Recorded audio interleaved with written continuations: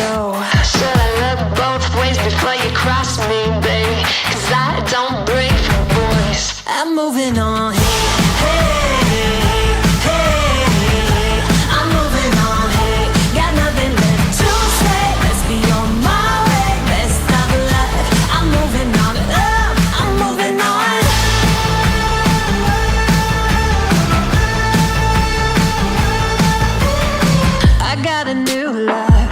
For miles, 67 fastback, oh, it's just my style.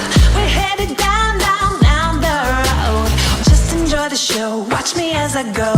Should look both ways before you cross me, baby, 'cause I don't break for boys. I'm moving on.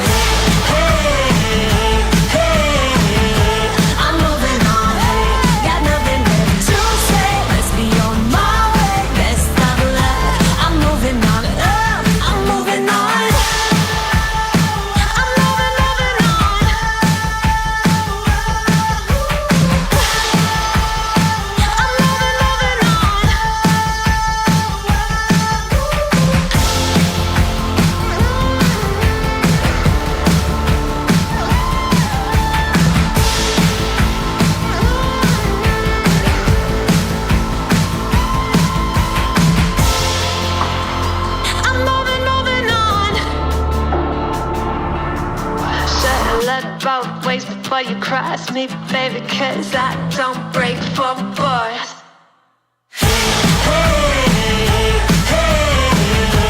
I'm moving on, hey, got nothing left to say. Let's be on my way, best of luck. I'm moving on, got nothing left to say. Let's be on my way, best of luck. I'm moving on, got nothing left to say. Let's be on my way, best of luck. I'm moving on, I'm moving on.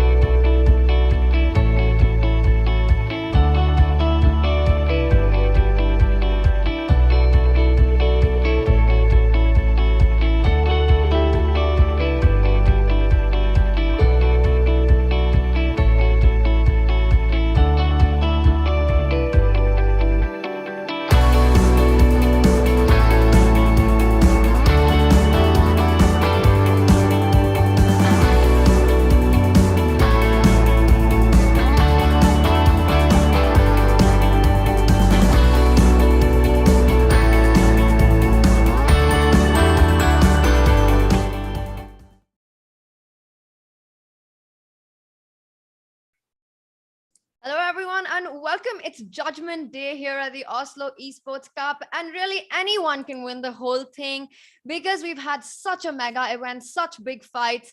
Before we get into our pre-show, I'm quickly going to bring up the standings. This is where we stand going into the final match of the event. We've got two leaders, Magnus and Pragnananda, Liem and Duda at 11 points. It's really the fight between these four players who takes the whole event. Who is the champion? They've got 4 rapid games coming up. And of course, if that's a tie, we know the format, it goes into Blitz and then an Armageddon. But before all that, we've got a pre-show plan to talk about all the cool stuff that's going on in the chess world. So let's bring on our very cool panelists for today. And let's start with, as always, we've got with us International Master Sagar Shah. So let's bring Sagar on first. How are you doing today, Sagar? Hi, Tania. I'm doing very well, but you didn't introduce me as an influencer and Instagrammer and reeler. But that's because you forgot to put a reel out today. Sagar, it's a world we live in where, it's minute by minute. You need to put out the content on the go, and it just slipped my mind then. Yeah, that's the memory. One day you don't do it and people forget. People forget you. That's just how the world works. Well, there are two people who the world will never forget, and they are with us right now. They need no introduction at all. I'm going to bring on first Grandmaster Maurice Ashley, the OG commentator, the Grandmaster from the United States. I mean, there's just nothing that I can say that's enough about him. Let's bring on the star himself, Maurice. Thank you, Tania. Good to be here. What's up, Sagar? Hi, Maurice. It's super nice to have you back because, Maurice, we had you last when I think the tournament was just about to begin. Yep. And now, we're inching towards the finish line. So I'm so excited to get your thoughts on. But before that, let's welcome our final panelist. And of course, she's the queen herself, Grandmaster Judit Polgar. Let's bring her on. Judit, hi. Hi, nice to be here with you guys. It's super nice to have you guys with us. Now, Sagar's been throughout the show. He's been, my partner in crime in these pre-shows. Maurice, you joined us early on. Judith, you as well. And we've seen such amazing chess in this event every day. You had a look at the standings where we are. And we're going to talk about all the action that's coming up. But before that, I want to quickly bring up something that caught my attention on Twitter right before I joined the Zoom call, in fact. And I did notice that we do have the pairings for the candidates on. So I'm going to quickly bring up that tweet and we're going to talk a little bit about this. FIDE drew lots for the candidates, and that implies the following first round pairings. We've got Duda against Rapo. We don't know who Nepo will play because it can potentially be Ding or it can be Sergey, depending on the appeal of lifting the ban on Sergey. We've got Fabi playing against Hikaru, Raja against Firouzja. So this is, of course, going to be the big event in 22, which will decide the challenger. And my first question that I'm going to throw out to the panelists is that who would you like to see out of this list challenge Magnus in 23? And let's say that let's count Duda in for now, that if the ban upholds on Sergey and we do have Ding, who would you like to see for this match? And I'll start with Judith on this. Well, of course, I have to say first Rapport. I want to see him challenging Magnus. But if it's not him, then probably Firouzja would be the biggest challenge for Magnus, and everybody would be very excited. Or Duda, I have to say.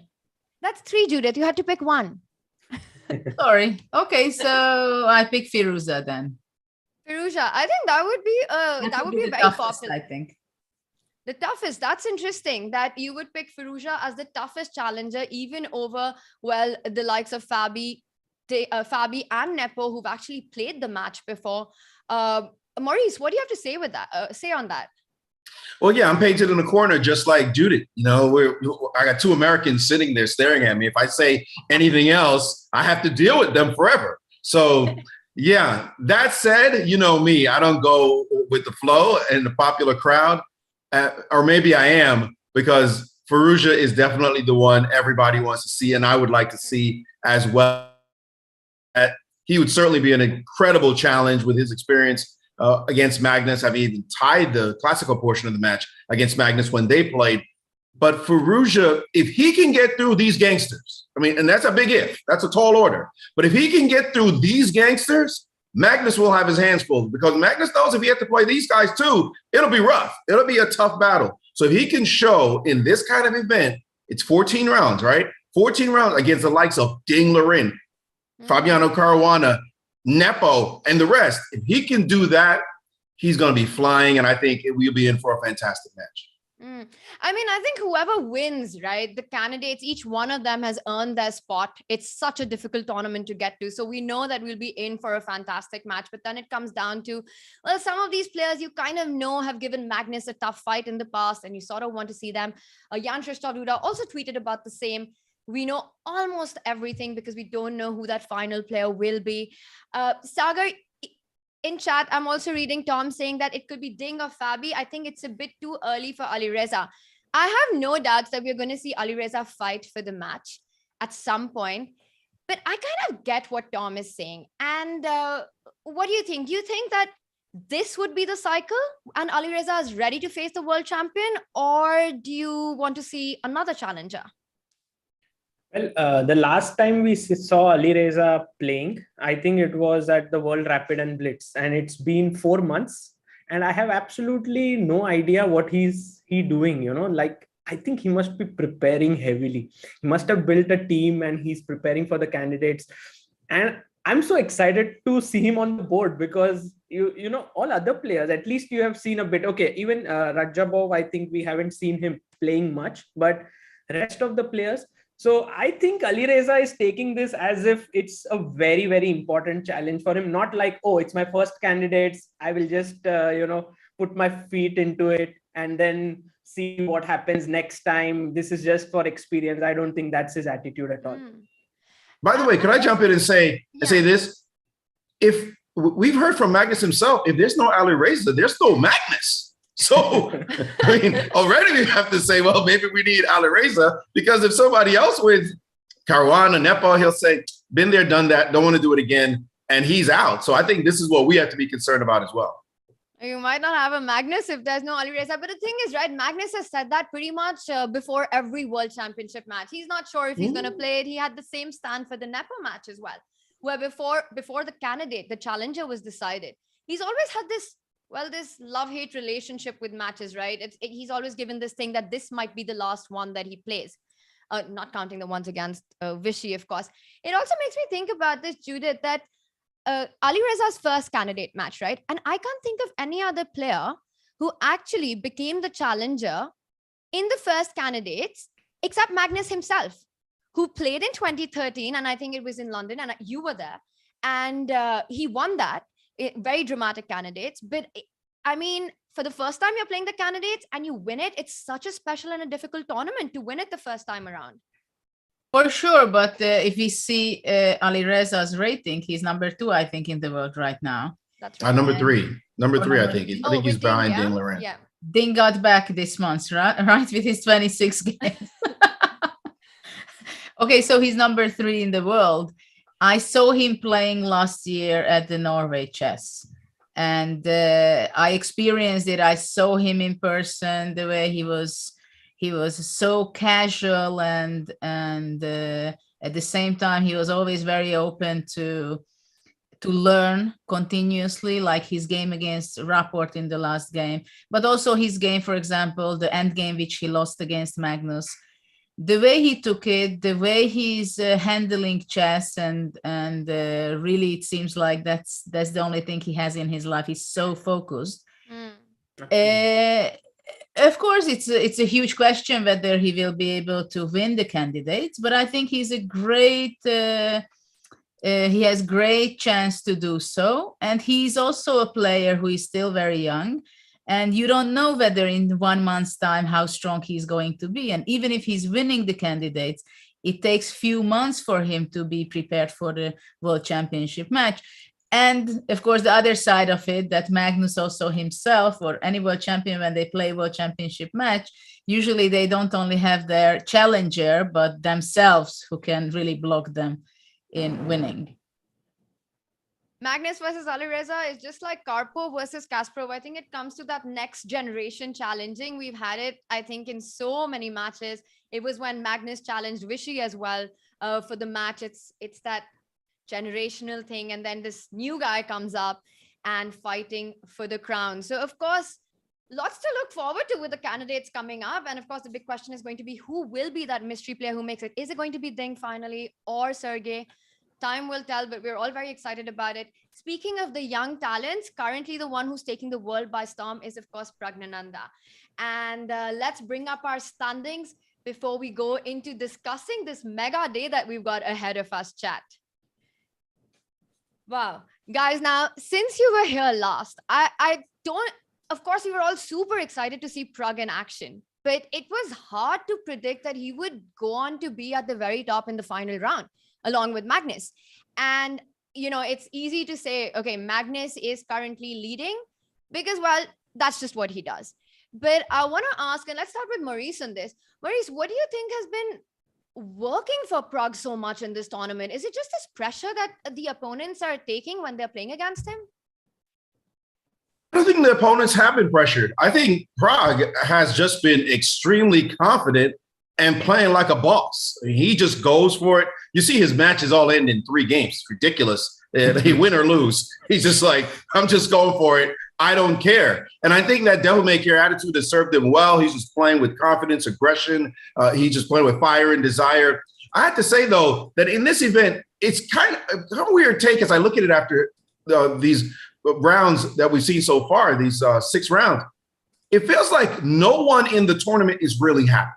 It's rare that you get to an event after 6 rounds where somebody is not thinking, yeah, man, I feel like I'm on top of the world. Magnus is certainly not on top of the world. The way he's already lost 2 matches, he's like, yo, I might be leading, but this is not how I do. And then you have other players at the tail end, people like Giri, people like Mamedyarov, although he's made a slight comeback. They're not happy with their event. They're just not thrilled. And I don't think you can look at anyone, and maybe it's Prag that maybe we'd be satisfied, but given how hot he started and then to have that hiccup, well, he lost to Magnus, that was a smash. And then to lose to Duda, that's the thing to me. He was also pretty much smashed there. I think he's not thrilled yet. And he might be feeling like, yeah, I'm doing well, but man, I could have won this whole thing last round. So I don't think anybody's fully happy, but Prag is showing that he's got the confidence. And let's see if he's got the nerve today and the guts, and he keeps going against a player who definitely is not happy about how he's doing in Giri. Interesting. I think Prag has got a lot of reasons to be pleased with the way things have gone. And yes, like you said, he lost to Magnus. There's nothing to think much about that. But with Duda, he had good fighting chances, as well as the fact that, well, Duda is one of the best players in the world. And, it all comes down to it being such a massive learning experience for Prag. And along the way, he's fighting for the championship. Well, I think you and I would be happy. You and I sort of sitting in his shoes would be like, that's pretty good. But I'm saying if he's him, let's think about it as him as the youngster who started off in such scintillating fashion, I'm not sure he himself is thrilled. I would be happy. I'd feel good inside to know that he's not thrilled with having not closed the deal yet, and that he's hungry and he wants to win this whole thing and will come today thinking, I got to smash this guy. So what you're saying is that's all the more better for us, because it just means he wants more from this event. It's not about the experience of just playing it. Judith, very often when you play one game against a player, right, anything can happen on that particular day. But this format's different. Here you need to prove that you're a better player on that day over 4 games. Well, in Prag's case, over 3, but still over a match format. And that sort of is a whole different level, no? Oh, actually, it's very interesting. And unfortunately, I never got to have this format to be playing, only when it was already layoff of something. Maybe even that I didn't play. I don't remember. So it is something very interesting. And I think you have to have a very different mindset, that you're there, well, not to talk about the esport format itself, but to be ready to play a game, which is like 25 minutes, 30 minutes a game. And then you have to switch colors and your brain to adjust the loss or victory or whatever. So you need a completely different mindset for preparation for all this. And I think it helps a lot for youngsters. because for them, like Prague, he's growing into this online screen kind of thing that actually he's not, I don't know how much he's holding pieces himself. But definitely it is something that for him it's very natural. And of course he's hungry. He's hungry to play. He's just so eager to play one game after another. You can see him when he's talking, when he's giving interviews after the game, his insights, that he's really, really enjoying it. And actually, I don't know, Maurice, I'm not sure that he's not happy. I'm sure he has something inside of him that I could win this, or I can still win this. But I think all in all, he's this modest guy who is just playing and he wants to do the best. He knows exactly that he has a great future, I think. So if he's not going to win this one, he might win just the next one. But I think he's incredibly happy at the same time already. So happy, hungry, it seems to be. Sagar, now I want to ask you, right? For Prague, as Judit was saying, he's been playing these online elite events. But it's so different because even if you've got the same opponents, you're kind of not in front of them. You're not on the same platform. And for Prague to be in Oslo currently, not only face these guys day to day over a match format, but to share the same platform and to share the same environment, that's very special as well as a learning experience and the kind of confidence it gives you.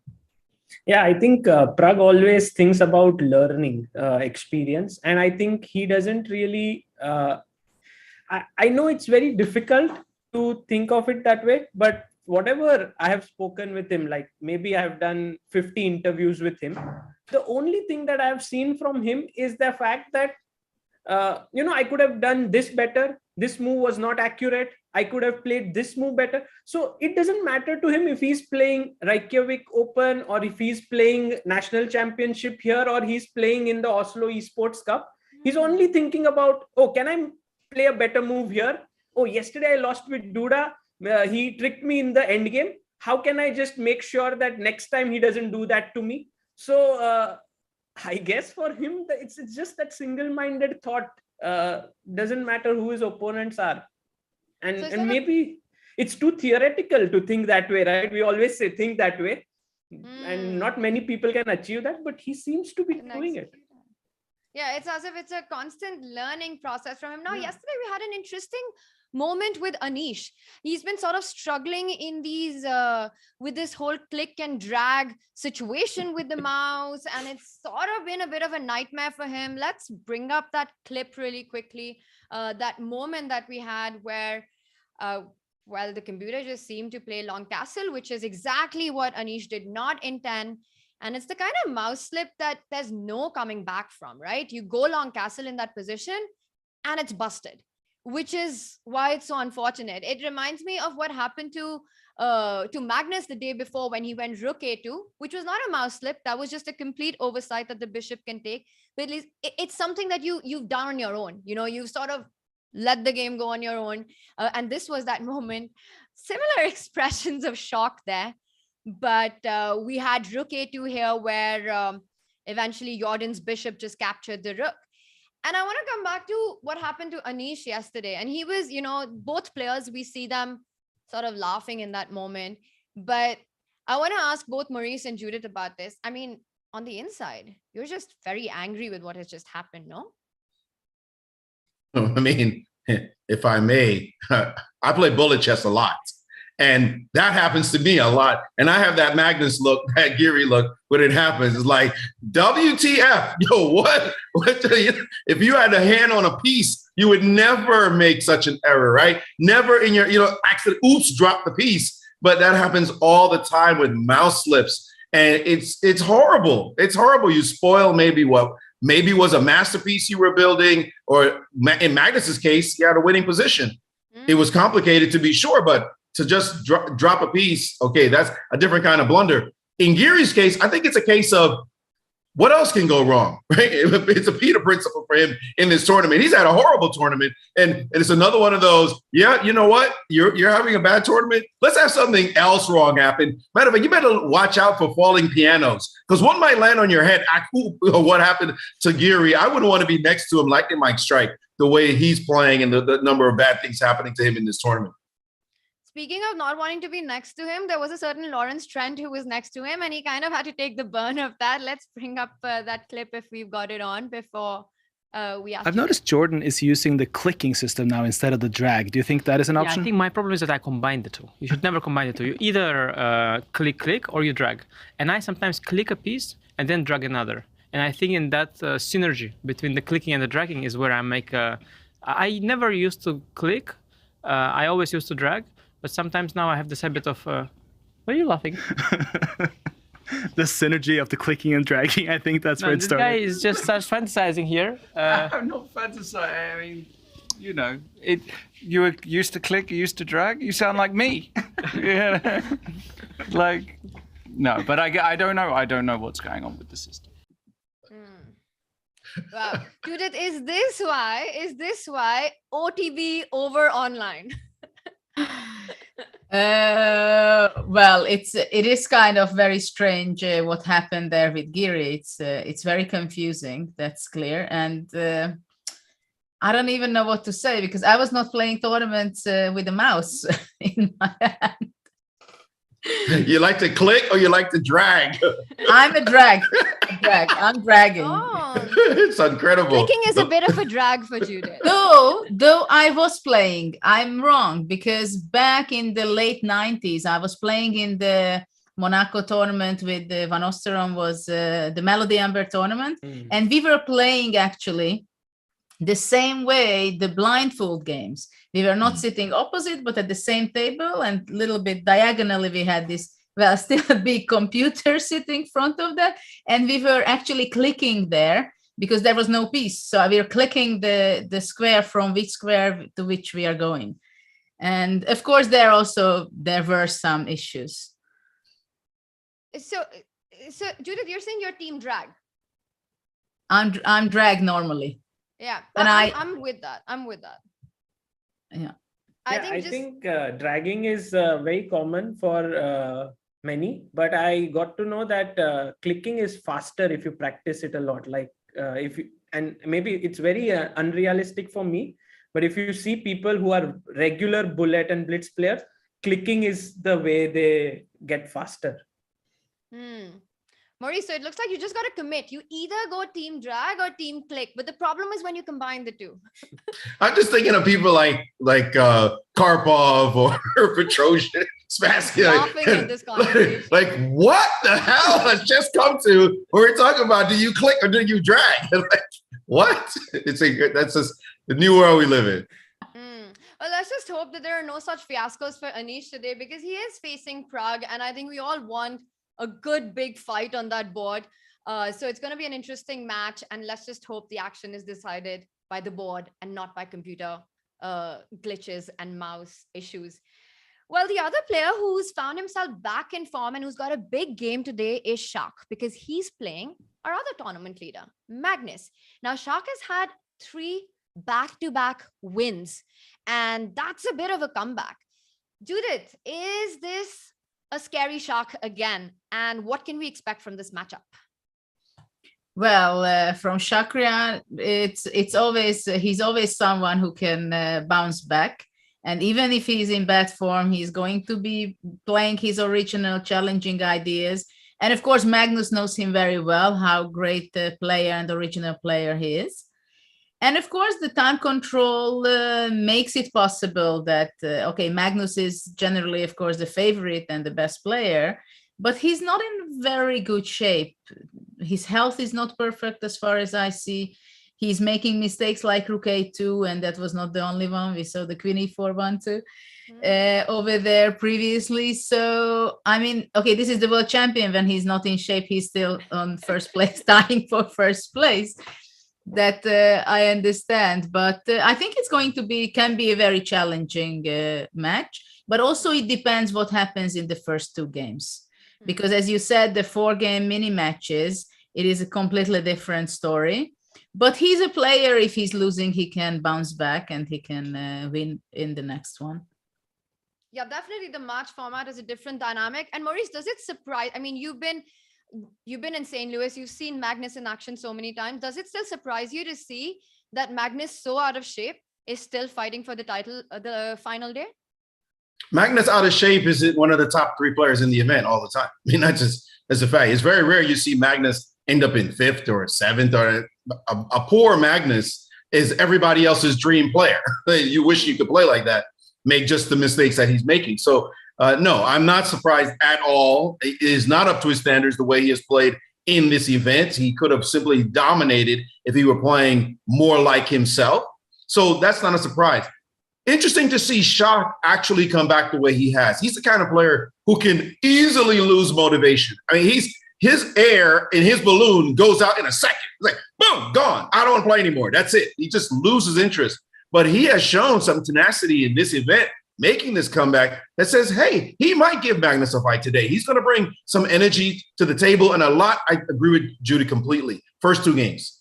First 2 games will have a lot to say about how this one goes. If Magnus punches him in the face early, it could be on done and finished. But if Shah can show a little something and get Magnus ill at ease, we could see a terrific match. And Sagar, that's exactly what Shah said as well, right? That he's aiming that it'll be a 4-game match. That's what he mentioned in his interview, because if it will be a 4-game match, then it will be an interesting one. I want to get your take on this fight and also the implications that it has for, well, Prag potentially winning the championship. Yeah, I think the number of decisive games between Shah and Carlsen have been huge. Like, I was just checking the database, and the last time they've played, the last 8 games have been decisive, between them, and all white wins. So somehow it seems like whenever they are playing, the white player has an edge over the other. Yes, I think I completely agree with Judith and Maurice that if Shah wins one of the games at the beginning, he would be doing really well. Otherwise, Magnus would take this away. But coming to the match between Prag and Anish, at the start of this event, I would have said that Anish is a favorite. But right now, I'm starting to feel that maybe Prag has the upper hand in this match, considering the form that Anish is in right now. And also, this is my feeling. And of course, as a player, Anish is, of course, stronger than Prag. It's just this tournament form. And if Shah really gives Magnus a tough time, we might see that Prag could win this event, which would be a huge achievement in the young boy's career. I mean, that would be absolutely monumental, no? Well, our chat seems to say that for the Magnus Shah match, it's 72% to Magnus and 27% to Shah. I'm finding that a bit off. I feel that Shah definitely has a bigger chance than 27% in this match. I would put it more around 65-35. That's not much of a difference, it's not but much. I realized that after that's still dominant. That's still pretty dominant. Should have gone with 60-40.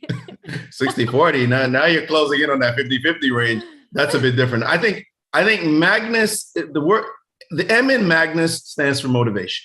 We've seen it World Championship match. We've seen it online. We see it everywhere.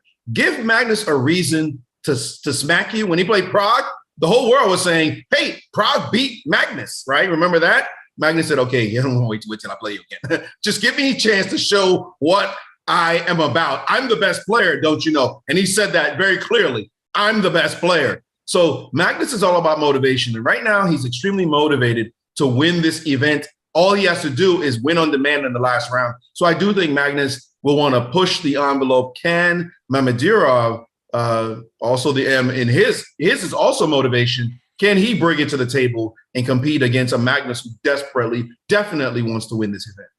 Yeah, I think we can all agree. Yes, go on, Judith. Sorry, I just want to ask something. What do you think? Because with this, we started to talk about that it's a new format and it's 4 games. It always comes back to my mind that actually this 4-game structure, it actually also decided the World Championship match in 2016. When Magnus was playing against Karyakin, they tied. And it was very clear that Magnus was very happy already at the end to make the last game draw, to go into the playoff. And I think, and this is what I want to ask from you, what do you think generally Magnus feels superior or more chances in every match if it would be a single classical game or 4 rapid or 4 blitz rapid? I got a big, I'm just for rapid. Thank you very much. He did the same thing, Judith, against Fabi, right? They tied, and he also beat up Fabi in that Magnus doesn't think you can beat him. Yeah, but you 2 know, out of yeah, this is what I'm saying, that probably Magnus is kind of relaxed mood. In every match, he thinks that in a 4 game, I should really beat everybody, right? In 1 game, something can happen, something can go wrong. Rook A2, Queen E4 or something else, or for the other one. But in 4 games, I should be winning in every match. Yeah. Yeah, No, that's a very what good point. happened with Jordan's game against Jordan match, it was like he made the blunder, and then I thought he would come back, but somehow Jordan didn't give him any chance in the last game. Magnus was white, somehow he couldn't push. So it could be that once you fall behind, even Magnus might not be able to come back sometimes. But I think it's a very tricky psychological battle and situation when you are the world champion and you have somebody to work with. If you start looking at those matches when a world champion started to work with some people, like Kasparov was working with the Kramnik, okay, much earlier than the match, but he paid his price. And then later on, you can always see when somebody is working with the world champion, it has a completely different psychological battle also. So because Magnus is working with Van Foreest, as far as I know, which means that Magnus knows exactly that the little kid, the youngster, can be dangerous, and he has incredible, crazy ideas, really amazing. And at the same time, also Van Foreest has self-confidence already more because he knows that he has valuable ideas if a world champion works with him, right? Yeah. And it was the same thing also a little bit when I beat Kasparov in 2002. Just few months before that, I had a training camp with him. So whenever someone lets in to the work atmosphere, the talents, then something is getting different in the relationship over the board. I agree with that, Judit. But you can't say the same thing about the L that he took earlier in the tournament against Lee, right? I mean, he was working with him and he lost. I think part of Magnus just always comes back to, what's the situation? Is everything on the line? Is it a moment when I can shine? Do I have something to prove? It's why he doesn't want to play a world championship against somebody he's already played. He has something to prove. And right now, it's a situation that's ideal for him. Clutch moment, got to deliver. I'm the world champion. I'm playing against a tough opponent. I got to give it my all. And I think that's what we're going to see Magnus do. If Shah beats him now, it'll be really saying something. Yeah. I think in general, right, the stronger the player is, the bigger his chances in a long match format.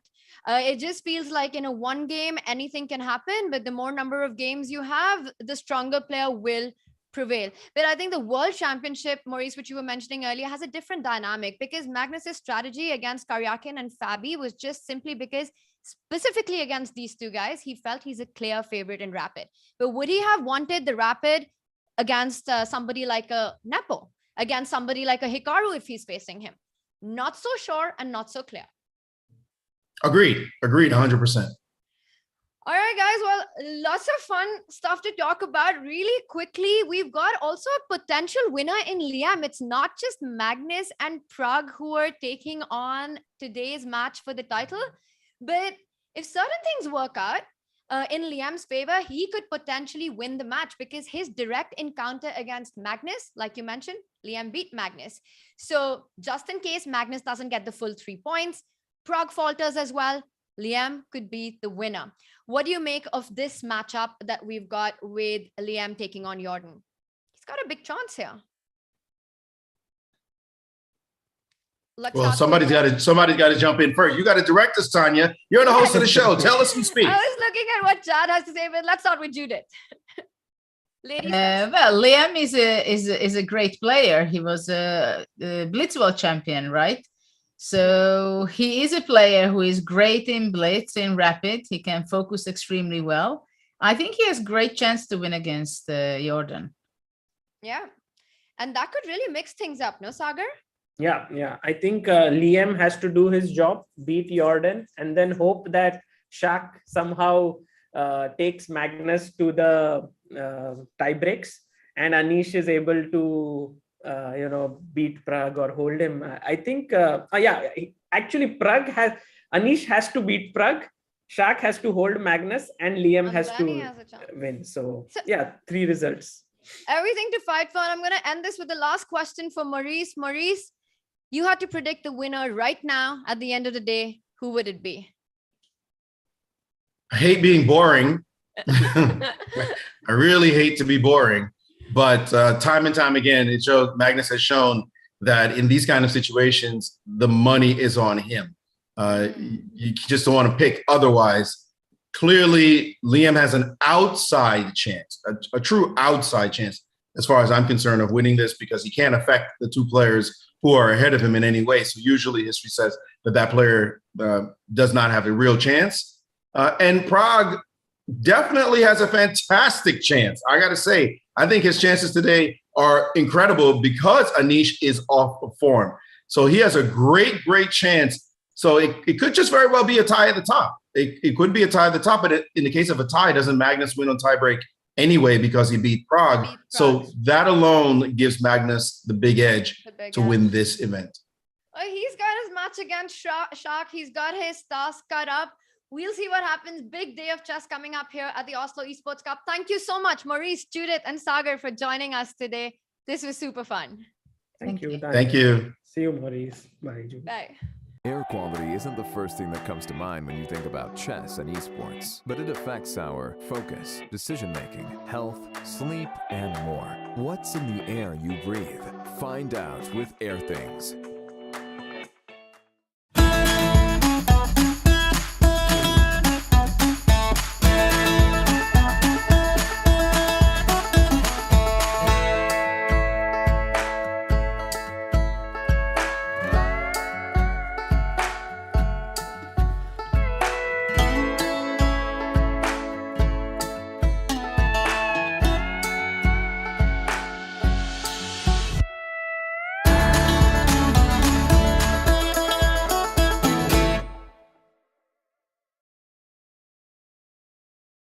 The dragon is the opening you can play against first move 1 e4. It starts with the Sicilian c5. We control the central d4 square, and we don't play symmetric chess. After knight f3, we play d6, intending to develop the knight to f6, so it can't get hit by the e5 pawn any longer. After d4, we take, knight takes. Develop the knight, knight f6, knight c3, and now the dragon move g6.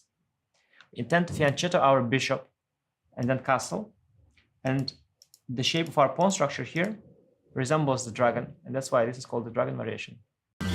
This is John. John loves to study chess. This is David. David loves to study chess as well, but efficiently. John spends more time setting up the board and figuring out what's on the page of his book than he gets to study. David likes to take it easy and use his time wisely.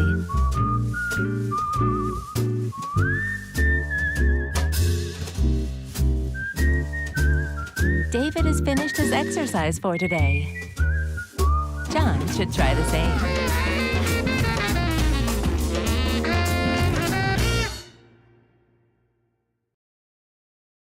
Welcome everybody. My name is Jan-Krzysztof, former world chess champion. Are starting a new course here for Chessable. A very special Chessable course. Master your chess with Judit Polgar. You know what?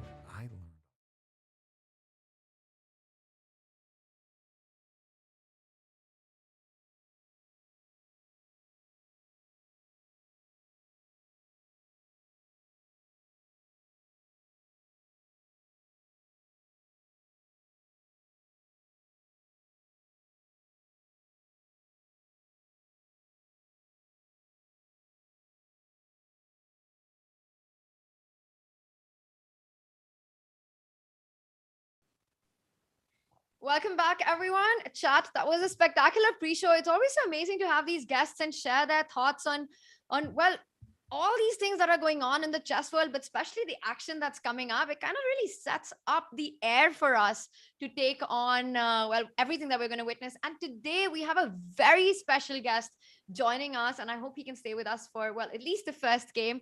It is the man behind Prague's success, and he's joining us from Oslo right now. Let's bring him on. It is Grandmaster Ramesh. Yeah. Hello, Tania. Hello, Peter.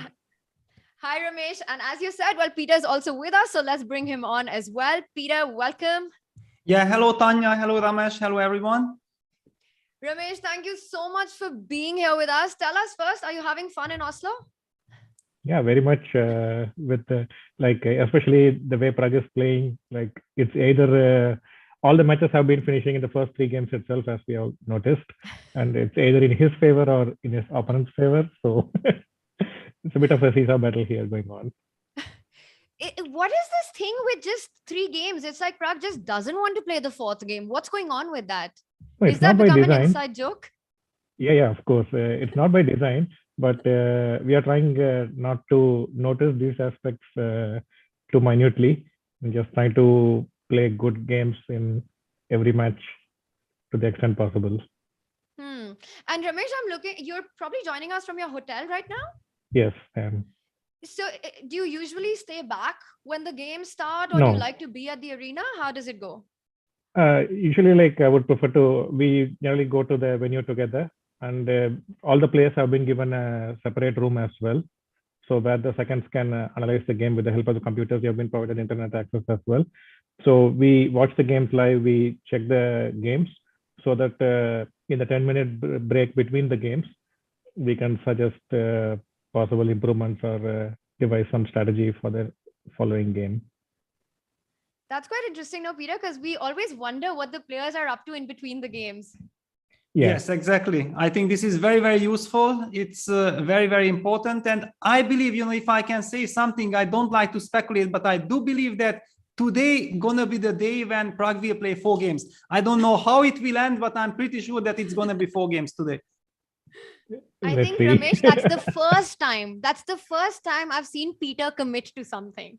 We can ask him for as many predictions as we want, but he never has a straight answer to anything. No, I can understand. It's really, for professionals, it's very difficult to give firm opinions when we are not very sure. But for amateurs, it's very easy to give kind of a prophecy kind of thing. Chat, I feel personally attacked here. No, but it's it's been fantastic, of course, watching all the kind of chess that Prague's been playing. And he's leading now with Magnus. Now he's the youngest player. And of course, we were all very excited, Ramesh, to see what he brought to the tournament and to see, we were looking forward to seeing him in action. But I think few could have predicted that on the last day, he'll be at the top of the leaderboard. And I want to ask you, coming into the event, what were your expectations?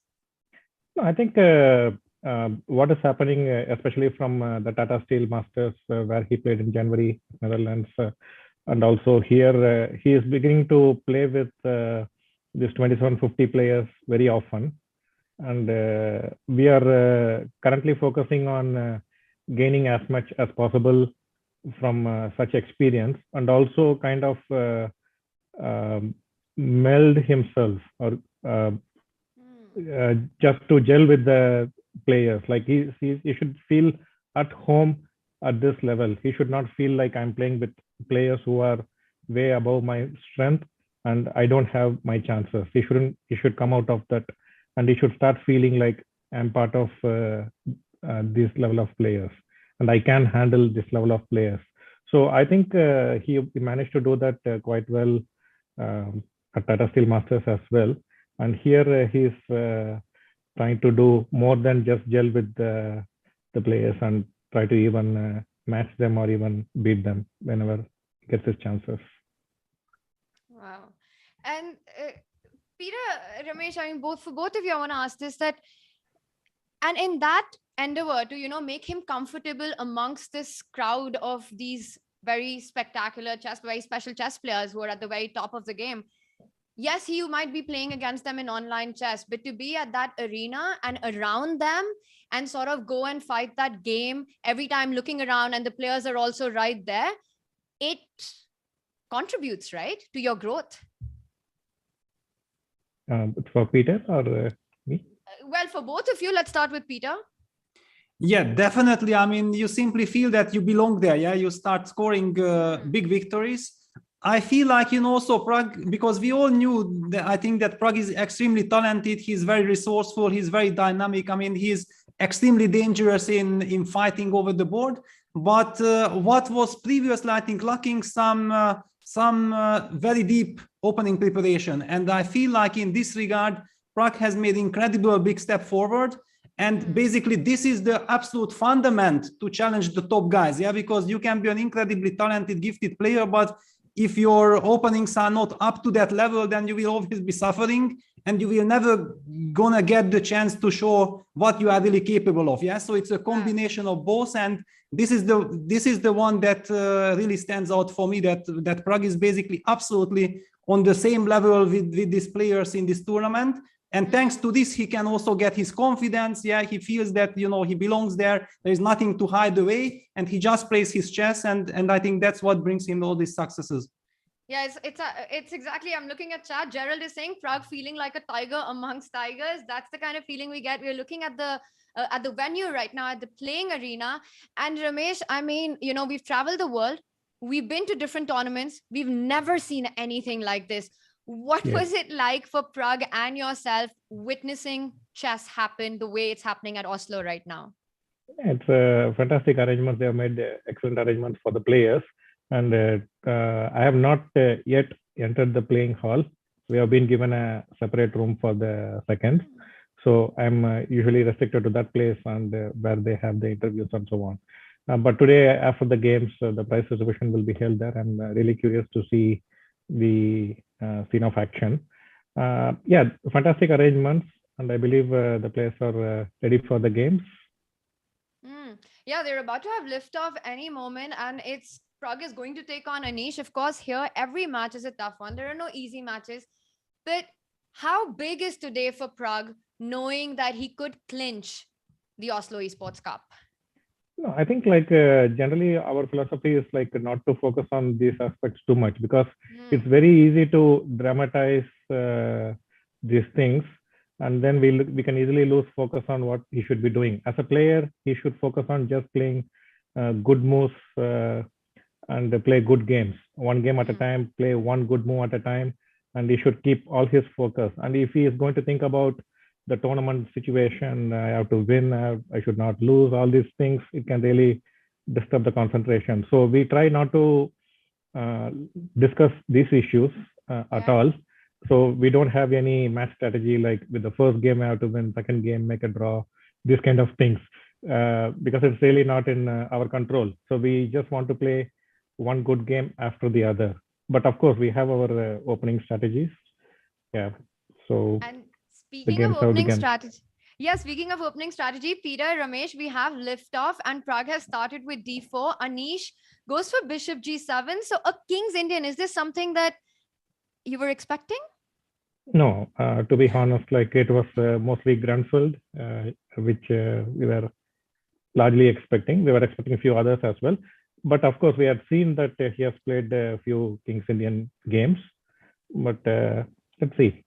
Prague has some ideas, so not very worried. All right, well, I'm going to hand it over to Peter and Ramesh. If you can just stay with us, just let us know, for as long as we'd love to have you for as long as possible. Peter, can you and Ramesh please take us through the opening action? Yeah, well, first I would like to start with that this is breaking news. I mean, Anish playing King's Indian, I just can't really recall it. And he goes, okay, this is the explanation. So he goes for this line that Jorden was playing against Anish just few days back. Now, Prague is the one who deviates with h3. Yeah, he forces the trade on f3, and Anish instantly blitzes out king h8, hinting at knight g8, bishop h6. I mean, this is a completely different type of King's Indian than usually people are used to. Yeah, it's not really about attack. It's more about possession, combining positional play with the usual King's Indian ideas. Yeah, so that's a really interesting opening choice from Anish, going for bishop g4. Yeah, as the arrows show, knight g8, bishop h6, and this is one of the main ideas. So it's very interesting. I'm very curious to see how Prague manages his time.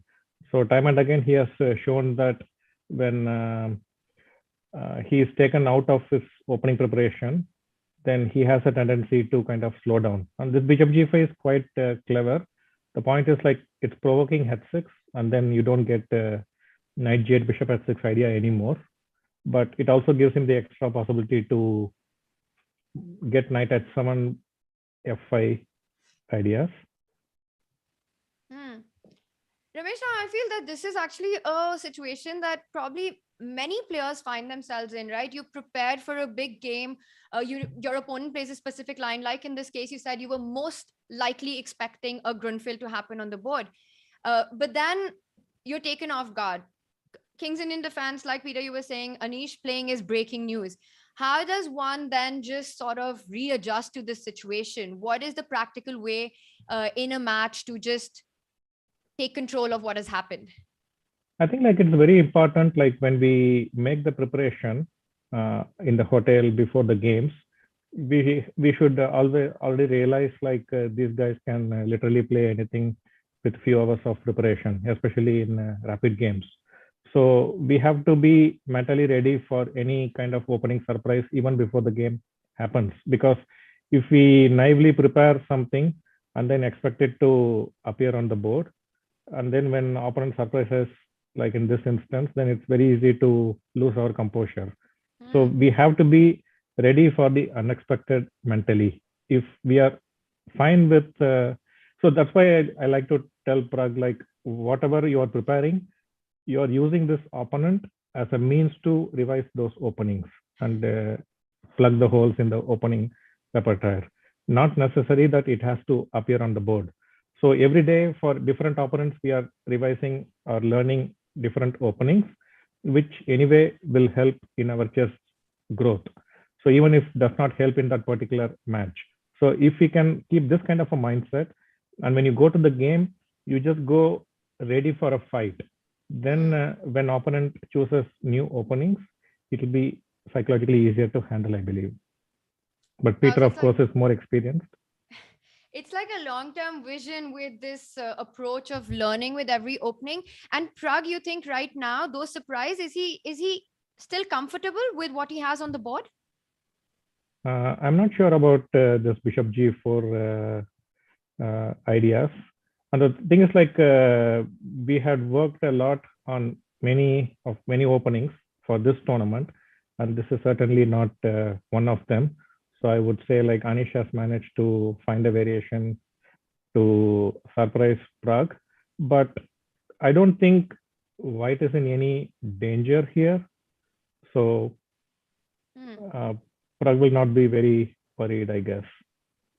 Peter, Ramesh feels Prag will not be very worried with the white pieces here. What are the different plans that perhaps white can have this in mind? Maybe you and Ramesh can break down this position a bit for us. Yeah, well, I mean, this position is strategically very, very tricky, yeah, because one could argue that, yeah, black is missing his lovely light squared bishop in the King's Indian. So the usual kind of ideas don't really work. So it has completely different rules, yeah. First of all, now the big question is, yeah, that white is stuck with this bishop on f3, that how do we want to deal with this, yeah, that, for example, a very natural way that I thought would have been like to play g3 and trying to get the bishop to g2, but there are some issues, yeah, black might start very quickly with f5 and then f4. Yes, and also knight g5 is coming, and then f5, f4 is hanging in the air, so it's a little bit awkward situation, and that's why Prag actually plays the move queen d2, hitting at the h6 pawn, and look at this. I mean, Anish just refuses to react to the pawn on h6 and goes f5 immediately. So I'm actually guessing then after bishop takes h6, does he want to go f4? Or does he, I mean, it's very hard to understand. I mean, that what is exactly is the idea? Is it a strategical idea like I just give this pawn and then say that, you know what, I'm coming with my pieces? Yeah, maybe he wants to take on h6 and try to trap the queen. Exactly, yeah, that's exactly the other line that I wanted to highlight, that yeah, f4 is kind of a positional idea, and takes going for f4 is a very direct way of trying to somehow trap this queen on h4 with some rook f6 ideas. Very hard to figure it out. Yeah. What is it, Ramesh? While in this position, Prague has a thing. Tell us a little bit about what, well, the routine is like over there. You know, you've been mentioning that you have early with these 3 games phenomena that's going on. There is still some time. How do you unwind in Oslo? What is there some pre-game routine? What is it like over there playing this hybrid chess? And what are the special things that work for Prague in Oslo? No, one thing is like we are not doing anything special. We generally like we have played many tournaments together. I mean, I've been with, accompanying him for many tournaments, and we try to follow some good routine and a healthy routine where he gets enough sleep, because many players, when they can easily get affected by the results and not get good sleep. And when you're going to play 4 matches and a lot of emotions with each game, fluctuating emotions. So if you let it affect your sleep, then you'll be not having sufficient energy to focus on the games. So I try to look at that aspect as well, and eat at the right time. And the tricky thing is like with a 6 o'clock game, like if you have an early lunch, then you could easily run out of energy when you are actually fighting over the board. So just having the right amount of energy, rest, that also I try to ensure. And regarding the opening preparation, like we try to identify like what are the openings these players are capable of playing from both colors, because we have to, for example, we were expecting Grunful, so we have to have probably more than one idea, because if the first game we show an idea and it did not work out well, then we need to have a backup. So we not only have to prepare for 4 games, but we also have need to probably have multiple ideas against the same openings. So that is also another aspect. So it's a lot of opening work we are doing before the games, and that's usually the schedule. That's actually really interesting, Peter, that it's not just working for one game, but actually preparing opening for all 4, and then between the games deciding which direction to take in the next one. Yes, exactly. This is always a very, very tricky spot, and you have to kind of keep an eye on your black and on your white games. Yeah, those are also completely different issues, and especially when you are facing the top guys. Usually the top guys are very, very flexible. Yeah, they are capable of playing any kind of first moves.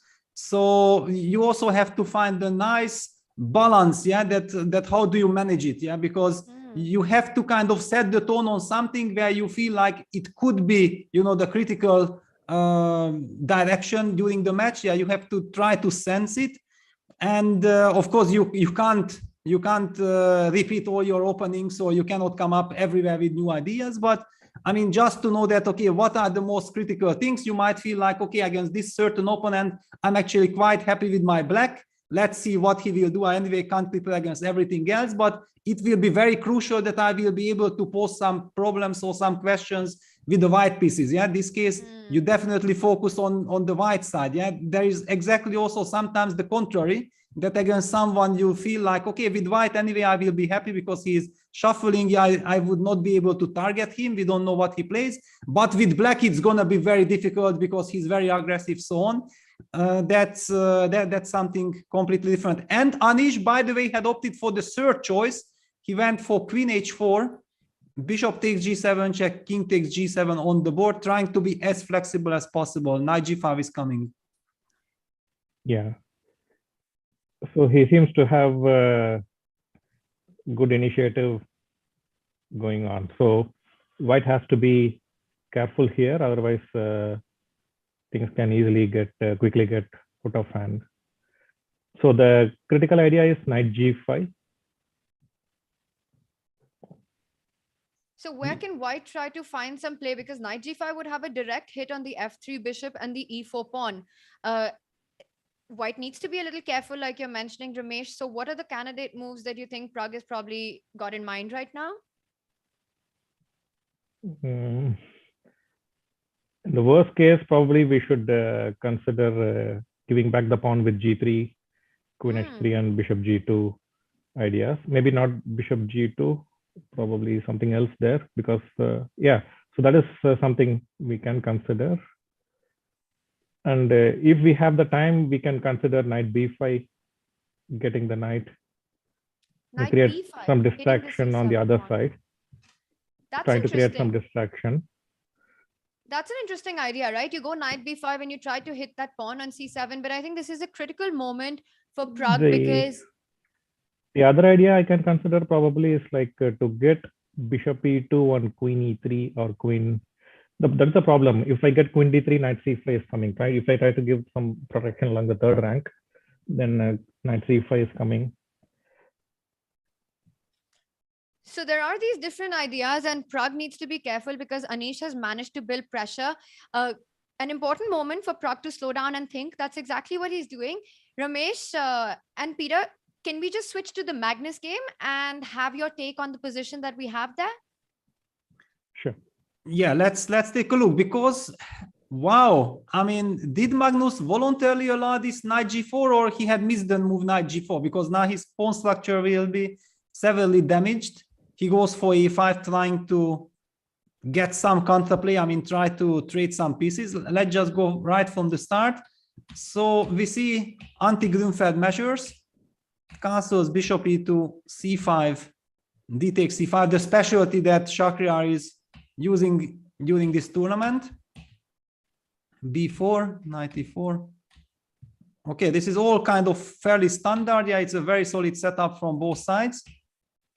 A lot of maneuvering, and I feel like Magnus got a bit lazy. Yeah, he felt like he just gonna play by hand, simply trade pieces, play all the natural moves. However, suddenly he got tricked by Shakhriyar. Yeah, that queen d4 check, knight f6, rook d1, queen c7, knight e5 hits the pawn, and after rook fd8, suddenly there is knight g4, disturbing this.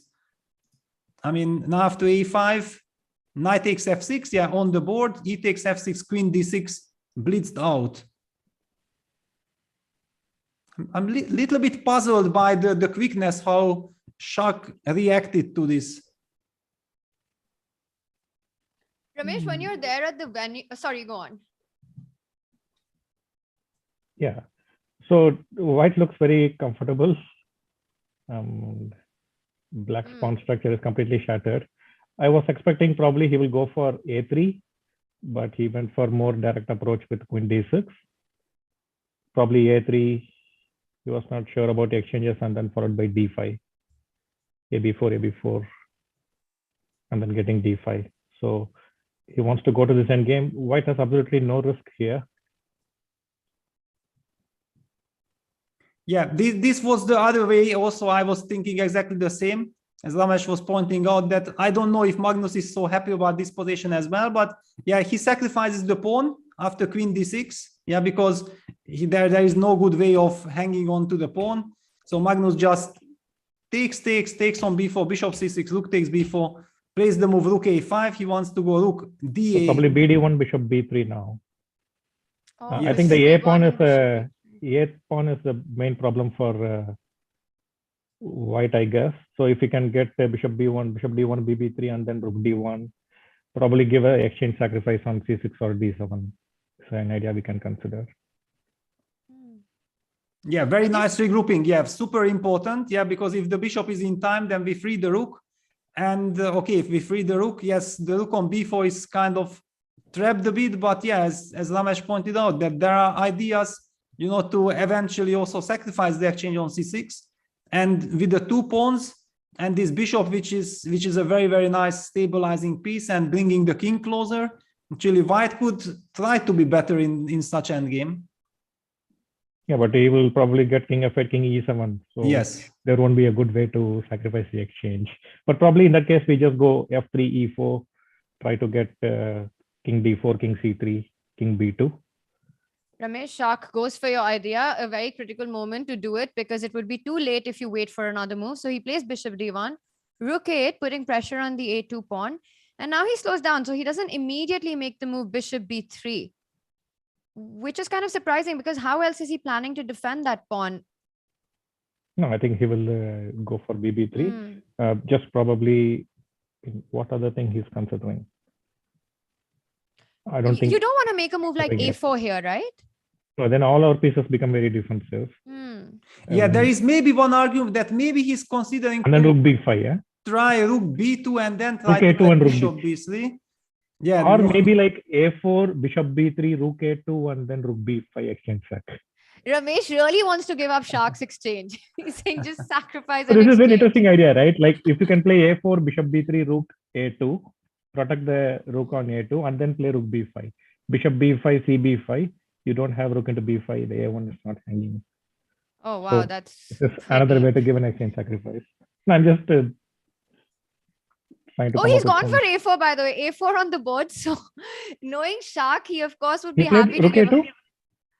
All this No, he happened? went a4 and king f8 on the board right now. Oh, okay. But I would prefer the bishop b3, put rook on d1, and try to get the king up. Maybe even g4 to fix the f6 and then get the king out. Yeah, because now black has a very clear way of going king d6, king c5. So yeah, Magnus decided not to put the pawn on f5. Yeah, he preferred the other route for the king. And I'm wondering after king c5, then what will be white's reaction? Yeah, because how to keep the pawn? Yeah, not very clear. So probably a4 is probably too rash. Well, there is also a question, yeah, that how much Shakhriyar is a believer that he has an advantage, yeah, because he's an active player, he likes initiative, and Magnus, of course, was very clever in this regard that he played the opponent, yeah, he immediately sacrificed the pawn and got the active pieces, and he knows that actually it really disturbs Shah, yeah, he doesn't like to be on the defensive side, even if he's pawn up. Yeah.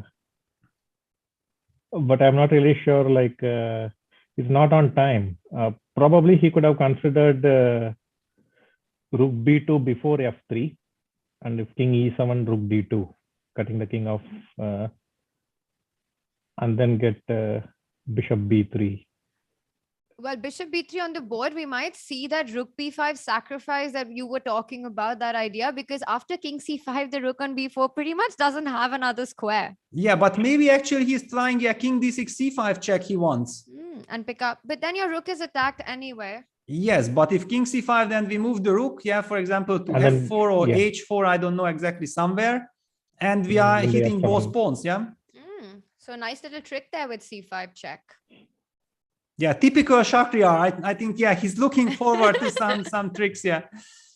He's saying, even if it's an endgame, I want the tricks on the board.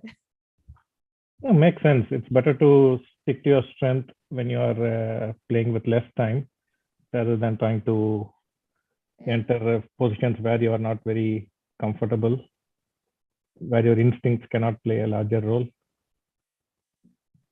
Wow, there is a very, very interesting and very exciting position in Liem versus Jorden van Foreest. I think we have to jump in there because this is it started as a Slav, yeah, with d takes c4, I believe, yeah. It was just very quickly so that we see how we got here. A very fashionable line. I mean, at least it used to be very fashionable. Lately, there haven't been so many games. Queen e7, e4, white sacrifices the pawn. Rook e1, knight d6, bishop a3, queen c7, no, rook e8 first, bishop d3, queen c7, and bishop takes g6. Wow, so it was not a sacrifice on e6, it started from bishop takes g6 and fg6, rook takes e6 on the board. I mean, this is extremely sharp. And there are certain scenarios in which Liem can actually win the whole thing. So this match is extra motivation for him. He, of course, needs certain results to go through, but in case Magnus and Prague falter, Liem has a shot at winning the title, but first he needs to do his job. And Peter, with this way he's approached the opening, he's kind of made his intentions very clear that he's playing ambitiously today. Yeah, very ambitiously. I mean, also we see that Liem is extremely well prepared and he has very targeted, specific ideas. Yeah, he always gets his opponent out of his usual routine, out of his comfort zone, creates complications. And at the moment, I actually don't really see the defense. I mean, it seems like black will have to give back the piece. Yeah, I mean, rook takes e6, rook e6. We can never move the knight because of rook e8 check, just to show this. In the public, there is this very, very strong pin. So actually, white is winning the queen. That's the problem. But I mean, how are you changing that? Even if you trade on e6, he's gone for rook takes e6. Even if white goes rook e6 now, how are you defending the knight on d6? Because wherever you move, rook e8 check is still a massive threat. Yeah, you You probably have to move ignore. the knight, knight d7 or something. So Knight you give d7 it back, or- yeah, and then just bishop d6 and you play this position. Yeah, something like knight f6. I King mean, h7. there is a pin now also on white. Oh, Yeah, knight f8. Knight f8. Knight d7. Ah, knight f8. So you force the exchange of the Bishop bishop with the f8 and knight. rook e8. rook e8. Yeah, tricks, And tricks. d7, Yeah. d5. But then d5. Yes. d5, rook e8. Now we know where all the sharpness comes from in Prague. Yes, exactly. That's how I felt. Yeah, I mean, if Ramesh is so dangerous, then okay. I mean, what Prague is capable of doing, yeah? And this is super tough. Yeah, in any case, yeah, very, very interesting. We are expecting that, yeah, black will sacrifice the knight and try to compensate and try to use this pin to his advantage, but white should be at least maybe a little bit better. And let's go back to no, because actually we got a message from Ted that Yeah, we first look at Eric's game. yeah, that Eric is in a lot of trouble. I mean, it feels like he got way too naive. I mean, he got way too naive. The king is stuck in the center. Who is attacking whom? Well, the question now is quite easy that actually black is crushing white. Wow. I mean, this was an anti-Berlin. Just very quickly, I know which line it came from, of course. It's something that I was playing with both colors. So, But this is a crazy current position out of an anti-Berlin, no? You start with this opening and you just never expect white's going to end up in this position. yeah, but in this exact position, this is very, very, I mean, principle from white side. Yeah, white is trying some very aggressive approach. If it works, everybody applauds that, yes, finally somebody crushed the Berlin. But if it backfires, then people start asking that, okay, hang on. I mean, why did you allow this? Knight e4, knight a5. Yeah, super sharp. Yeah, okay, getting the light squared bishop is always very, very good news for black in these structures. And that's the reason that white was kind of forced to go all in, but I mean, there is nowhere to go all in. Black is coming with knight d5, knight f4. So, and he decides to sacrifice a piece. I mean, it's not a sacrifice, it's a way to prolong the battle. Yeah, it basically acknowledges that the position is just lost. just completely busted with this open e-file, white's king, you're down a piece. Peter, this one looks like it's going to be over, but let's go back to the Prague board because there have been a lot of developments there and things are looking a little difficult for white here. What's going on, Ramesh? And yeah, I just think tell us. the move c5, it's very tricky. Probably like he's getting knight e6, d6, and d5. And then the Immediately, e6 yeah. pawn So falls. he can trade on e6 and control the center. And now the e6 pawn doesn't have a way to stay alive. Yeah, so probably like Prague felt like after cd6, he'll be able to, once you open the position, he will have sufficient counterplay, which is very true. But probably he underestimated or overlooked that black can get d5 here and then take on e6. So I'm not sure if he can take cd6 for knight e6, but probably it's too much. No, not here. Here I think white should get very good counterplay. The black king will also not feel safe. I'm just worried like maybe he has to go for cd6 here, but he can always get knight g5, rook g8, knight h3 ideas. And can we go here after d5, knight b5? Wow, and Anish goes king h8. Yeah, so Anish actually wants to somehow get maybe rook e6, d6, knight takes h3 ideas working. Yeah, it's very tempting knowing that, you know, Anish is a strategical player.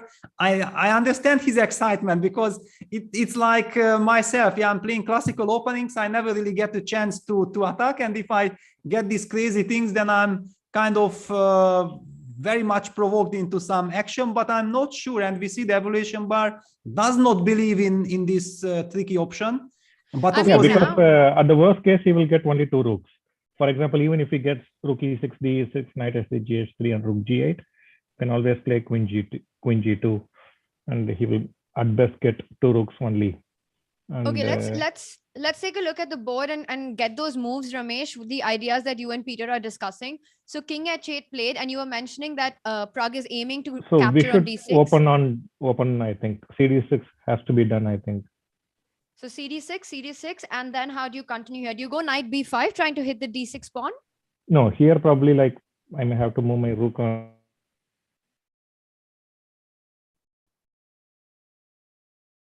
I think we've lost Ramesh for a moment. Peter, with this King H8 somewhere, and he goes Bishop G4. So he doesn't take on D6, but instead goes for this Bishop retreat. Our Evalbar doesn't approve of this approach. Peter, why is this the case, and what is going on now? How can Black take advantage of this moment? Well, yeah, it's very, very shaky. I was also considering the move that if you are very worried of this eventually sacrifice on E6, I mean, taking on E6 and some knight takes HC, then maybe you want to consider Bishop G4. But somehow there are so many things hanging in the air. Yeah, some E4, and if F takes E4, then knight takes G4 might also open up things. I don't know, after knight takes G4 also, you have to kind of decide how you're going to take, probably with F pawn, but then Black will also have some very strong center pawns.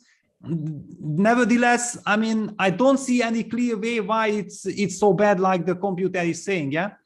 And I think Ramesh is back with us. Ramesh, Yeah. what do you make of this decision of Bishop G4 and not taking on D6? No, I think like a white's play should not be based on defending the king side successfully. That will be a very passive approach. He should get his counterplay in. So I feel after playing C5, he should take CD6 and then consider what to do, whether BG4 or whatever. So this is the hesitation which I have seen in a few of Prag's games. For example, even in one of against the game against Duda yesterday, where he played the white pieces and played the ground full, he played H4 at some point, and when Duda played Rook D7 to get Rook A8, he did not play H5, which would have given him a bigger advantage. Instead, he played Rook E1 in yesterday's game. So, like and similar hesitation we can see here as well. After playing C5, he's suddenly going on the defensive. So so this is one area we need to work at as well. Like when he starts giving threats, and opponent gives some threat of his own, he is immediately stopping his idea and then reacting for the opponent's idea by becoming defensive, especially in less time situations. So yeah, now knight G4, I'm not really sure why he's hesitating so much. Probably he doesn't want Queen D4 coming after E4. Probably that's why Anish is hesitating. But it looks so natural, right? Taking knight G4, Fg4, and roll the pawn E4 with two rooks behind the pawns. Yeah, probably trying to evaluate the end game after Queen G4, Queen D4, Queen yes, G5. I'm wondering that maybe Rook E5 is the move that one somehow forgets about, yeah, at first, because the pawn was always on E5. Yeah, yeah, knight takes G4 is knight takes G4 on the board. We might be seeing this. And you never want to take H takes G4, because then King G7, Rook H8, and you just get checkmated along the H file. So he probably Rook F6, Rook H6 is the other way to do it. He probably will have to go for this idea of FG4, allowing this pawn down the board to E4. Peter, you're looking at this position with Queen D4, Rook E5. Can White start taking up on D6 and Knight B5 after that, trying to put some pressure on Black's D6 pawn? Takes Knight B5, yeah. Because if you go F3, well, at least after Knight D6, the E5 Rook is hanging. Yes, no, I mean, clearly Black should just protect this. I don't know if Queen H6 is the way. I mean, we need to guard this pawn. Yeah. All right, well, things are really heating up. And Ramesh, of course, it would have been amazing to have you with us throughout this match. But we know you've got duties and commitments to get to. You're heading to the venue now? Yeah, I have to go to the venue because the game is coming to a critical moment. And so I need to be there when the game is over. Absolutely. Well, thank you so much. And regardless of what happens in today's match, congratulations on a tremendous performance. Yeah, thank you very much. Yes, all the best, Ramesh. Good luck. Thank you very much. Bye-bye. Bye. Chat, that was, well, he's often called the master Shifu of Indian chess. He is the coach for Prague. He's currently in Oslo. And as he mentioned that between the games, the two often discuss what is the next game approach. So he needs to be at the venue. And very interesting insights there on how, well, the result of the tournament is not something that Prague focuses on, but it's more game by game approach and just keeping your focus on, well, how to give the biggest problems to opponents rather than think about, well, the big title that Prague is fighting for right now. Yeah, and I think this is absolutely the correct approach. Yeah, I mean, you should just not carry away with all these things. I mean, this doesn't really matters. Yeah, you have to keep on improving. You have to get better with each game, and then afterwards, you know, you will start winning a lot of tournaments. Of course, clearly now Prague has this chance, so a lot of pressure. I mean, I really love the way how Ramesh was explaining how they are trying to do all these things. I know that you are trying, but it's so hard. It's so hard to forget about what's at stake, yeah? Because after all, Prague is about to win the tournament, but if he loses this match and the results doesn't go that way, then I don't know, people will be surprised or shocked that, finally Prague only ended on 3rd or 4th place, whatever, yeah? It doesn't matter. I think what matters is that really Prague shows that he's up on this level, yeah, that he can fight against anyone. And regardless of the final outcome of this tournament, he has an incredibly bright future. I mean, he has shown that he can beat anyone in matches, not just in games, but really in match play. No, and I think that's the big point which has stood out for me is that, you know, in a game, anything can happen. But in a match play against these elite grandmasters, you have to prove over 4 games, over the entire match duration that, well, that you're stronger than your opponent. And this performance of him at the Oslo Esports Cup, I think has, regardless once again of what happens today, has been a big confidence boost, just showing that he fits right in there and just the kind of motivation and hunger he has to be at the top. Peter, we know that he's in trouble right now. We'll come back and see how much of a resistance he puts on. Let's jump back to the Liem board because we thought that, well, it looked like Liem had put up this amazing attack. Now we've had some trade-off. He has an extra pawn, but I really like Jordan's activity. The black king on d5, rook on c4. It just feels like black will have enough compensation. White's rook is currently tied down to a2 to defend that pawn. You can go a5, but black will always respond with b5, still maintaining pressure on the a pawn. Peter, to me, it looks like black should be able to hold, or am I overestimating the defensive chances here? Yeah, definitely one has the feeling that thanks to this activity, black should have really good chances holding, but we should not forget that these pawns are also very, very vulnerable. Yeah, these double pawns. If we would be talking about the position with pawn on f6 or pawn on h6, I think it would be much, much more drawish like this. If ever white gets, you know, the chance to activating his rook and falls behind the pawns, might have the tendency of, you know, winning all the pawns. And the reason why he plays g3, I think, is exactly that now he prepares rook e2 and rook takes a4, rook e7. And after moves like, first of all, black doesn't have the retreat with rook f4, rook f6 protecting the pawn, and also cannot really attack with rook a2 because the pawn has already moved to g3. So a very interesting and very complicated, complex endgame. All right, but it looks like Liam's the one in driving seat, Peter, as you're pointing out, that he can afford to give the a4 pawn because the g6, g5, and if they fall, these 3 passes will be absolutely dominating the game. We'll come back to this one. Let's get an update on the Eric board because we felt white was busted and white is still busted. Well, he has resigned. Yeah, that was the only way of stopping being busted. Yeah, because it's such a hopeless position. Yeah, with the king stuck in the center. Black is putting pressure on the knight on e2, so white is not able to castle. Yeah, that's the problem. I mean, and it's just a completely lost position. Black is also settling with rook a8, rook a1 to win the queen. So a big point for Duda. I mean, he's on the way of cruising to a match victory. I mean, if you start with a crushing win with the black pieces in the first game, that helps. And Magnus managed to hold his own against Shakhriyar. And we see on our screen, Eric, he lost the first game, but also losing that way with the white pieces, definitely very disappointing. And we can see him, he is a little bit in shock with the way things happen, but he needs to get himself together because there are still 3 games to go. But Peter, once again, I think more than the result, it just comes down to how heartbreaking it is to lose in this manner with the white pieces. It just felt like he didn't get a game. Yeah, exactly. I mean, okay, he got just massacred. I mean, his play was way too naive. Yeah, he felt like, you know, he gonna go on the attack, but he should have known better that if Duda kind of provokes him, yeah, because Duda likes this kind of provocation. He's extremely good in contra play and so on, and he should have been much more careful. But as we said, it's not just playing some games; it's playing matches every day.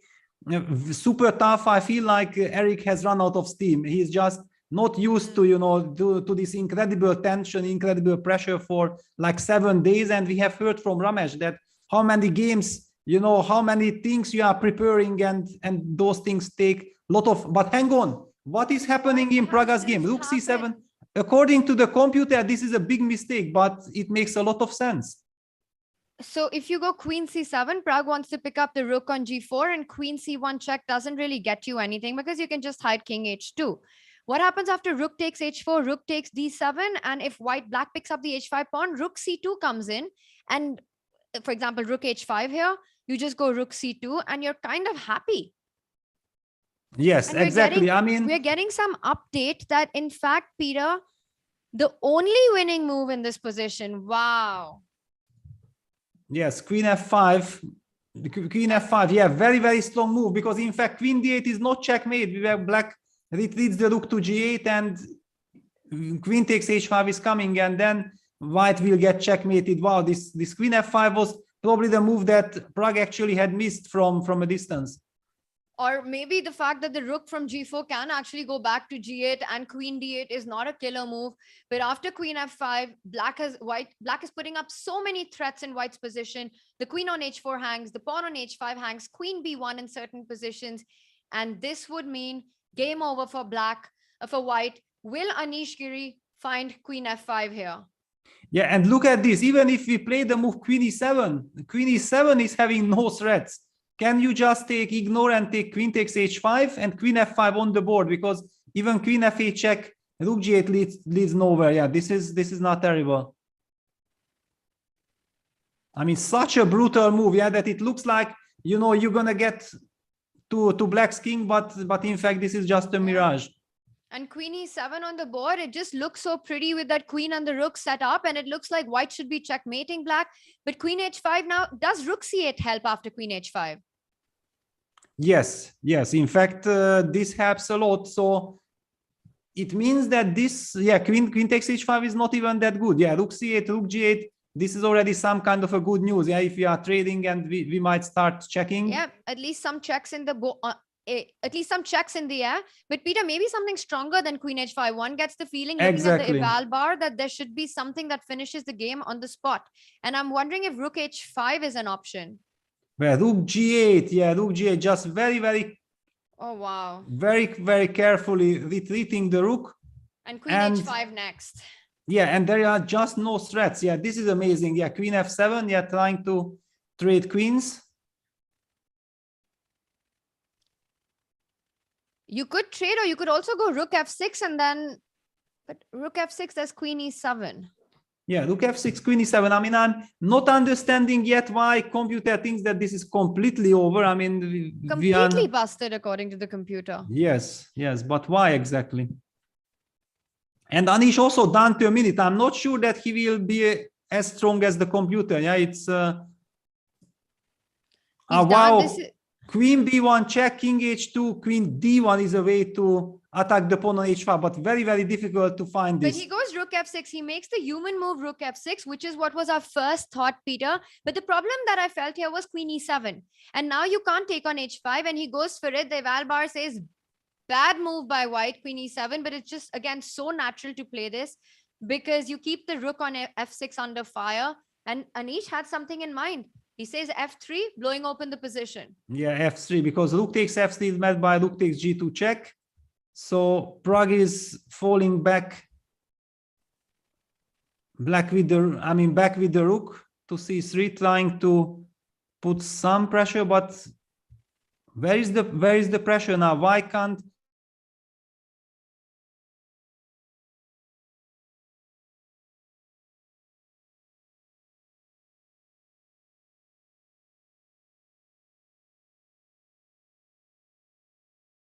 queen f1 checkmate, because queen e8, rook f8 is only one check. So rook g2 is the move and it's on the board. Anish goes for this idea, opening up the f file. And unfortunately, after queen e8, rook f8, there are no checks on the board for white. Rook g2, I don't see a defense. Yeah, I don't see too. Yeah, but yeah, king f1 trying to run away, but this doesn't feel like you can escape something like this. Well, at least not for too long, but it is still a move. And does black have the time to go queen g5 and go queen e8, king g7, hide on h6? Yeah, queen g5 on the board. Queen g5 on the board, hitting that rook on e3, but more importantly, threatening rook g1 mate. And yes, white has a couple of checks, but nothing more than that. Queen e8 check, you go king g7, not king h7, because that might allow queen takes e4.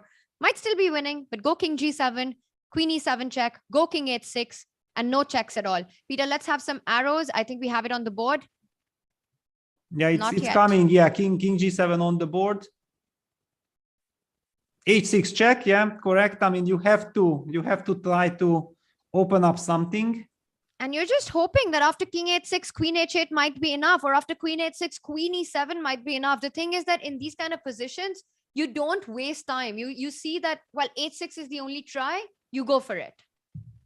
Yeah, you have to go for it. Yeah, unfortunately, it seems like queen h6 is probably just very strong, because after queen e7 check, rook f7, there are still no checks. Yeah, this is a problem. Okay, Anish down to 10 seconds. King takes h6. Wow, this is some kind of a surprise. Well, there are more checks now. Queen h8, king g6, queen g8 check. Where is Anish's king hiding? Well, does he go f5? Maybe Anish wants to go on a little king march with f5, e5, d4. Yes, king f5, because after queen takes g5, rook can recapture on g5. Yeah, that's a big problem. But after king f5, queen h7, you can't go king e5 because queen e4. Peter, if you can just have some arrows. King f5, queen h7 check. Don't go king e5 because of queen e4, but I think you just go king f4. He goes king h5. So he goes king h5, yeah. Queen h7 check. Yeah, queen h7 check, then rook h6. Queen f7 check. I mean, unfortunately, even some endgames are very, very bad because black is 2 pawns up. Yeah, that's the problem. Yeah, queen g5 is played. Now simply king take. But yeah, this was my question, that I mean, why on earth did Anish allow the trade of kings? But apparently it's winning anyway. Yeah, rook e4, and then he takes on d5. Rook h2.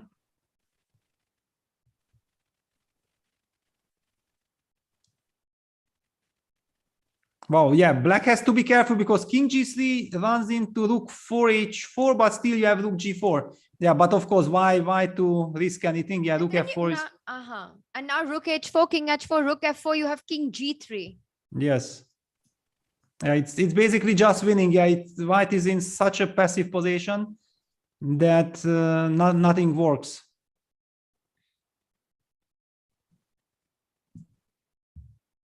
Yeah. Rook e6 played. White tries to kill, yeah, but rook takes d5, yeah, collecting the second pawn. King f5, rook h5 check. All right, this is at least some little news, but black can play king e4. Black is by no means obligatory to take on g6 when rook d5 would probably save the game. Yeah, king e4 is strong, protecting the rook. Playing for activity. Rook e6, you go rook e5. Yeah, rook e6, rook e5. Also, king d4 is not a bad move, but yeah, rook e5 is much, much stronger.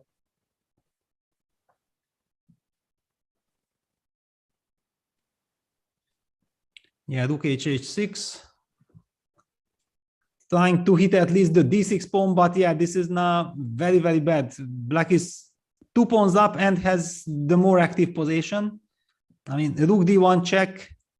Feels like just winning. Yeah, rook d2 check, king f1, and then you can push d5.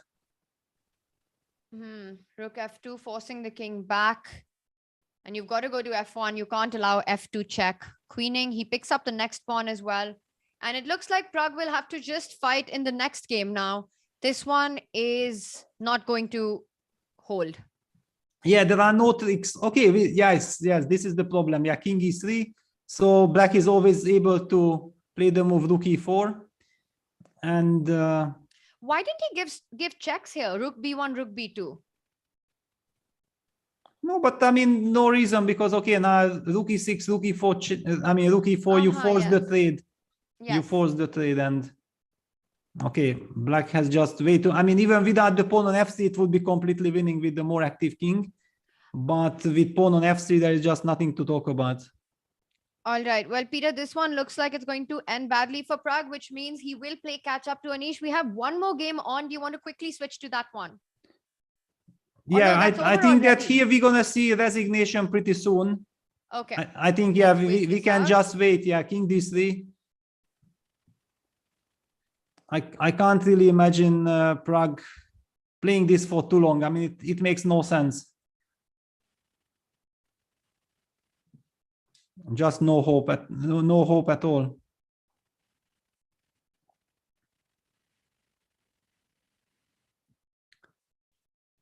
Yeah, and that's it. Pragg designs, I think this is absolutely justified and it's correct. I mean, just get rid of this game, clear your mind, try to focus on the next game, forget what had happened.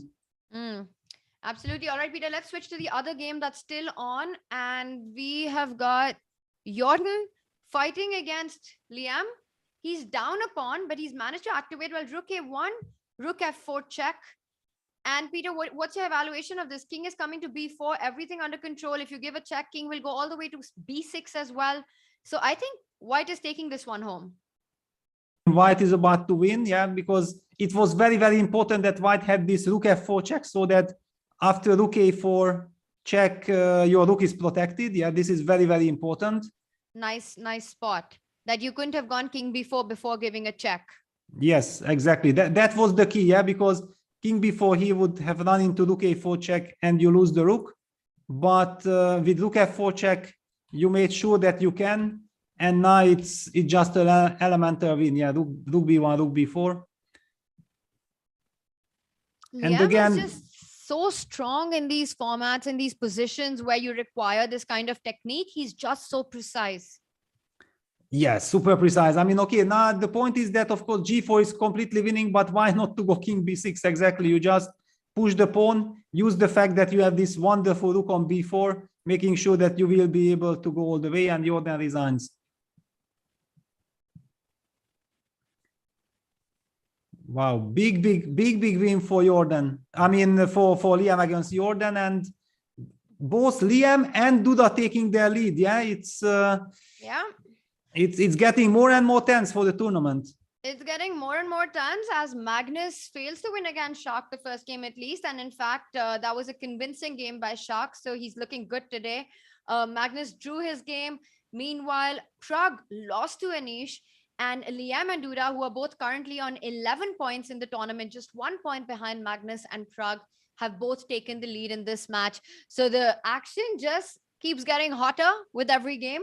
Peter, we've got game 2 coming up, and we'll go into a quick break and be right back.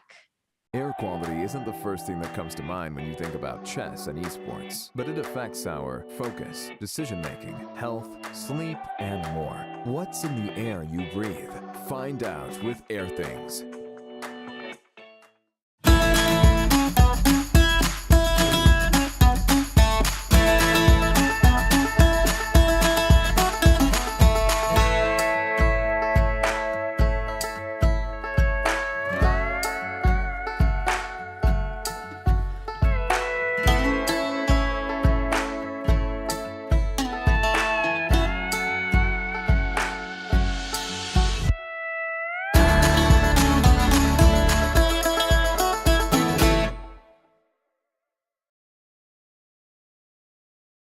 The dragon is the opening you can play against first move 1 e4. It starts with the Sicilian c5. We control the central d4 square, and we don't play symmetric chess. After knight f3, we play d6, intending to develop the knight to f6, so it can't get hit by the e5 pawn any longer. After d4, we take, knight takes. Develop the knight, knight f6, knight c3, and now the dragon move g6. We intend to fianchetto our bishop, and then castle. And the shape of our pawn structure here resembles the dragon, and that's why this is called the dragon variation. This is John. John loves to study chess. This is David. David loves to study chess as well, but efficiently. John spends more time setting up the board and figuring out what's on the page of his book than he gets to study. David likes to take it easy and use his time wisely.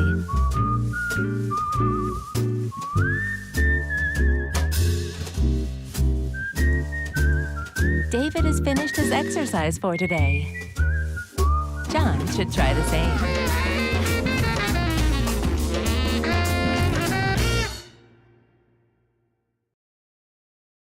Welcome everybody. My name is Jan-Krzysztof, former world chess champion. Are starting a new course here for Chessable. A very special chessable course. Master your chess with Judit Polgar. You know what? I learned a lot.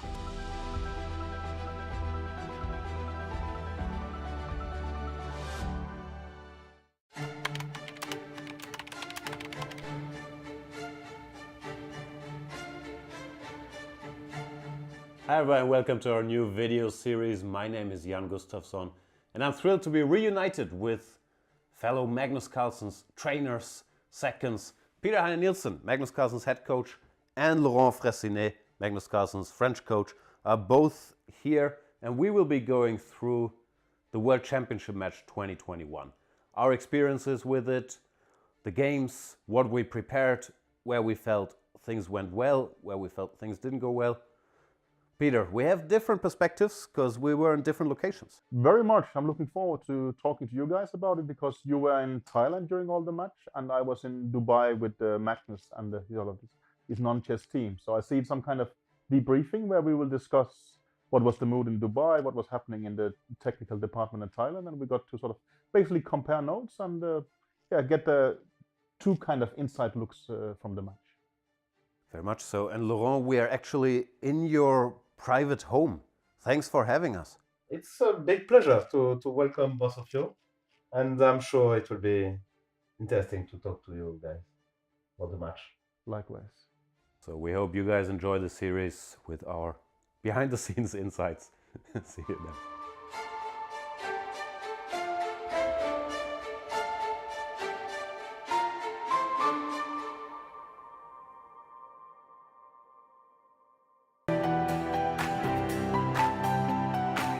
Okay, so let's send a challenge. Here is challenging. Nice graphics, easy to see. What are you thinking about? You're looking how it can be the most painful? Exactly. Okay, fine. So that I give up a phone. He wants to be even rude. Chessable, the definitive solution for studying chess. Choose from one of the largest online chess libraries in the world, with hundreds of titles ranging from classic books through to our exclusive Chessable courses.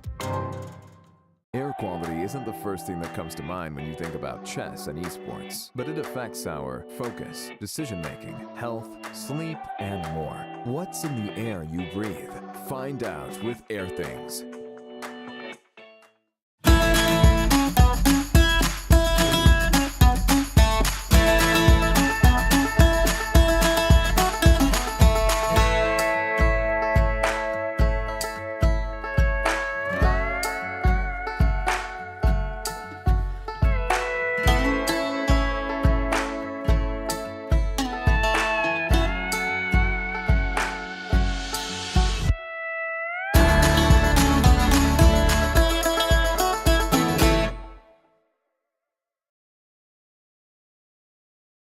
The dragon is the opening you can play against first move 1 e4. It starts with the Sicilian c5. We control the central d4 square, and we don't play symmetric chess. After knight f3, we play d6, intending to develop the knight to f6, so it can't get hit by the e5 pawn any longer. After d4, we take, knight takes. Develop the knight, knight f6, knight c3, and now the dragon move g6. We intend to fianchetto our bishop, and then castle, and the shape of our pawn structure here resembles the dragon, and that's why this is called the dragon variation. This is John. John loves to study chess. This is David. David loves to study chess as well, but efficiently. John spends more time setting up the board and figuring out what's on the page of his book than he gets to study. David likes to take it easy and use his time wisely.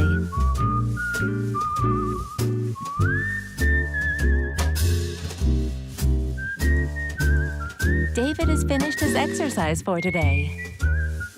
John should try the same.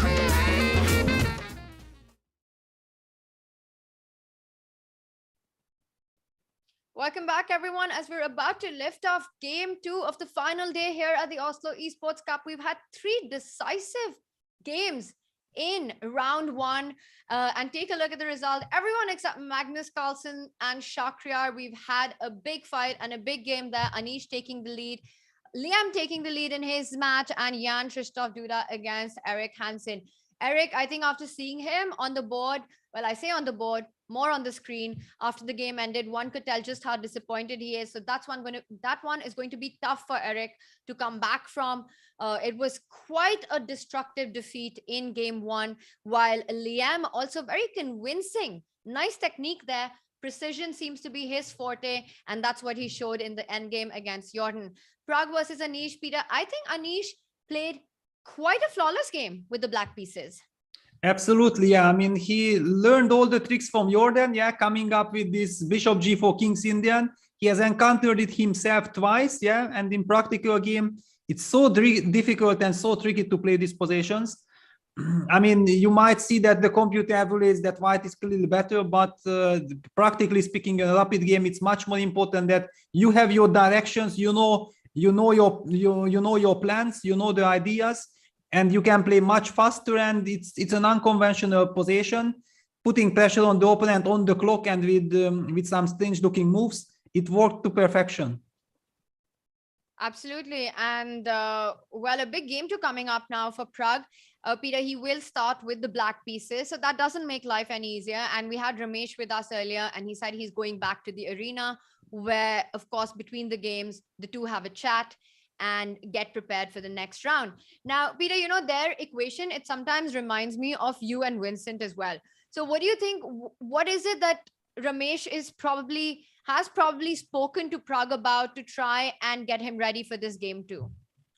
Well, okay, now definitely the main task is just to completely forget about the first game. Yeah, it's I mean, it was very painful, yeah, losing with white when you know that the match is very, very important. You never want to start the match like this. And we see that Anish is going for the Rosso Limo, yeah, he goes for the Rosso Limo. Let's see which line will Anish play. This, I get the feeling that probably Prague and Ramesh have prepared for. King's Indian defense, a major surprise by Anish in game 1, but I think this one will be something that they were probably expecting. Yeah, well, even if not for this specific game, but definitely this is a very, very fashionable line. And we see both players are blitzing out their moves. Queen C1, A5, yeah, you are absolutely right. Look at this with the speed, how Prague is playing A5 and then A4. If you are not prepared, then you will never play like this so quickly. It's like they're playing some sort of a bullet game. Both players not even taking a second to make their move. And it's Anish who pauses for the first time. Yeah, because after all, it was Black's choice. Yeah, Black was the one who, you know, uses his preparation. Yeah, because, okay, white plays a system. Yeah, he's prepared the system. And Black prepares just one exact antidote to this actually positionally quite poisonous and tricky system. We see that Black is playing very, very quickly, very directly, targeting white's weak pawn. After all, yeah, and Queen B4. I mean, it really shows how well Prague is prepared. Just such a high level of preparation. I mean, take a look at that clock situation. They both have, I mean, now Anish is finally below 17 minutes on the clock, but that's 2 minutes more than what they started with, Peter. Yes, this is some heavy theory. I mean, not theory, because I'm pretty sure that this never happened before, but simply nowadays, theory means something that a complex position which has to be analyzed, and at home as a professional player, if that's your repertoire, actually that's your duty to go as deeply as possible into the position, yeah, because only then you can be basically satisfied, or you can feel safe that yes, my repertoire is actually perfect, in perfect shape. And now Anish goes into a bit of a thing for the first time in the game. And Vida, I want to ask you, because this has happened to me so many times when I'm playing a tournament, when I'm playing a game, and let's say the prep comes on the board and both me and my opponent are just blitzing move after move. And if my opponent is the first one to pause before I do, or I'm taken by surprise, there's this slight sense of, you know, like a sort of a psychological victory there, or just this feeling that, okay, at least I've out-prepared you. Yes, there is this feeling, but one actually should, because it gives you some kind of satisfaction. Yeah, that okay, yeah. I have put in my hours. I have analyzed it very seriously, and I looked 1 or 2 moves longer, or maybe I find the concept which is completely new to my opponent. But it's also very important not to suddenly soften yourself. Yeah, like okay, everything is fine. I out-prepared my opponent because the game is only beginning. And how many times I have also noticed this in classical chess, yeah, that a player who maybe takes 1 hour of his time is already kind of getting into the game, while the other player who is using his preparation and is walking and everything is not yet fully into the game, yeah. And then sometimes after the preparation ends, the very first move is already a mistake, yeah, because you are still not in the battle. You have to be very, very careful. But I think definitely putting in that amount of prep and then seeing and feeling that, all right, well, it's at least come on the board. The hard work hasn't gone to waste. It's definitely a good feeling that, you know, one can enjoy, even if just for a moment, but absolutely not to get lost in it. A3 played, Peter, and you it's not. Yes, A3 is played, but Rook takes B3 is not yet played. I'm pretty sure. I'm actually shocked that Anish is leading the match. Why on earth do you give your opponent a chance that he can sacrifice the exchange? And imagine this bishop regroups to d5. I mean, this pawn will be a very powerful asset for the whole game. Yes, you have the A pawn. You can argue that you will also be pushing A4, A5. Yes, it's true, but somehow this looks quite tricky.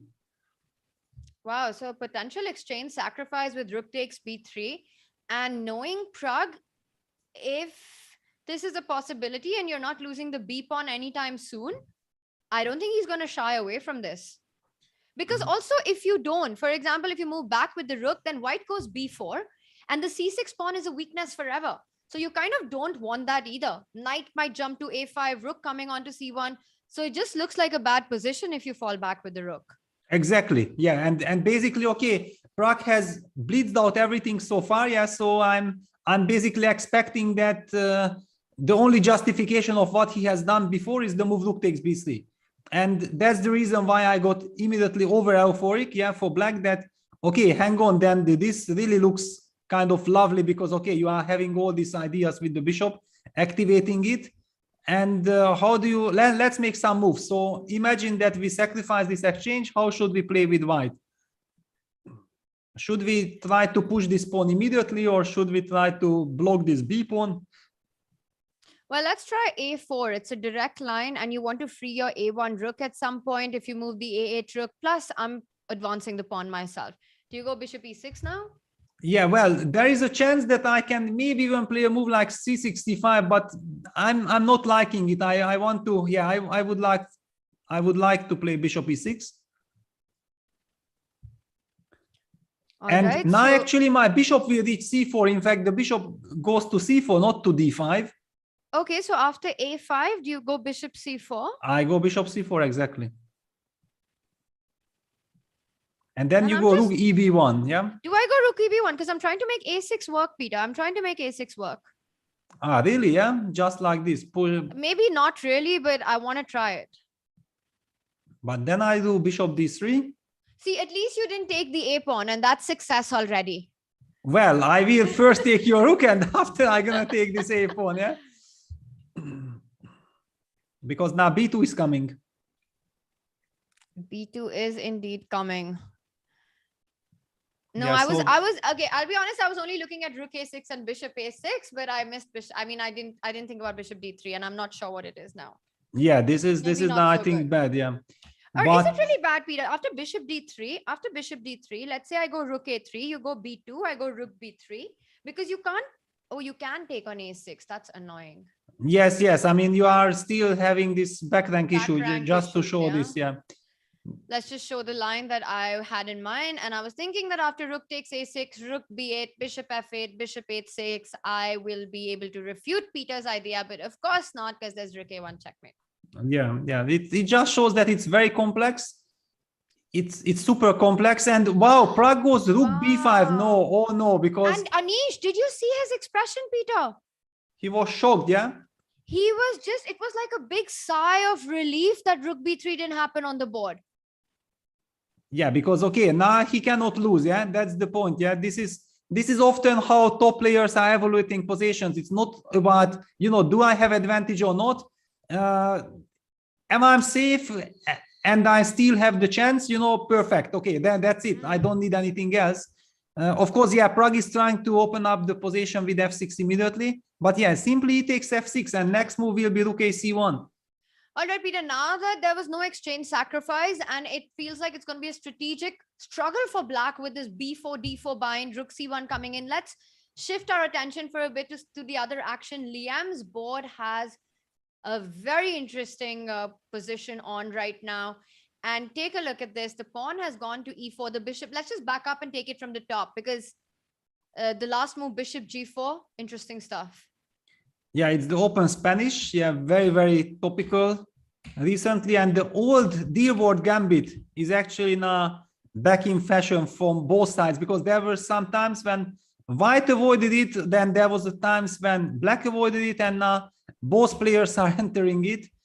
Takes f6. Yeah, that's the idea. And the point being that this old line with e takes f6, bishop takes f2, king f2, queen f6 was kind of very, very drawish. But the new development in the line is that, yeah, now even Jorden came up with queen e2. I'm not sure that queen e2 was the move how people were playing it. I think knight f1 was the main move, which also like bishop f2, king f2, fe5, king g1 is like a big modern tabia. We have seen some games from Magnus with the white pieces in this one.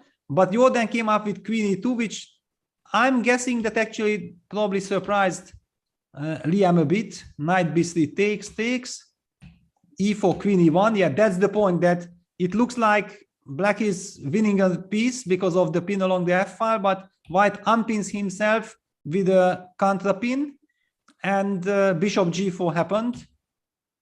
And after bishop g4, now white opted for bishop g5, queen d6, and white will play the knight to d4. And black might play the knight to e5, no? I mean, I look at the position, knight d4 on the board.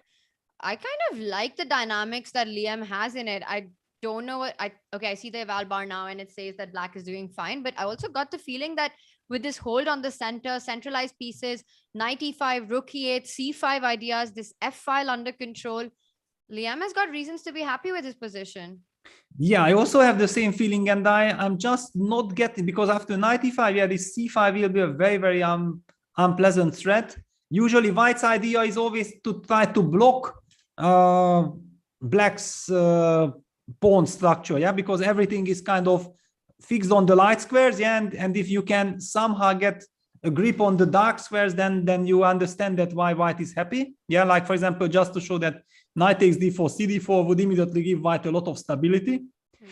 But of course, black will never allow this. We'll jump knight e5, and how do we stop c5?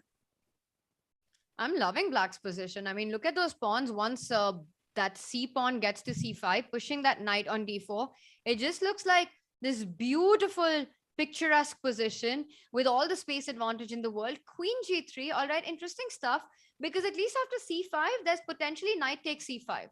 So exactly. He was setting up this idea that the knight on e5 is under fire and queen e5 would just put a stop to the whole plan and all the dreams. So rook e8, and this was also in our agenda to develop the rook, bring it into the center, defend e5, and still white has to answer the problem of how are you responding to c5?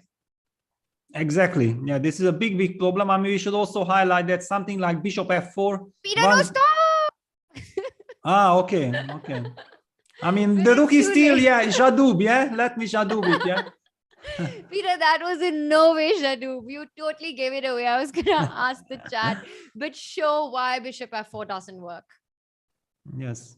Okay, I think our chat is anyway strong enough to immediately know this one. Yeah. Go on, Peter. Go on. Yeah. So of course, rook f4, queen f4, knight f3, check wins the queen. That's kind of very, very basic thing. So, but if this is not possible from white side, then how do we react? Of course, we can include a move like h3, but that also runs into knight f3 check. Yeah, that's another problem. So white is having some rough time, yeah, because c5 is such a big threat. I'm loving black's position here. All right, Peter, rook e8 on the board. We'll come back and see if Jordan's able to fight this. It looks like Liem has all the reasons to be pleased with the opening outcome with the black pieces so far, dominating his final match against Jordan. Peter, let's get an update on Magnus's board against Shah. Yes, so this is actually a line which happened in Jorden van Foreest versus Shakhriyar Mamedyarov. Yeah, this c4, e5, knight c3, bishop b4, knight d5, bishop e7. And also Prague has played it against Duda yesterday. Knight f3, d6, d4, knight f6, takes e3. And there we have seen Jordan versus Shah game. It was e4, knight g1, c5. This was this strategical battle which actually gave Jordan later some nice chances. But now Shakhriyar comes up with the more dynamic ed4. It's a little bit counterintuitive that, I mean, you have given up the dark squared bishop and then you are opening the position, but he has a very clear way of trying to be super fast in the center. Bishop e2, rook d8, castle c5, knight moves, and then black goes for knight c6 and very quick d5, bishop d2, d5 on the board.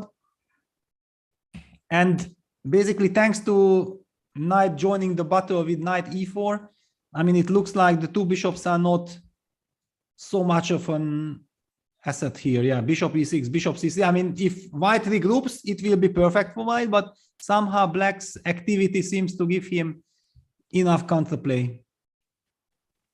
Wow, bishop c3, yeah. Not afraid of anything like rook d2 and stuff because you've got bishop c4. Yeah, but now I'm kind of trying to understand what Magnus has in mind, because it looks like black has just solved his problems. Yeah, for example, even moves like rook d6 and then bishop e6, rook takes e6. I mean, super safe position from black side. Really nothing to worry about. So bishop c4, after this move, you're saying that black just falls back to the square where at least after the trade on e6, you don't ruin your pawn structure. So rook d6 makes a lot of sense. And is Shah thinking about interposing knight takes c3 before moving the rook? Yeah, but maybe there is just no reason for it because it would somehow ease white's task. Yeah, knight takes c3, queen takes c3, hitting the rook. The rook moves. Yeah, rook moves back to, I don't know, d6. Then after bishop e6, rook e6, I might have some small initiative with white. Yeah, I'm the one who is getting the d5 first. For this reason, I did not feel the need to really take on c3. I can take it any moment. You can take it any moment because the knight on e4 also is a strong piece. So rook d6, and it looks like Shah has gotten out of the opening without any scratches. Peter, we'll come back to this. We haven't had a look at the Eric board, so let's get an update on that. Yeah, Duda is just playing a risk-free position. The big question is that will he able to convert? But with this pawn on c7, yeah, very, very vulnerable. White having the chances of going rook d7. And long terms, probably, I mean, it should be very unpleasant. Does black go rook c8, tries to passively protect this position? Probably. I mean, even if this just seems like it's got all Duda written all over the board. If anyone's going to try here with the rook coming in, the pressure on c7, it's like white is playing for two results. Yes, exactly. And we have this lovely pawn structure, yeah, with the bishop on f4.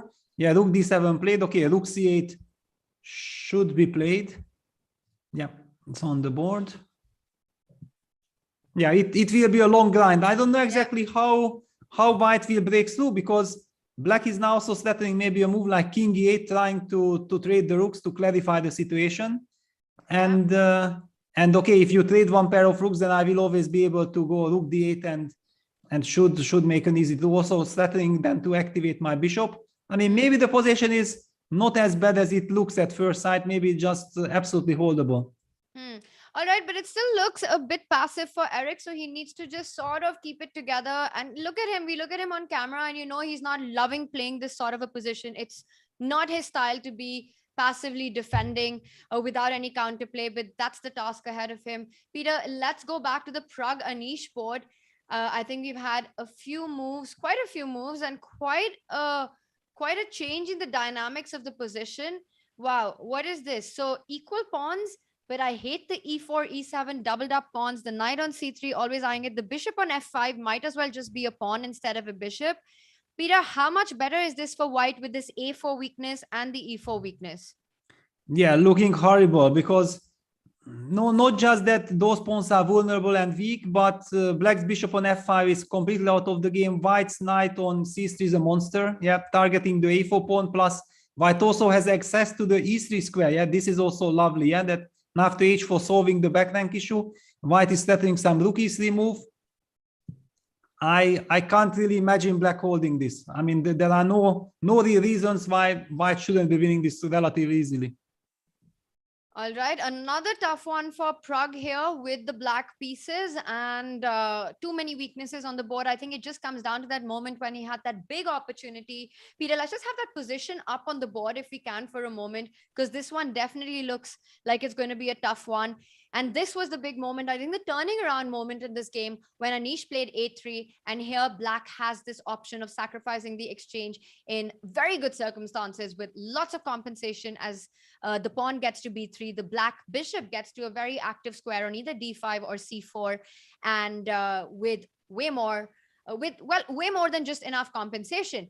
And we saw right after he fell back to rook b5, Anish just seemed so relieved that he didn't have to face rook b3. I think that expression just gave it away, that how strong the move rook b3 was. And after this, it's going to be all Prag on the defense. Peter, we'll come back to this. Let's jump to the Liem board, because I see that, wow, what's our current position? Yeah, well, I mean, okay, the situation has more or less clarified. So after the move rook a8, Jorden find this strong move. Yeah, bishop e3, I think it's a very important move, that after c5, white is able to take knight takes b5 and a takes b5, bishop takes c5, giving back material, but eliminating this very, very dangerous good pawn structure. And queen f6 takes, knight d4 is played. I mean, black has some initiative with his pieces, but I don't really see how he can create real dangers to white.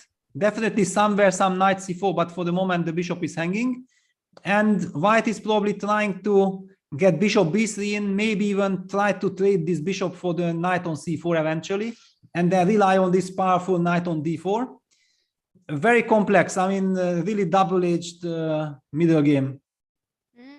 And hang on. I mean, I think very important to highlight that, yeah, Magnus actually has absolutely nothing. And basically, he even maybe has to be slightly careful. Of course, it's very, very drawish. Yeah, I'm basically expecting a draw to happen in this game, which means that, yeah, Magnus is also kind of finding it very, very hard to find some target against Shah. And if Magnus doesn't succeed in breaking through with Shah today, and let's say that it goes on to beyond the rapid portion, and even if Magnus wins in the blitz, he only scores 2 points, Peter. And if Prag falters against Anish, because it's really the match isn't going Prag's way, Liem wins in the rapid portion. That means Liem wins the tournament, because in his direct encounter against Magnus, he beat Magnus. Yeah, also let's not forget that also Liem has beat Duda. Yeah, it was also this incredible big playoff. Yeah, this blitz playoff, dramatic playoff that he has won, because we should also not rule out, of course, I'm expecting Duda to win his match as well. I mean, a lot at stake. There's a lot of pressure on both Magnus and on Prag, yeah, because they were the one who were leading the tournament. And maybe the pressure, yeah, the pressure takes its toll. The other guys, somehow they play with much more, lightness. Yeah, like they are not under this big pressure. They just try to play. If we will have a chance, we will try to use it, because so far Duda and both Liem had been really impressive. Just amazing stuff. All right, so for now, Shah all under control in his match against Magnus. Things looking hang on. There is a very, very nasty tactic, because after a6, Black wants to play b5, and the most logical move would be to play the move queen c4. And now we can ask chat why queen c4 is not a good idea. Oh, I love it, Peter. I love it. Chat, queen c4 stopping Shah's idea of b5 is so tempting, but put your thinking caps on. And after queen c4, Black to play and win. Yes. I wasn't sure if I should add that or not, but then I decided to add it. Yes, okay. It's a little more, little hint, yeah. So it's not a strategical question, yeah? It's not strategy. It's not slow moves. And of course, Magnus doesn't fall for it. But Peter, let's just have queen c4 on our board for just a couple of seconds. We've got the live board on. And this is the question that it's Peter puzzle time for chat. Queen c4, Black to play. Let's see if chat has got it right. And we'd like to see the whole line, actually. Let's make it tougher for chat. Okay, Peter, we've got strong players with us. We've got strong players. Well done, Noah. Well done, Shivam, Amog, and Dylan, Piyush. Yes, that's the way to go. And you go queen d1 check. King g2 is the only move. And now a really nice forking concept. You pick up the knight. And after king takes f3, knight e5, winning the queen with an ending with a piece up, winning the game. Super nicely spotted, chat. So queen c4 was not the way to defend b5, but so easy to fall for these kind of traps. But Magnus, of course, not for him. He goes back queen b1, no more b5. Also controlling d1. Yeah, but somehow queen b1 is also not a very happy move, because Black is now taking over the initiative. For example, there is a move queen f6 with a double attack, yeah? Knight hitting the knight and the pawn was also very, very tempting. I think after queen f6, he probably just wanted to go king g2 and attack b6. Yeah, but I mean, exactly those type of positions. Yeah, it was possible. Yeah, just to highlight. Yeah, queen f6. I'm not sure that I want to give this g2 pawn. Yeah, king g2, queen takes c3, queen takes b6. I had an idea like going knight b4. Yeah. And eventually going knight d3, stopping any kind of knight e5 counterplay. For example, some queen c7, knight e5 would be very logical, hitting on f7. But I will have this knight d3, and then I will have my own play against f2 pawn. Yeah, it looked a bit scary to me. I don't know, maybe move pan move. White could have fight against it effectively, but it was scary for me. But instead of knight e7, Magnus immediately played c4. He's trying to make sure that he stabilizes his structure. Now queen c6 can be nicely answered by queen d1, protecting the pawn on a4 and also protecting the knight. But one gets the feeling, right, that it's Shah who's trying to put pressure on White's position, jumping around with the queen. And that comes down to this weakness in White's camp with these a4, c4 pawns, which is what Black can target. So, Peter, it's going to be a long, long fight. And I think Shah is going to take it down to the drop and see if he can make something out of this slight edge that he has. Should we jump to another game? Yeah, we Peter, can. let's go back to the Liem board, because there's a bit of action there. Yeah, exactly. I feel like, White reached exactly what I was hoping for. Yeah, I mentioned that I would really love to play bishop b3 and then eliminate this knight on c4 and then rely on my strong knight. I mean, why isn't now White at least safe and be able, I always think like this: if I'm safe and nothing can happen to me, let's think about how much big of an advantage I have or how I can play for a win. It's never my main idea to look for advantage. It's just first stability, and if it comes in a combination of also some chances, it's wonderful news. And I feel that this position is something where I would be really be optimistic and ambitious with White. A4. Okay, I'm not sure, because this is of course a very ambitious move. We are trying to go a5 and then also a6, but it's quite committal. There was the more standard way of eventually just going b4, forcing something like CD, CB3, ABC, and then trying to rely on this structure that slowly, step by step, with with b4 we're gonna play the possession. It's matter of style, yeah. Both a4 and b4 are very logical. And he takes his chance to go h4, so trying to dislodge white's queen from g3, and queen e3 comes to mind because you have to keep the f2 square defended. So that's a nice move. And also I think black needs to be careful because a move like queen b6, moving the queen away, attacking b2 might run into queen g5, where you hit the d5 pawn and you hit the h4 pawn. Yeah, actually it's a very nice spot, queen g5. But I mean, I can eliminate the pawn on b2, hitting the rook. You give Well, I'm check. happy to give a check. Yes, and okay, rook f7 runs into rook f1. That would be And bad it runs news. into it runs into rook f1, and that's really not something you want. Yes, so I have to go king h8, and it's a very scary stuff. It's very scary. Oh, look at Jorden. He's on chill mode right now. I want to know. It's a demand. What is Jordan's playlist? Tad, please inform us. What is it that Jordan's listening to currently? Because he looks like it's putting him in a lot of good mood. But is it fair that we are spionaging on our players? That we are what? That I mean, we are making some espionage on our players. Oh, Yeah, that we're spying. Peter, that's the advantage of being commentators. We are privy to all this. We have access to all this information. We've got to make use of it. Yes, I understand. Yeah, it's a lot of fun. Yeah, I only don't know if the players are aware of this, that we know their playlist, we know everything what they are thinking We know about. their names on Chess24 Play Zone.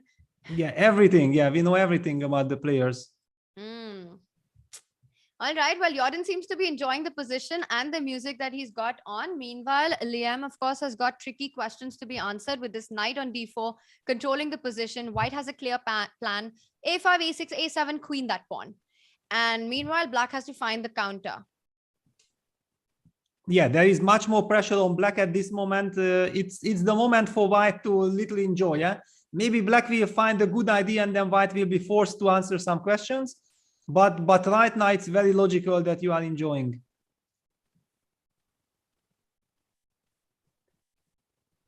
Yeah. Wow. I mean, you know, for a second I was thinking about something completely crazy, but it does not work. I mean, if something like a tactic like bishop takes a4, rook a4, queen f1 check, king h2, and if we could somehow, for example, play the move queen d1, hitting the rook, and then next threaten to come rook f1 and then rook h1 checkmate, would be kind of an interesting idea. I'm not sure if it works. On the board. Wow. Peter, you're mentioning it and it's on the board. Bishop takes a4. And yeah, because this was the only thing, you know, otherwise white gets a5 and you can enjoy, you can listen to any music you like. And bishop a4, and Jorden is definitely taken by surprise on this one. What is going on? Let's take a look. So bishop takes a4. Your idea is to go rook a4, queen f1 check, king h1, queen d1. Yeah, hitting the rook. Yeah, this is very important. Of course, the reason why white is in no panic mode, since if rook a7 and after rook can take rook 7 check. And I'm guessing that we always have perpetual. In fact, I would be even hoping for a little bit more, but maybe it's only, is it only draw? You can even play king f8. No, you should take. Otherwise, knight e6 check comes and decides. And now we go queen g5 check. And then we eliminate all these pawns. And if afterwards we can come back and eliminate h4 as well, then we would be ambitious. Yeah, we're going to see this. You've got to pick up the bishop on a4, and he goes for this idea, queen f1, queen d1. Very, Peter, that was monster mode by you, finding this beautiful tactic, and Liem also finds it on the board. And it might be the bailout. I see the eval bar. It says that that black's absolutely fine here, which means that white has to try to find a perpetual.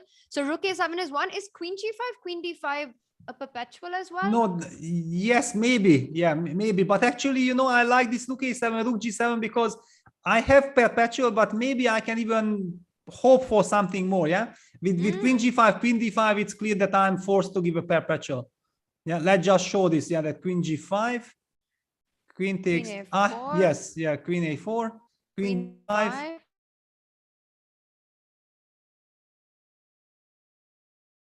Once it's up. Yeah, well, I mean, I have to come back with rook f8. Yeah, queen d1 on the board. So this is exactly the position Jorden is thinking about. This is quite crazy. So queen d1, he's looking at these options. Well, it's still under control for white, but he just has to, I think, find and navigate the fact that it's time to look for a way out now. It's time to sort of bail out of the position and go for a line that at least guarantees him a draw, whether it's with rook a7 or with queen g5.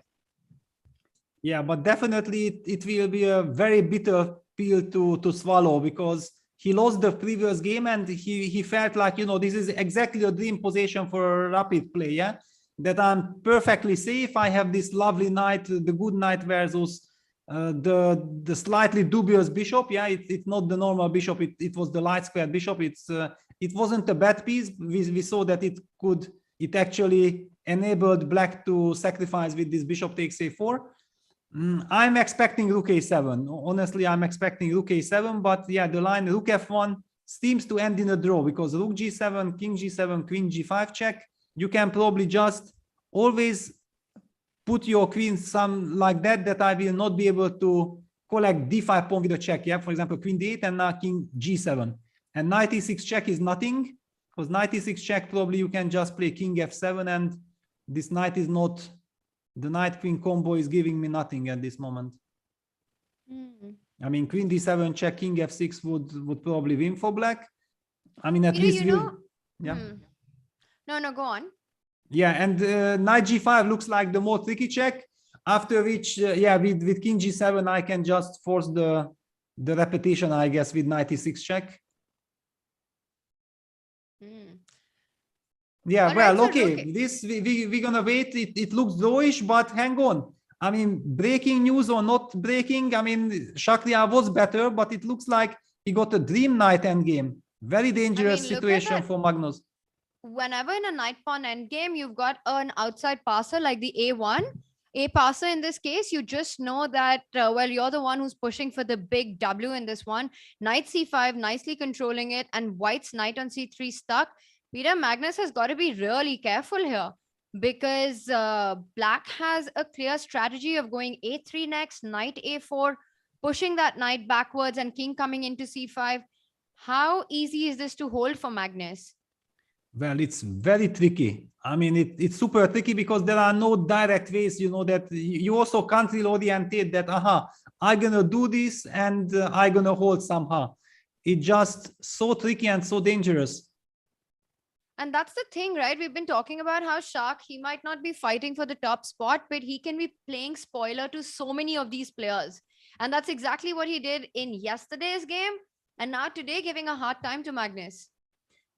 Yeah, there are all kinds of ideas like knight a4, but then white can still play king d4. That's kind of very important. Yeah, so knight a4 is nothing. Knight a4, king d4, knight takes c3, king takes c3. And the whole point is that the f5, e6 idea will give white enough counterplay. For example, king c5, you can just go f5.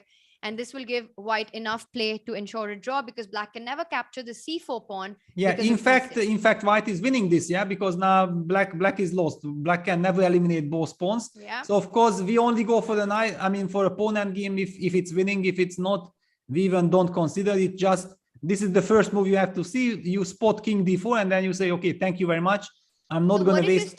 What if you start with knight e6, provoking f5, and then after, let's say, f5. So knight e6, you can't go king d4. You have to go No, f5, but I'm going to go f5. Yeah, then I anyway want to go f5.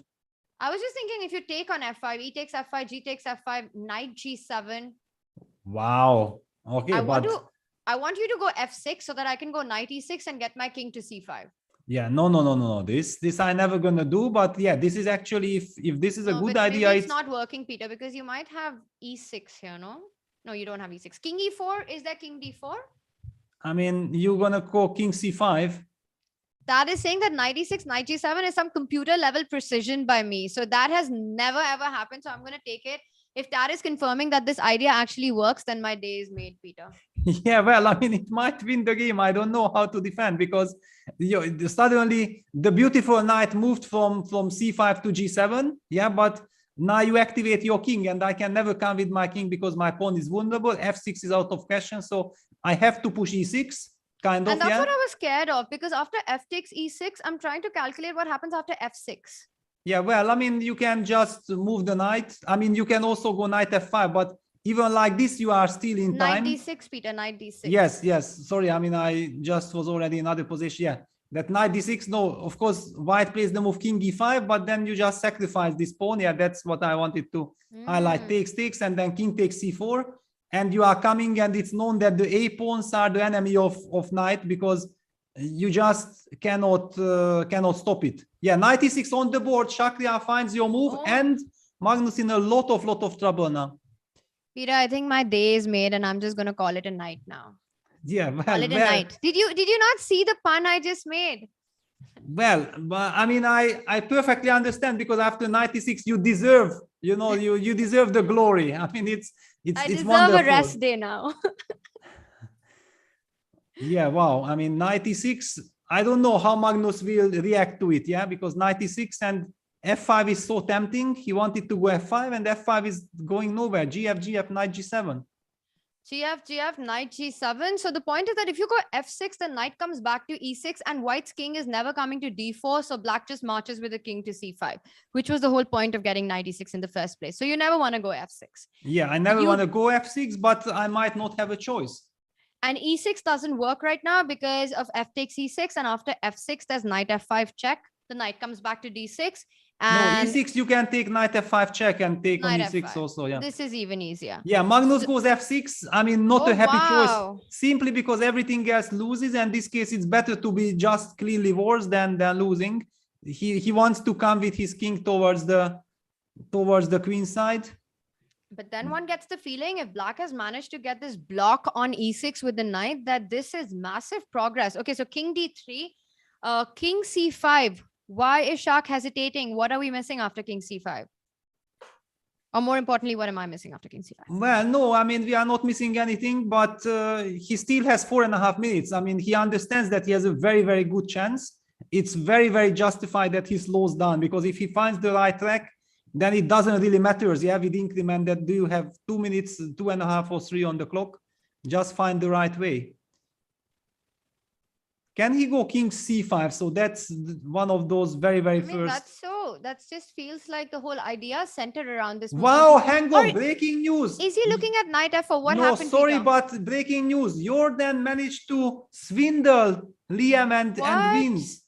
How did that even happen from that position? Let's just quickly take a look, because we thought that white has to bail out to look for a draw. Yeah, queen g5 takes, queen d5 check, and after rook f7, suddenly knight c6 happened with ideas like, using the pin. Maybe then black should have not played rook f7, just play king h8, e3, knight e7 check. Wow, wonderful. Not knight e5, knight e7 check, and using the pin. How this ends, Peter. If you move the king anywhere on the h file, there's queen h5 checkmate. So you can't go king h8 or king h7 because queen h5 is mate. And finally, knight g6, forcing the king away from the queen. What a fantastic construction there at the end. Yeah, unbelievable. What a swindle. Yeah, unbelievable. Amazing stuff. So maybe rook f7, he needed to be precise at that point. But Peter, let's go back to the Magnus game, because that's a very heated endgame currently. Oh, wow. We have been talking about king c5, and Shah says none of that. And our Evalbar seems to approve of what he's doing. King d7. So can someone explain this move? I mean, can Peter, you explain this move, please? Yeah, well, I mean, he simply wants to go knight c5 and then king e6. Yeah, he wants to reshuffle the pieces, which means that after knight c5 check, Magnus actually will have to play king d4. And for example, if black insists on going knight b3 check, then white goes king d5.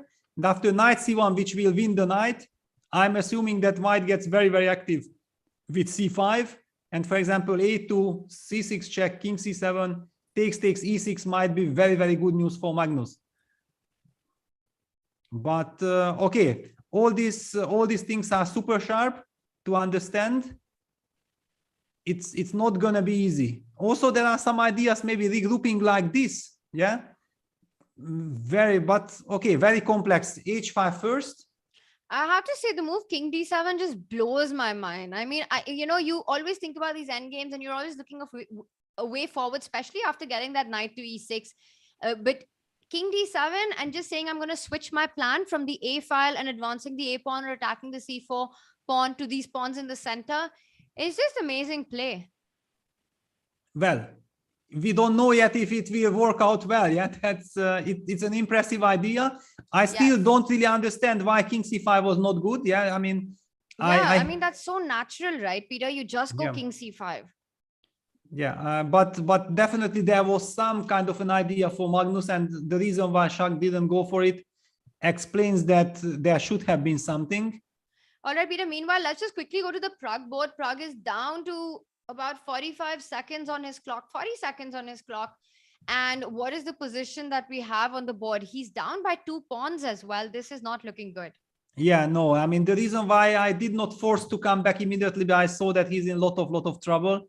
I mean, white can also just play a move like, no, rook e7, then rook f2. Hang on, rook c5 appeared. But he Hitting the can't bishop. do it because you have to save the bishop, right? Because if you take rook f2, then you just go rook c4. Yeah, and but the king bishop hides on the f1. file. Exactly. This was the move that suddenly hit me. Yeah, that how do I protect this pawn now? Okay, that's a good question because rook f3 runs into rook trade and the a3 pawn falls. Exactly. I mean, this is maybe a big cold shower for Anish, this bishop f1 move. And 6 seconds for Anish. 5. He needs to play. He goes knight e5. Okay, now things have gone a bit wrong, yeah, because now he picks up rook f2. Yeah, okay, but after rook c7 check, you have to fall back on the 8th rank, but g2 pawn is also hanging then. But knight g4, so this might be some very crazy position, like rook f2, rook check, c7, king g8. king g8, and then maybe knight g4. Rook g2. Black's moves are easy. Yeah, and I'm coming away and I'm setting some checkmate. Yeah, it's very scary. And it's on the board, by the way. He's gone for rook f2, rook c7, king f6, king h6, king g8 was the move because you want to escape a knight check. And here, knight g4, Peter, we are missing something because the eval bar says black is fine. Maybe he just go, no, he can't even just go rook f7 because of knight h6. Yeah, well, I mean, you will have some rook e2 at the end. It's incredible that it's not checkmate. I'm still digesting this. Yeah, knight g4 played. So Looks you mean like you take rook g2 and then you go rook e2? Yeah, but I just can't believe that this is holding. I mean, if this really works, then that's one of the most incredible escapes that can happen in chess. Yeah, I mean, all the pieces are threatening you. Yeah, rook g2, king h4, and then the knight attacks, both rooks attack. Black's king is on the 8th rank, no piece to defend it, and there is no win. It can't be. All right, can we just take a look? Rook g2 on the board. You're mentioning king h4 and this position rook e2.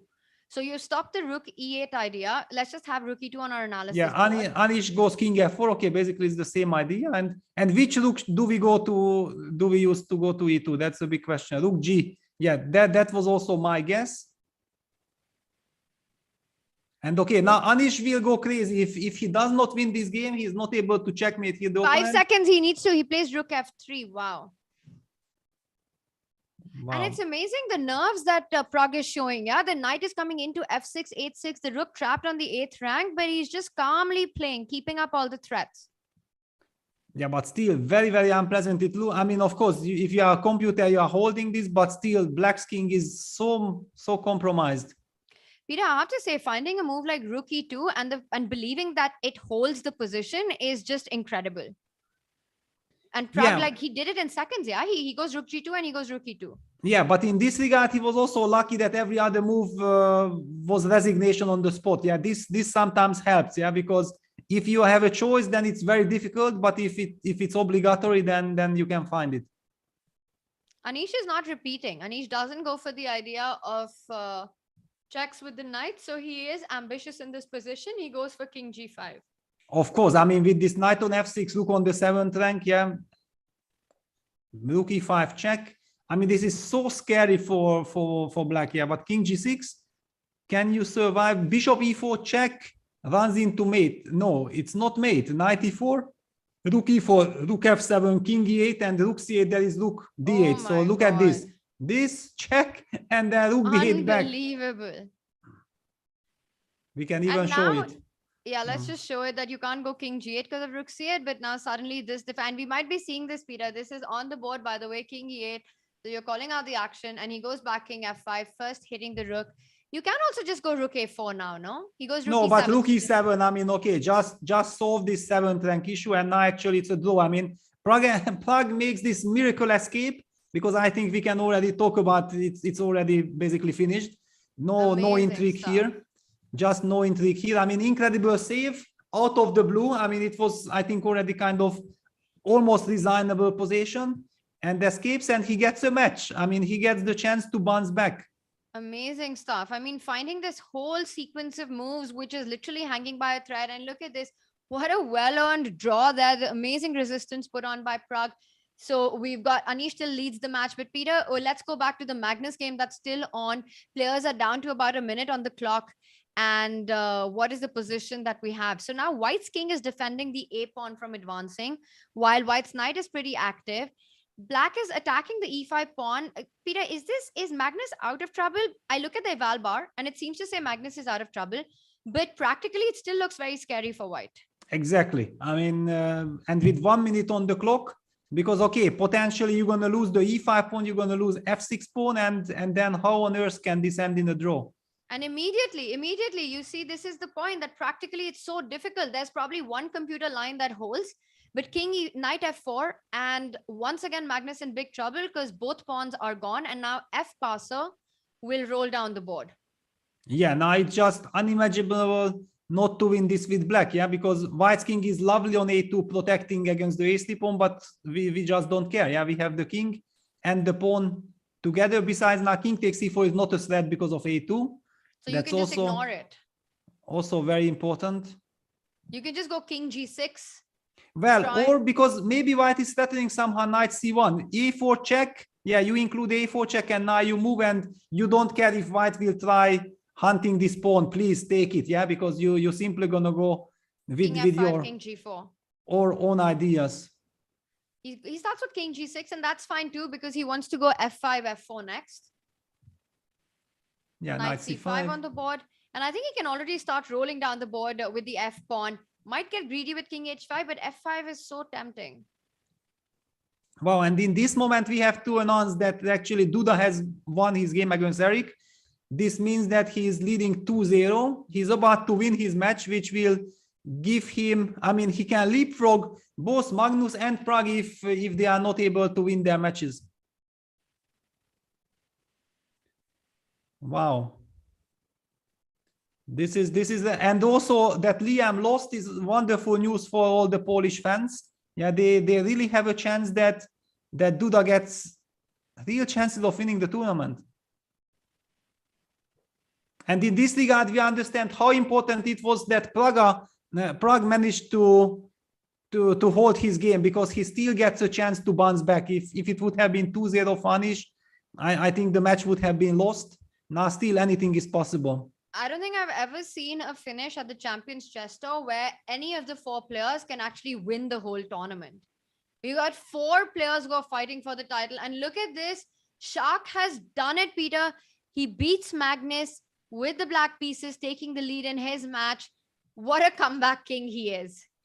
Yeah, absolutely. I mean, I feel like, this is the usual judgment day of the preliminaries when the players were fighting who will be knocked out and who will survive. Yeah, but now we have this incredible tension that who will survive to win the tournament. Just amazing stuff. I mean, let's take a look at our scoreboard going into game 3 of the day. We've got 2 more rapid games in each of these matches. So Magnus needs to have at least 1 win to take it into playoff. Currently, Shah leads the match 1.5 to half with a brilliant win in the previous round with the black pieces, showing amazing technique there. This idea of knight e6, then coming back with the king to d7, and eventually converting this knight endings. Knights are so tricky. Anish also leads his match against Prague, but Prague survived a big scare in game 2, which means he still keeps his chances alive and hopes alive because he just needs 1 win to level the match. But of course, now he starts the next game with the white pieces. So it's going to be interesting because Anish did try the King's Indian in game 1. Will he do that again? Because this time Team Prague is ready for it. Let's bring up our scoreboard one more time on the screen. And we have got Liem and Jorden, who have traded blows with a really nice finish there by Jorden in that last position, a mating construction, super cool stuff there. And Jan-Krzysztof Duda is just crushing Eric Hansen with a 2-0 lead. Peter, we're going to come back with game 3. We'll take a quick break. Air quality isn't the first thing that comes to mind when you think about chess and esports, but it affects our focus, decision-making, health, sleep, and more. What's in the air you breathe?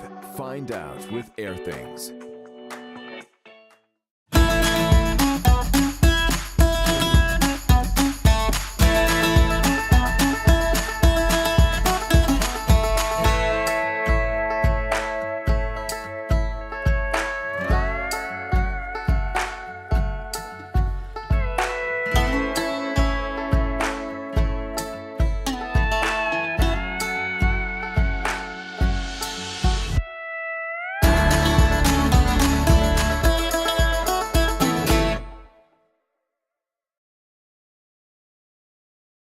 The dragon is the opening you can play against first move 1 e4. It starts with the Sicilian c5. We control the central d4 square, and we don't play symmetric chess. After knight f3, we play d6, intending to develop knight to f6, so it can't get hit by the e5 pawn any longer. After d4, we take, knight takes. Develop the knight, knight f6, knight c3, and now the dragon move g6. We intend to fianchetto our bishop, and then castle, and the shape of our pawn structure here resembles the dragon, and that's why this is called the dragon variation. This is John. John loves to study chess. This is David. David loves to study chess as well, but efficiently. John spends more time setting up the board and figuring out what's on the page of his book than he gets to study. David likes to take it easy and use his time wisely.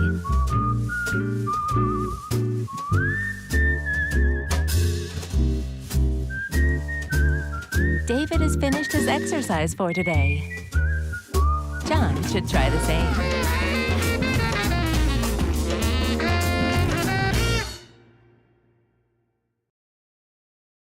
Welcome everybody. My name is Jan-Krzysztof, former world chess champion. Are starting a new course here for Chessable. A very special chessable course. Master your chess with Judit Polgar. You know what? I learned a lot.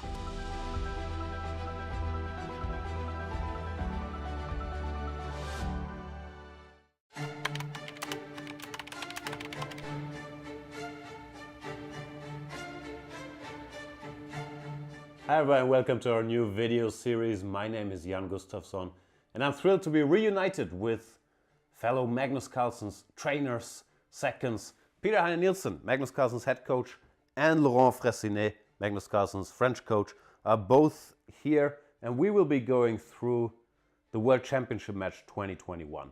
Our experiences with it, the games, what we prepared, where we felt things went well, where we felt things didn't go well. Peter, we have different perspectives because we were in different locations. Very much. I'm looking forward to talking to you guys about it because you were in Thailand during all the match and I was in Dubai with Magnus and his non-chess team. So I see some kind of debriefing where we will discuss what was the mood in Dubai, what was happening in the technical department in Thailand, and we got to sort of basically compare notes and get the two kind of inside looks from the match. Very much so. And Laurent, we are actually in your private home. Thanks for having us. It's a big pleasure to welcome both of you. And I'm sure it will be interesting to talk to you guys about the match. Likewise. So we hope you guys enjoy the series with our behind the scenes insights. See you then.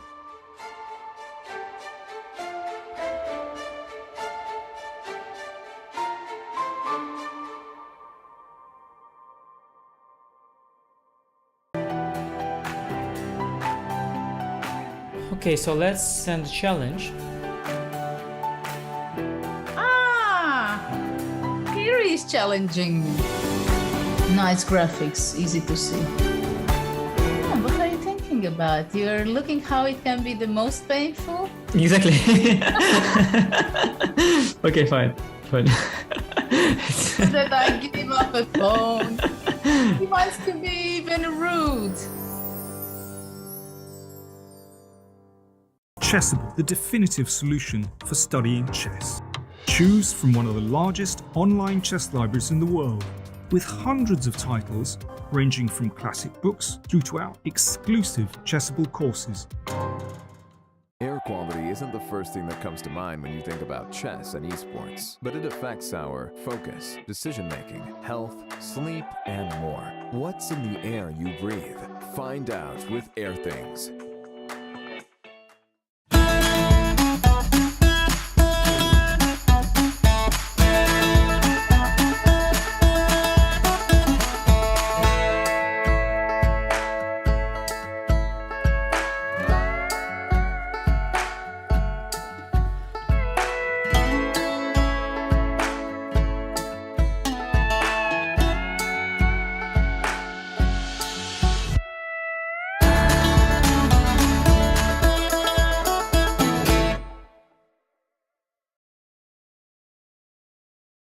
The dragon is the opening you can play against first move 1 e4. It starts with the Sicilian c5.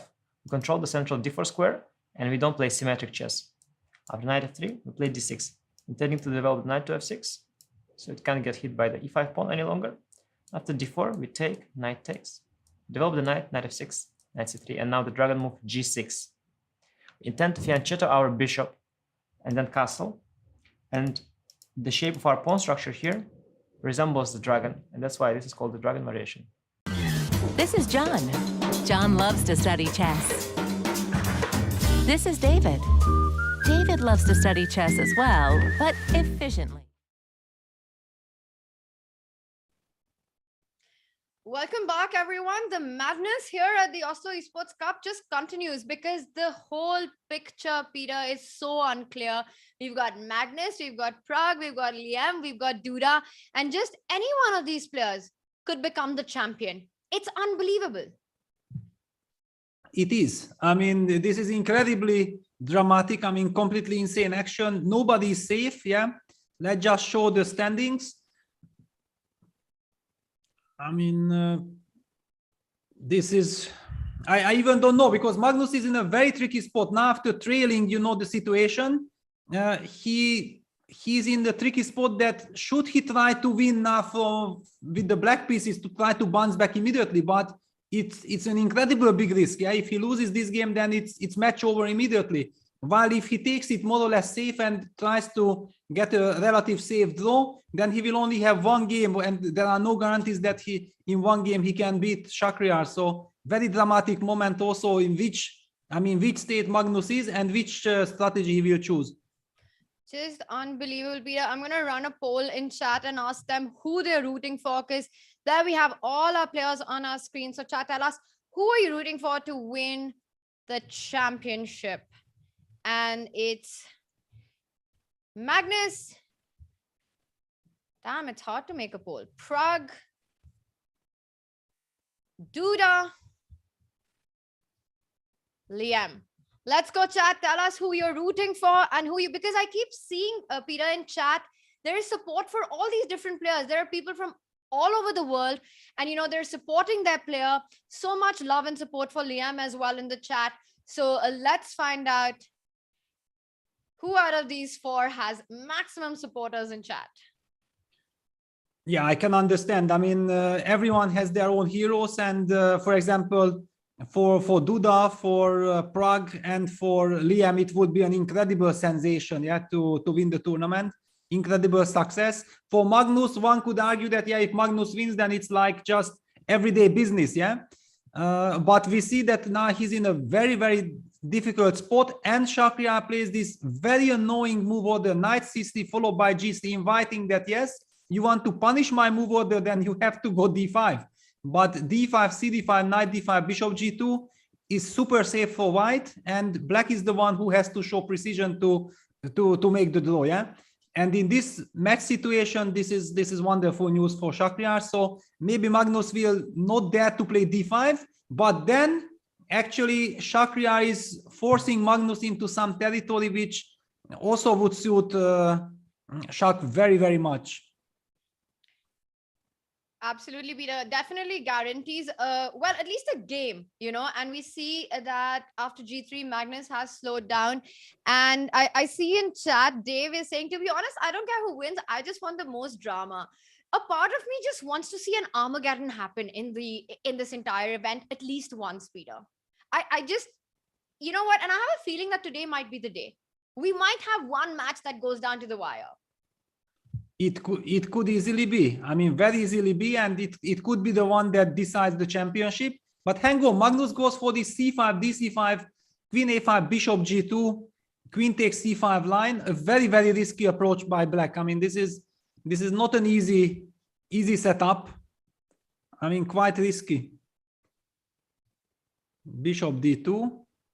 I also feel like there was a game between Mamedyarov and Magnus already in this one. Wasn't it when somehow black was capturing on c1 and then was capturing on a2 and lost the game? Please tell me, because I do have this deja vu feeling that something like this we have witnessed.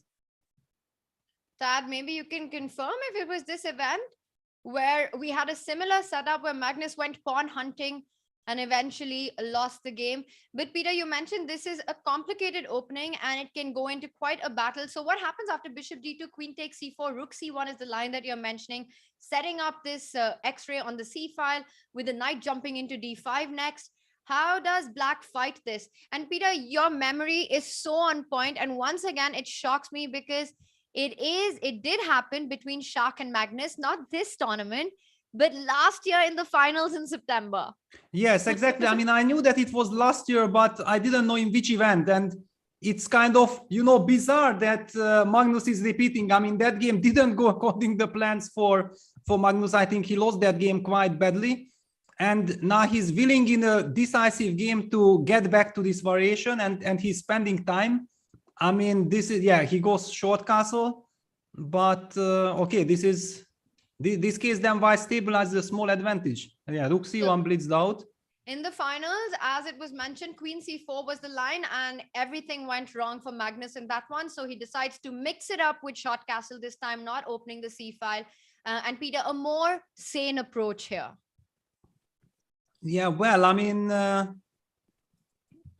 more sane, but to me, actually, it's insane, I have to say, because, I mean, why do you play this opening from the black side? I don't think that you will have winning chances. Yeah, you are slightly worse because of the space. Yeah, white has a very comfortable position. Where are the winning chances? But at the same time, we do understand that if white will be able to start squeezing black, yeah, then it could be quite unpleasant for black.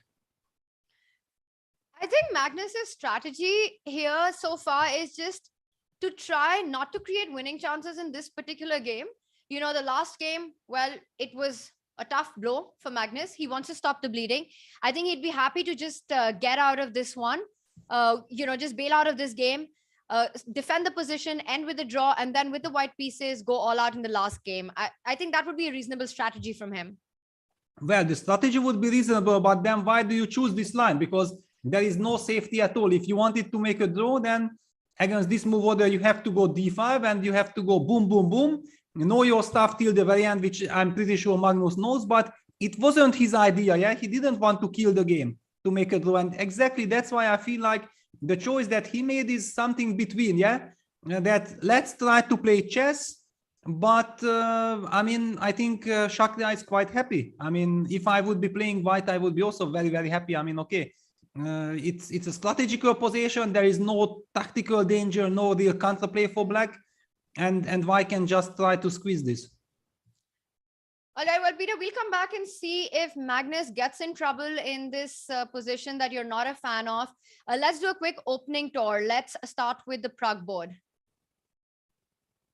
Yeah, Anish tries to be super professional for this game. Yeah, no more kings in their business after he took the lead. Peter, I don't know how many times you've seen this opening in this store. I mean, throughout the last couple of years, Wesley has played it. It's been such a just deja vu when I see this position.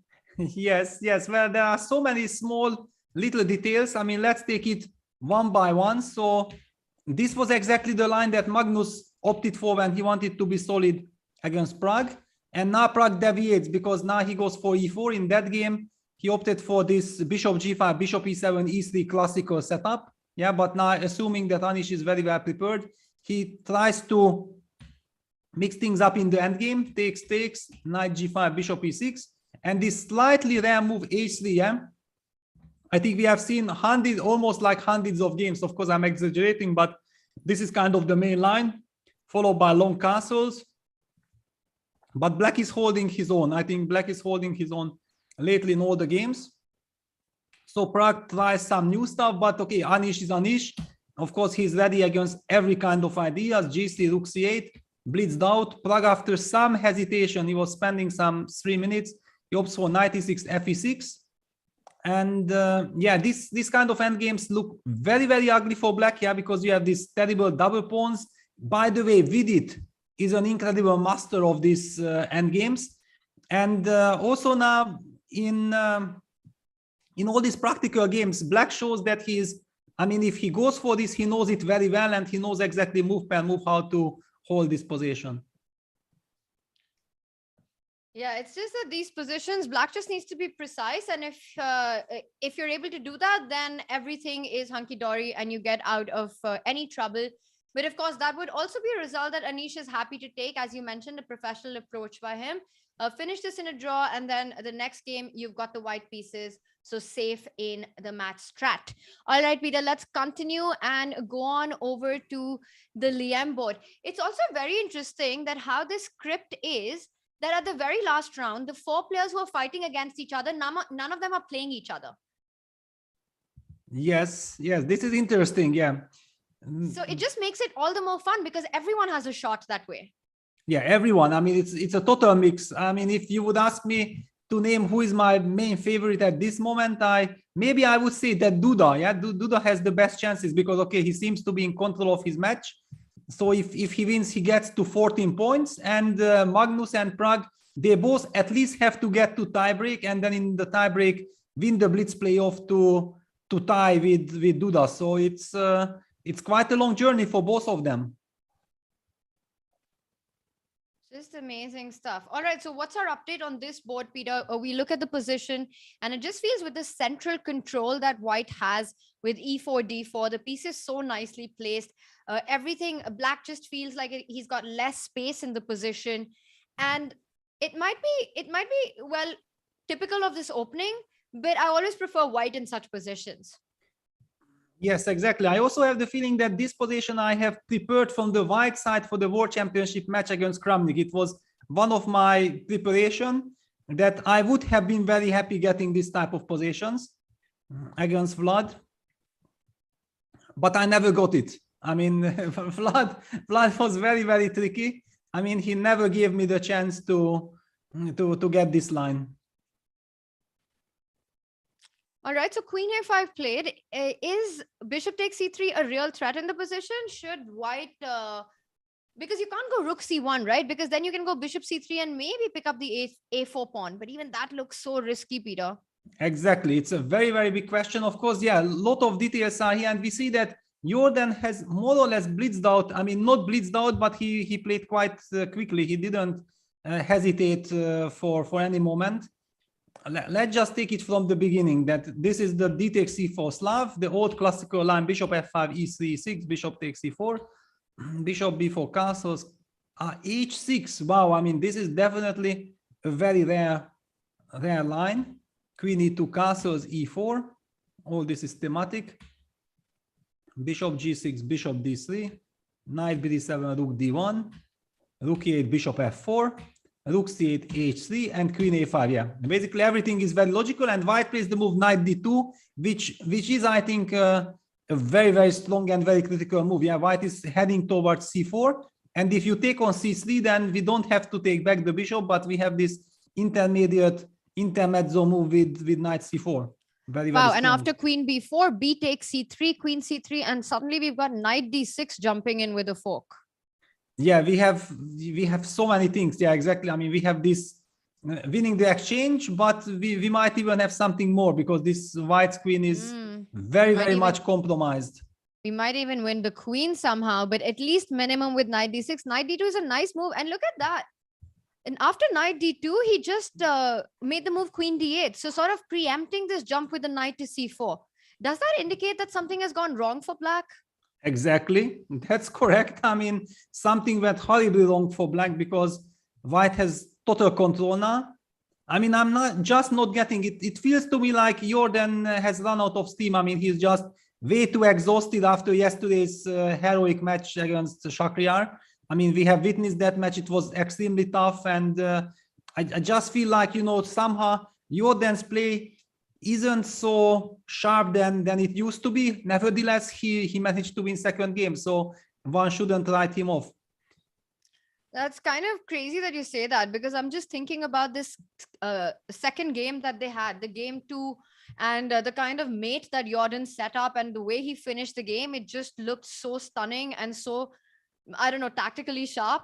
So it's interesting that you feel that he's run out of steam and yet he's able to checkmate Liem like that. Yes, yeah, but sometimes, you know, when you are very tired, it's very difficult to play with the black pieces, yeah, because with white you get your kind of position that you are hoping for, and then it's kind of, you don't feel the tiredness. But with black, I mean, if you are stuck with some unpleasant position, okay, or maybe this is some incredible deep preparation, you know, it could be, then big apology to Jorden and his team, but somehow, I mean, it feels so unnatural. I just can't believe that this is real preparation. All right, Peter, we'll come back to this one. It looks like things have gone wrong for Jorden. The score in their match is level right now, but Liem looking good, complete control over the position, while black just very passive. Let's take a look at the Magnus board, and that is an interesting position. Have things gone wrong for Magnus as well? Well, I mean, I would say that nothing went really wrong. It's just the logical follow-up of what happened. Yeah, I was telling you that this is very unpleasant for black. Yeah, white just plays b3. I mean, black is running out of space. The queen on c5 is vulnerable, and don't mess with Shah like this. I mean, if he gets the initiative, he gets the position he believes, and with normal nice moves, yeah, queen h5. Of course, this is the idea of Magnus. He wants to go bishop h3. So something like short castle, bishop h3, and I would immediately change my opinion. Like, no, black is perfectly fine. Black has his play, but of course, after a move like queen h5.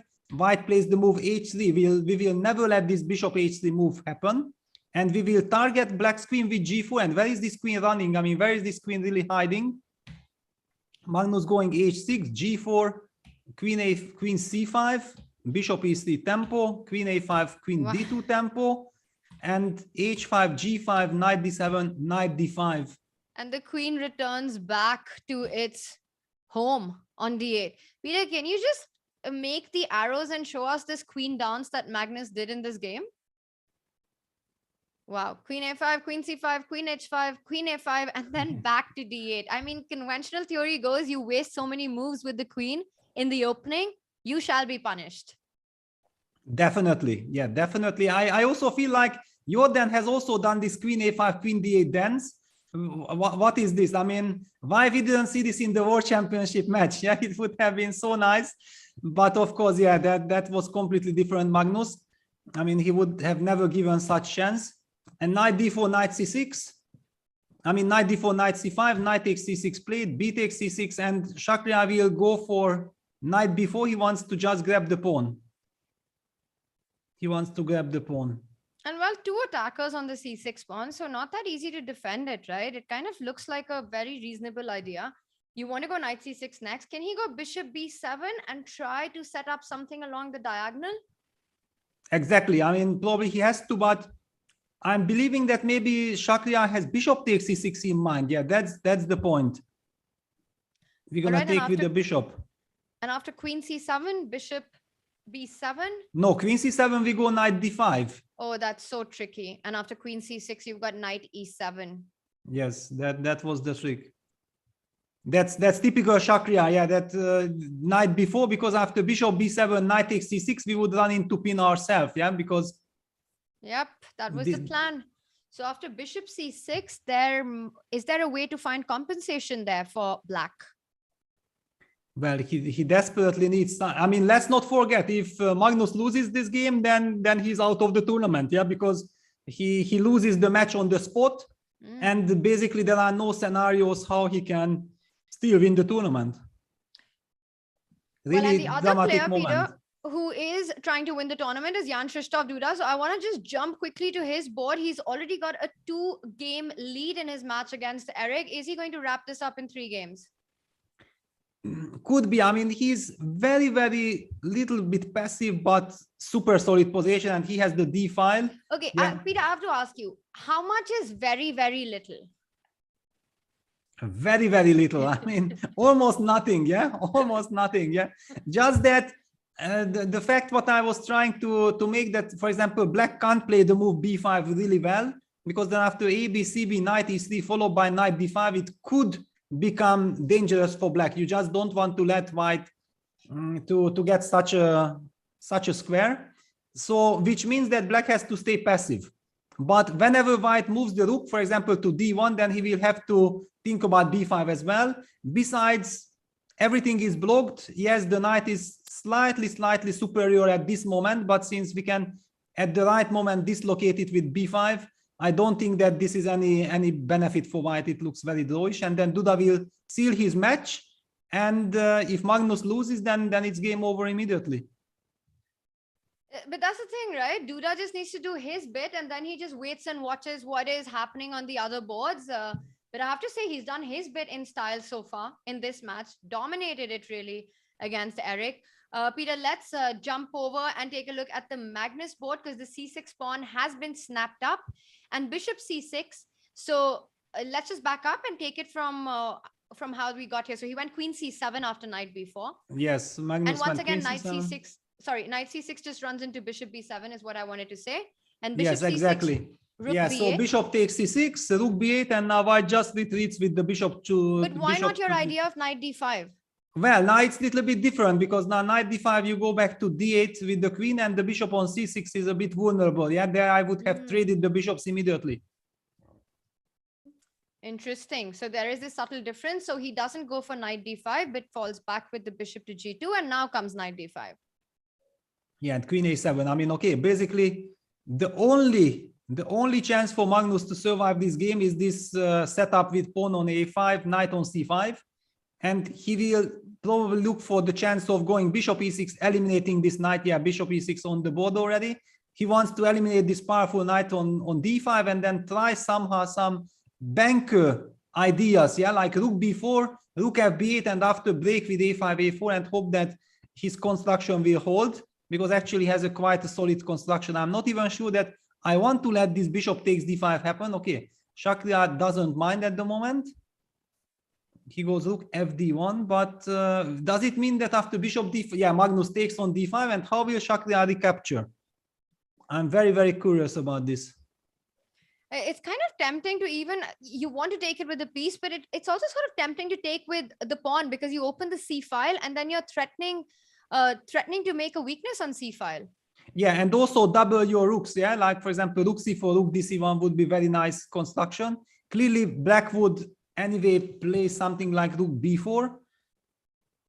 What did happen? Yeah, Shakhriyar takes CD5. Yeah, I think this is the practical decision. Let's just compare. Yeah, let's just show that if white simply takes bishop takes D5, then the idea I mentioned with rook B4 followed by rook FB8, and then eventually breaking this pawn structure with A5, A4 would be become reality. And I don't even know how white can fight for advantage, because black get this lovely blockade and all the pieces are wonderful. But after CD5, it's clear that white will have an advantage. The only question, will black somehow be able to survive or not?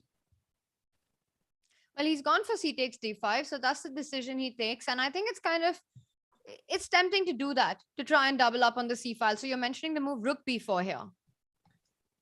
Yeah, rook B4, but it also allows bishop takes C5. It's a big question, yeah, but it has to be played. Yeah, simply you don't have time to play rook FC8 protecting your knight, because then white already plays rook C4 and you will never get rook B4. So good or bad, you have to go for rook B4, and then if bishop takes C5, DC5 happens, it's kind of okay, because after D6 we might have rook D4 or something. All right, so rook B4 on the board, rook C2, Peter. We'll come back to this as it's going to be a long fight. Let's get an update on the Prague board and see how it went in that opening that we had from Anish. So bishop C5 on the board right now. Yes, bishop h3. Pragg was hitting the pawn on e6, so making sure that if black wants to protect it, okay, he could have played the move knight c5, maybe, but Anish did not want to clarify his knight yet. He went king e7, castles, king f7, also very, very typical. We have seen this from Wesley. I think this king dance, king e7 shocked us in his first game, but then already now we know we are not shocked anymore. Bishop g2, rook c4, like this protecting the pawn. That's why Anish did not want to commit his knight yet from d7. Rook e1, knight c5 comes now. Bishop e3, knight d3 jumps with the tempo. Rook e2, bishop c5. I mean, the position has the potential to just liquidate into everything because rook a1, black will just give this pawn on e4, just activate the rook with d8 and says, please take it. And then we're going to shake hands because it's a dead draw rook endgame. All right, so it looks like black has everything under control, which means that Pragg will have to go crazy and go all in his last game with the black pieces. And that's never easy, right? One, you're playing against a player like Anish, and then to win on demand with the black pieces is a mammoth task. Yeah, but I think the sharpest game is actually Liem versus Jorden, because Jorden has sacrificed the exchange. And I would say that, you know, he got really nice pieces. Yeah, this bishop on d4, knight e6. I mean, very, very nice construction. The big question is, however, that will this bishop from g6 get into the game? Yeah, because this is the typical structure when this bishop is compromised. However, probably white will not have enough time to knight e8. He has knight e8 hitting the f6 pawn. Okay, this is very, very important. But still, after, for example, let's play a move like rook e7. You take on f6, I go king g7. If you have to go knight h5, then okay, we take. And okay, I will start jumping with the knight. Yeah, knight f4. I have this lovely bishop. I mean, d4 square, f4 square. This is a typical compensation position. And probably white has to go rook a3 here, but you can take on b2. Well, I'm even not sure if I need to collect something. Maybe I even just want to stabilize the structure with a6. And then king f6, pawn on h5 is also falling. I mean, why isn't black holding this position? It's a big question. I mean, certainly I like this position more for black than when it was just bad, yeah? I mean, here after this knight c4, it looked like a very bad position. This exchange sacrifice, I think, is already some kind of a practical chance for black. So knight e8 on the board, and Peter, we have knight f6. So we are seeing this line, and he plays bishop e6. Yeah, he takes bishop e6. Yeah, this is super important. Yeah, you have to eliminate this knight, yeah, before going knight h5. Super important. And Jorden takes the knight, and now we're gonna see bishop f5. Yeah, this is a much better version for white, but even this isn't so clear. I mean, we see evaluation bar, of course, engines will always show that white is clearly better. This is some kind of a plus-minus position. Believe me, with the bishop on d4, there are always practical difficulties. And Peter, we're getting a big update that Anish might be close to wrapping up his match. Let's jump quickly there. Is he completely winning here? Knight b3 was the last move. He played rook b1. And why is black so much better here? Is it knight c1, knight d3? Yeah, wow. I mean, I think these are nerves. Yeah, that Pragg simply, I mean, he opted for this knight b5. I mean, of course, we talked about this, that with rook a1, probably he can just make a draw and then eliminate the c4 pawn, but it's not enough for the match situation. Peter, and then he opted like this. And look at what has happened. He finds this knight d4, and the knight on a7 is trapped. You hit the rook on e2, you go rook a4 next, and the knight has nowhere to run, nowhere to hide, and it's not only game over, it's match over. Yeah, it's really a tragic ending to this game, because I mean, there was just no reason why. I mean, the position was fine for black. You kind of had to settle with white that, okay, I got nothing. Okay, we're gonna make a draw, and I will try in the last game with the black pieces, because you have to compare the situation. Yeah, I mean, we know that with black it's very tough to win, but if the position doesn't let you any winning chances, and instead of making a draw, you have to play bad moves, and then you probably going to end up losing, then the draw is already better. Yeah, and then you will have to face this situation with the black pieces, but it's already preferable than this. Just amazing stuff, yeah, at the end, that just it's completely gone after you pick up that pawn on a7, knight b3, knight d4, rook a4, game over. Rook c1, and now you just pick up the knight on a7. Peter, any chances of any miracles here? No chances. No, absolutely no chances. I mean, White's bishop is locked out of the game. Black will just collect this knight, and rook c7 check can be answered by rook d7. I mean, really nothing to talk about. And look, yeah, Pragg is very, very disappointed, heartbroken that this didn't go the way he intended. But these were nerves, yeah. I mean, this move knight b5. Otherwise, you can't explain this. And rook c7 on the board. Definitely Pragg looks quite disappointed there, just with the way the match has gone. And you know, Peter, regardless of, you know, what of him losing this match, he's had this amazing tournament, right, with this big result, and it's just shown that he fits right in. But very often as chess players, the last day and the last match has this big effect on you, and it sort of leaves you a little bittersweet, no matter how good the tournament went before that. Exactly, yeah, it's always very, very difficult. After all, he lost yesterday to Duda, and now he loses to Anish. Basically, I think it's not premature to already say this, because okay, it's a piece up for nothing, absolutely for nothing. I mean, it's unimaginable that Black is not winning. Okay, if he would have 5 seconds on the clock, maybe then, I mean, even then I would say that no, with increment 5 seconds are more than enough to win this position. But with 6-7 minutes on the clock, there's just nothing to talk about. And that means once again he wraps up his match in just 3 games. Yeah, so I got proven wrong. Yeah, I felt like, you know, this will be a match till the very end. Yeah, that this will be an incredible battle. But somehow this first game had the impact. Yeah, this King's Indian was a brutal surprise. Yeah. Yeah. A big shock there. And I think after that, after losing that first game, it's just been really tough for Pragg. And Peter, it's sort of interesting because the 3 matches he lost to Magnus, to Duda, and potentially this one just gets the feel that, you know, it was difficult for him from the very start and sort of just didn't get the momentum going in any of the games. Yeah. I mean, okay, but we talked about this, that, yeah, Pragg made such an incredible impression that you should not let him play his chess. Yeah, if he gets to play his chess, he's incredibly strong. I mean, and whenever he got a chance, he used it. Yeah, I mean, we have seen so many players miss their chances. Yeah, but whenever he got the upper hand, he was actually using it. And I think that this absolute top guys somehow understood that they have to be very, very professional at the very start. Yeah, just don't let Pragg get his game, and then it's tough. Then it's tough. Just amazing stuff. Anish, I think, was really in form in today's match, you know, except that moment where he allowed rook takes b3, except that slip, he really kept things under control and pushed for a win, even in the one endgame that ended in a draw, the game 2-1. He really went all out for it. So a tough day for Pragg, but yeah, King e7, tough to say that there's any hope in this position because he is a piece down, but that doesn't, Peter, he still has so much support and so many people across the world cheering for him. I'm being told that our poll results have come in, and who are you rooting for to win the championship? Pragg at 37%, people supporting Pragg, 29% to Magnus, and a division, a split for Liem and Duda with 16%.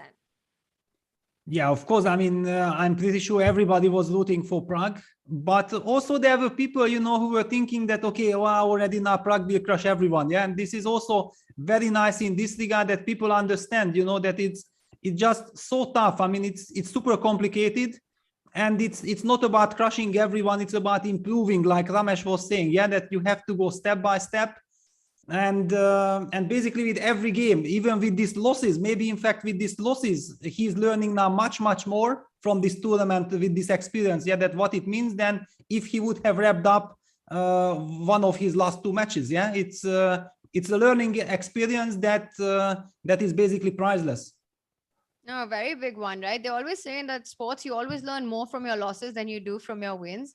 So a tremendous performance here by Prag, but unfortunately, this last match doesn't look like it's going to go his way. Peter, we've got action on the other boards. Let's jump to the Magnus one. What is the update on this? I see that White has an extra exchange, and to me, it just doesn't look like it's going to be enough for Magnus, the compensation. Sure, the bishop on c3 is very pretty, and once you start rolling that d5 pawn, it might get fun for black, but it's hard to imagine that this is going to be enough for black to hold.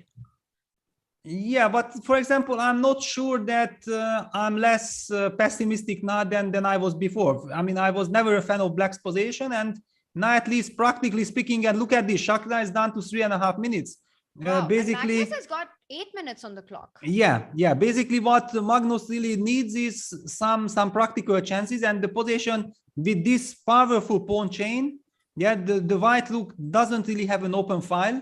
Yeah, and his structure is slightly compromised with this pawn on g5 and the pawn on a2. Of course, he would be dreaming of using some trick with a4, yeah, because then he would get an incredible passer.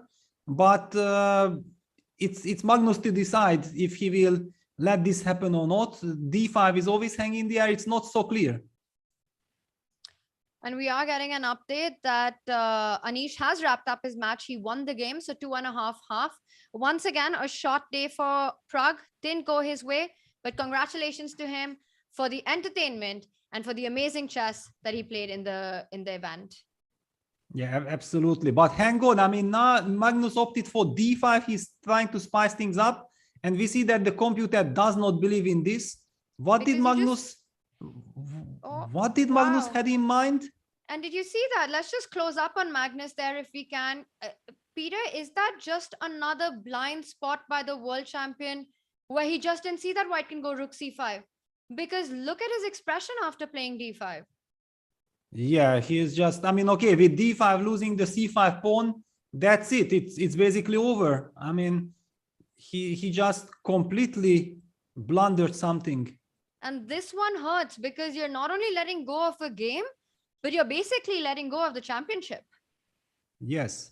I mean, okay, here, what is it? Yeah, we talked about that. Yeah, black's compensation is the powerful pawns chain. Yeah, that white's look is kind of trapped. Of course, as we pointed out, a4 is kind of a strategical threat. But I mean, anything is better than to blunder your c5 pawn. Yeah, I mean, d5 was played by, I don't know how to explain this. Rook takes c5, d4, and now Shakhriyar even gives his pawn on a2 because a2 pawn is not important anymore. He will go probably rook c7 and then queen c4. He's just going queen f3. He's just going queen f3 next. If you go king g7 or king h7, the queen comes into the attack. Wow, yeah, then it's basically just immediately over. Yeah, king g7, queen f3, and queen a6 is met by rook c6. And then queen f6 check, and it's goodbye. Oh my God, yeah, this is insane. On the board. I think even after king h7, you just go queen f3 because queen b3, there's queen f6. But then d3, no, then rook h8, checkmate. d3, yeah, rook h8 is mate. it's still checkmate. Yeah, beautiful. Yeah, let's just show this. Yeah, queen f3. On the board, Peter, he's going for it. Shah is going to show it. Queen takes b3, queen f6, d3, rook h8 is game over. And it's so hard to understand what happened with d5. You know, when he played rook a2, missing the fact that black's bishop can capture the rook on a2, in some way, you know, you feel, okay, you can just forget the bishop on g8 is a little far away. I mean, it's hard to explain or put it into words, but you just forget about its existence. But d5 and missing rook takes c5, how do you explain that? Yeah, I don't know. I mean, Magnus will tell afterwards. It's really shocking. But one has to be also fair that he was in a very difficult spot. Yeah.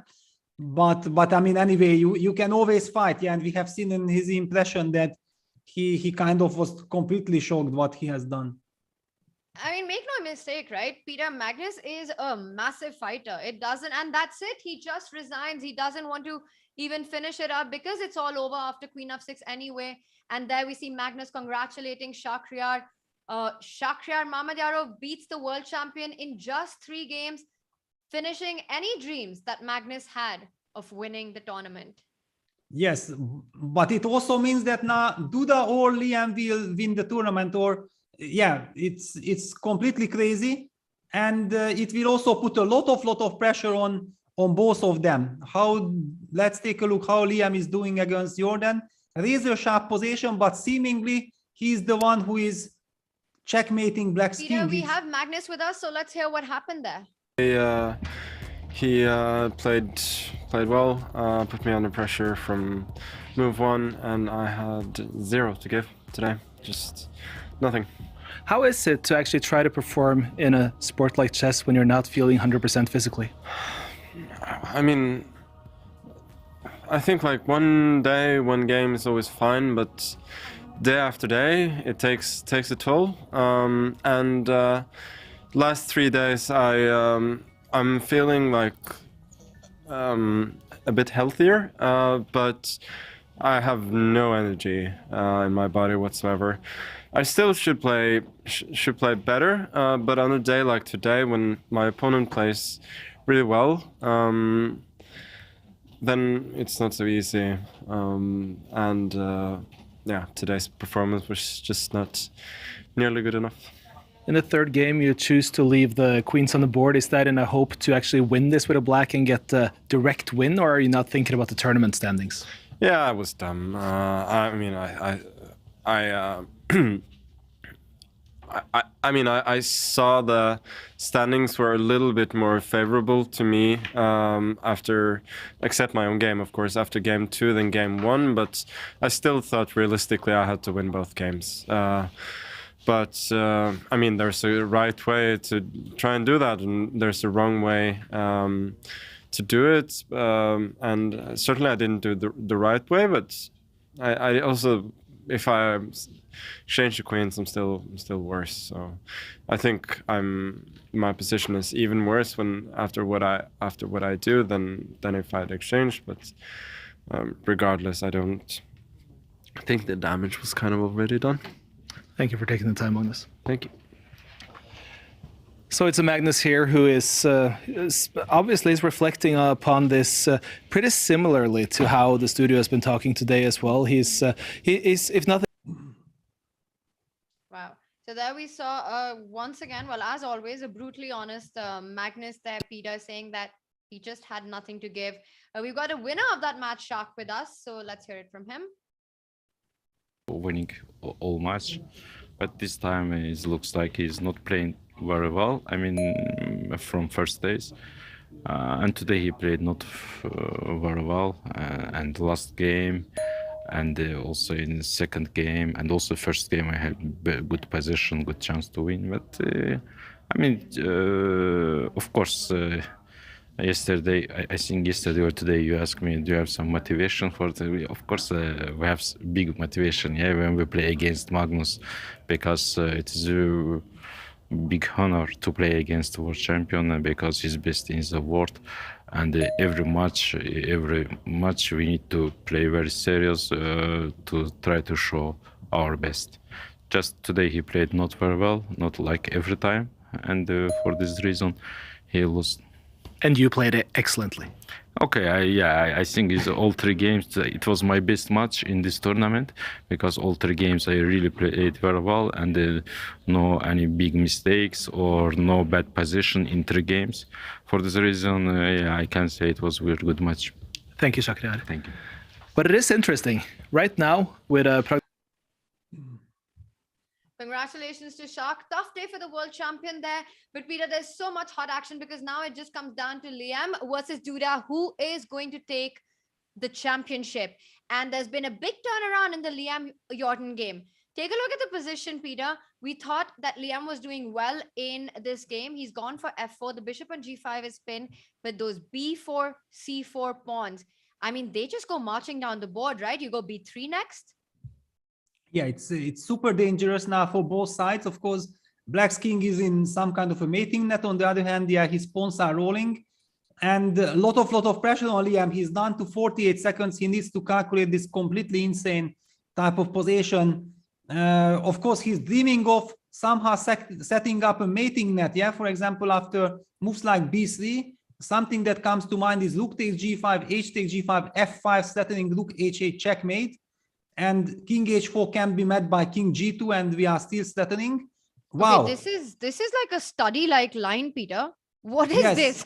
Yeah, how but are you spitting out this? This is just amazing stuff. And g4 here? yeah, but the problem is that g4 and then h4, king h4, then black escapes and probably wins the game. Yeah, there is no mate. Liam goes for b3, rook h8, and we see then after rook h8 immediately Jorden plays king g6 and fg5. So you still can't go down the board with b2. Rook h6 would be made. So h takes g5 played, and he's giving a check. So Peter, this is how he's going to draw: king h6, rook h8, king g6, rook g8. This is the perpetual. You can't go king to h7. Well, you can, but then white picks up the g5 pawn, and if king f6, anyways, rook g5 and check along the 5th rank. Yeah, well, is it so simple? I mean, you can also give rook f5 check immediately. Maybe I would prefer, because otherwise, if you take with this rook, then I will be able to escape. Yeah, I mean, there's always rook b5, right? Yes, yeah, but rook b5 takes c3, and I'm queening my pawns. Yeah, this will never end well. Besides b1, I mean, okay, just to make more sense to it, yeah, we have to give a check. King g7, rook b5, but then takes c3, wins for black. And a big blunder by Liam. He goes for this line, Peter. We'll have to see what was the right way forward, but Liam goes for this setup with rook g5 and playing on seconds there, b2. And wow, this is a mistake again. What is going on here? Wow, I mean, how is this a draw now?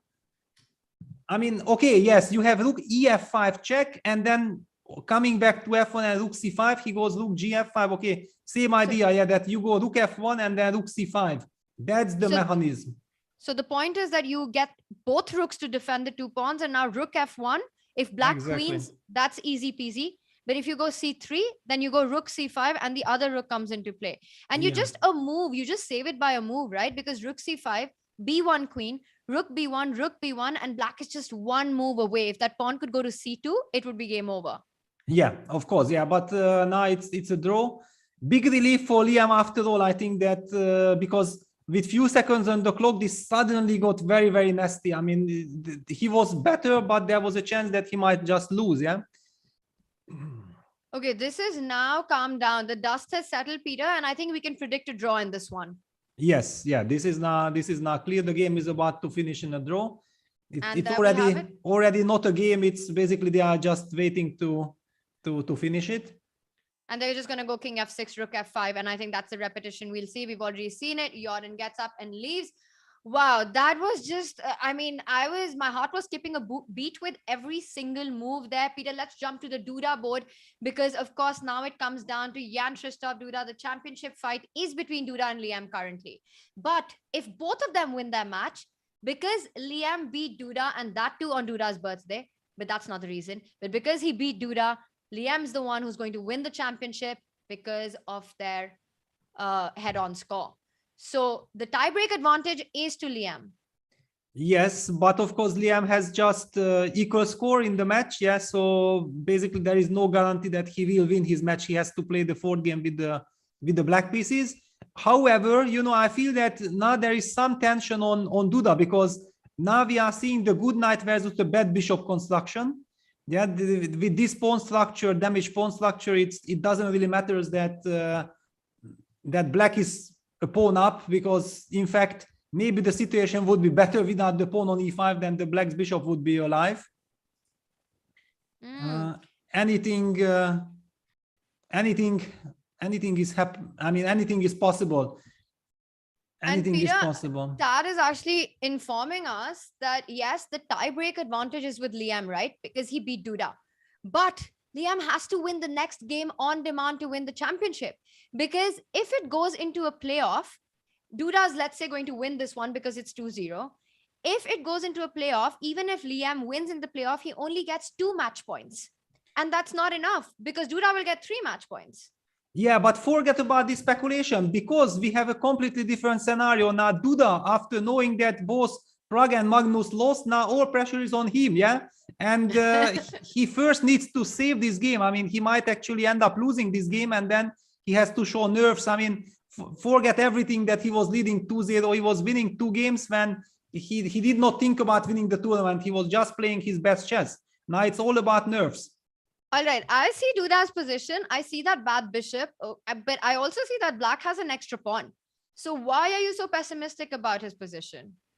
Well, I mean, simply because I hate bad bishops, yeah. I mean, and I'm loving the good knights, and besides, now King F4 runs into some tricks with Knight C5 threatening Rook take G7, and also this King on F4 is in some kind of a jeopardy. Can I just say, even that position, I'm not sure. Like, imagine white gets Rook G7, Knight E4, you take King takes E4, and the king comes back. What is that? Yeah, no, probably I will not even go for it. Yeah, you are right. I will not go for it. I will just enjoy my position. I mean, it's torture time. It's torture time. Yeah, King F4, Knight C5, and we're not gonna take on G7. Forget about Rook take G7. We're just gonna go King F2. And King F4, Knight C5. King F4, Knight C5 on the board. Yeah. Wow. I mean, this is very, very nasty for black. I mean, and look at the evolution bar also going higher and higher, because this is now, I mean, the rook is, not only the bishop is bad, bishop could be bad, but now also black's rook is completely stuck. And if Eric actually wins this one, then we have a real match on our hands on this board as well then. Because we just thought that Duda's wrapping this up, most probably in 3 games, just simply the way he's playing. Yeah, but I mean, always whenever it's about the title, things are going completely crazy. I mean, this is already not just chess, it's about nerves. Besides, Eric is playing an incredible masterpiece here. Yeah, like he created chances for himself and putting Duda under a lot of pressure. Bishop h6, Rook g6, Bishop g5 is met by Knight e6. Can we actually take this? It depends where you're going with the bishop now, right? At Bishop g5, you definitely take it. Yeah, but and where is black moving with the bishop actually, Peter? It's kind of not an easy question to answer. Maybe you go, can you go Rook g7? Can we take a look at this? No, then Knight e6 directly. No, then Knight e6, yeah. I don't know. Yeah, we should take a look at this Bishop g5, for example. Knight takes e6. Knight takes e6. We have 2 options. We can sacrifice the exchange and take on e4 and try our luck in this position. But I'm scared about the b7 pawn falling. I don't know how to get to it. Maybe we get to it from Rook d6, Rook d7, so you don't have Bishop d2. Yes, I mean Rook d6 and then Rook d7, because this is an incredible jolly joker. Yeah, this pawn on a5 should win the game. Bishop g5 on the board, and the other option after Knight takes e6 is to go King takes e4 and Knight takes g5 check, and then King f5 is met by Rook g8. Maybe that's not the best idea. Maybe it's time to try to go active with the king. I think. But wow, I'm D3. loving Eric's move. King f2. He's not trying to win material, because actually, where is black's Bishop move? h4. Bishop h4. King e2. All right. Well, at least I'm not losing a piece anymore. Rook h7. I'm glad Duda answered the question. Yeah, no, but I mean, it's not about the piece. It's about some mating ideas. Also, Rook takes e6, Knight d3 check, King e4, Rook e5 is checkmate. All right, so Rook e6 is what you're suggesting? No, I'm not suggesting. I'm not liking the move Rook e6, because you might go Bishop g3, and I just wanted to show that the end game, but there are such scenarios that checkmate can happen. But yeah, after Rook e6, Bishop g3 was holding. King he d3. Goes King d3. Somehow black is just dreaming of trying to get that rook from h7 into the game, but this b7 pawn is the Achilles heel in this position, and he constantly has to defend it. Yeah, King f3. I mean, at Bishop least e7, Peter. Bishop e7 is the idea now. Then Knight b7. Yeah, no. At least now black's king is somehow safe. Yeah, and maybe he wants to go Bishop d8, hitting the a5 pawn. So black has a little trick here. It's a move. Bishop d8 is a move. Yeah, that's super important. Yeah. What do you play after Bishop d8? Well, maybe Knight b3. Yeah, on the board I have to play Knight b3. I can't give up the pawn. Okay, but then black is kind of breathing. Yeah, then you have Rook d7 check. No, then it does not work. Maybe then should we just, yeah, but this will end up in a, I mean, at least now you have very good chances to save this. Rook f5. King g4. Will we see Knight takes b7? Then there's Rook h3 check. Yeah, rook h3 check. Yeah, actually, up yeah. the Now c3 that pawn? you moved the king to g4, yeah. Knight e6, but rook h3. He goes rook d7, king c4, then b5. Is b5 what he wants after king c4? Yeah, no, now black is just perfectly fine. Now black, even if he wants, he cannot lose the position unless he blunders his bishop on a5, which will not happen. Yeah, bishop b6. And okay, that's it. I mean, there is just way too little material. We have forgotten that actually Eric was very, very low on time. Yeah, that's why he lost control of the position. He had something more than this, definitely. 5 seconds on the clock. 4. He needs to move. He makes it in 3 seconds with 3 seconds left. Rook f6 on the board. But now maybe he can even go. I was thinking rook d6, but that doesn't help because white always has e5 if he wants it. Bishop e3 instead. Yeah, bishop is c4. I mean, white is still trying to, yeah, black goes b5. So if white wants something, he has to go c5. But it's not clear if this is such a good move. It's a big weakness.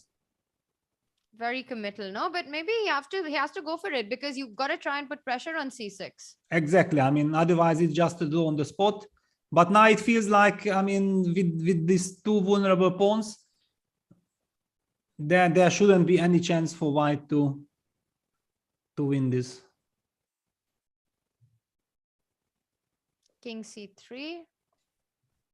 Very, very bad news for Liem, yeah, because otherwise if Eric takes this game, he might have had the chance that who knows what will happen, yeah, then maybe he should have not gone so completely all in with the black pieces. Yeah, there were some plan B options.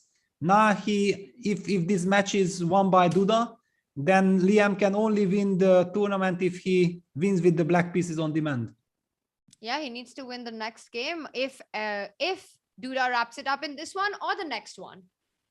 No, if it's a draw here, then it's automatically over, yeah.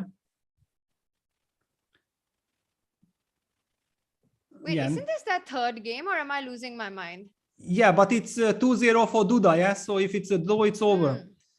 No, I mean, even if this ended in Eric's favor, if Eric won this and the next game Duda draws, still Liem has to win. Yeah, but I mean, okay, then at least there is a theoretical chance. A lot of nerves are involved. Who knows if Duda will not lose? Yeah, anything can happen because he also doesn't know for which result he has to play exactly. And also, it's not obvious that Jorden, just wants to make a draw. Why should he? Yeah, I mean, if he knows that everything, I mean, Liem has to win, then of course it's a nice strategy. Okay, I'm just gonna play for a draw, and my opponent needs to go crazy.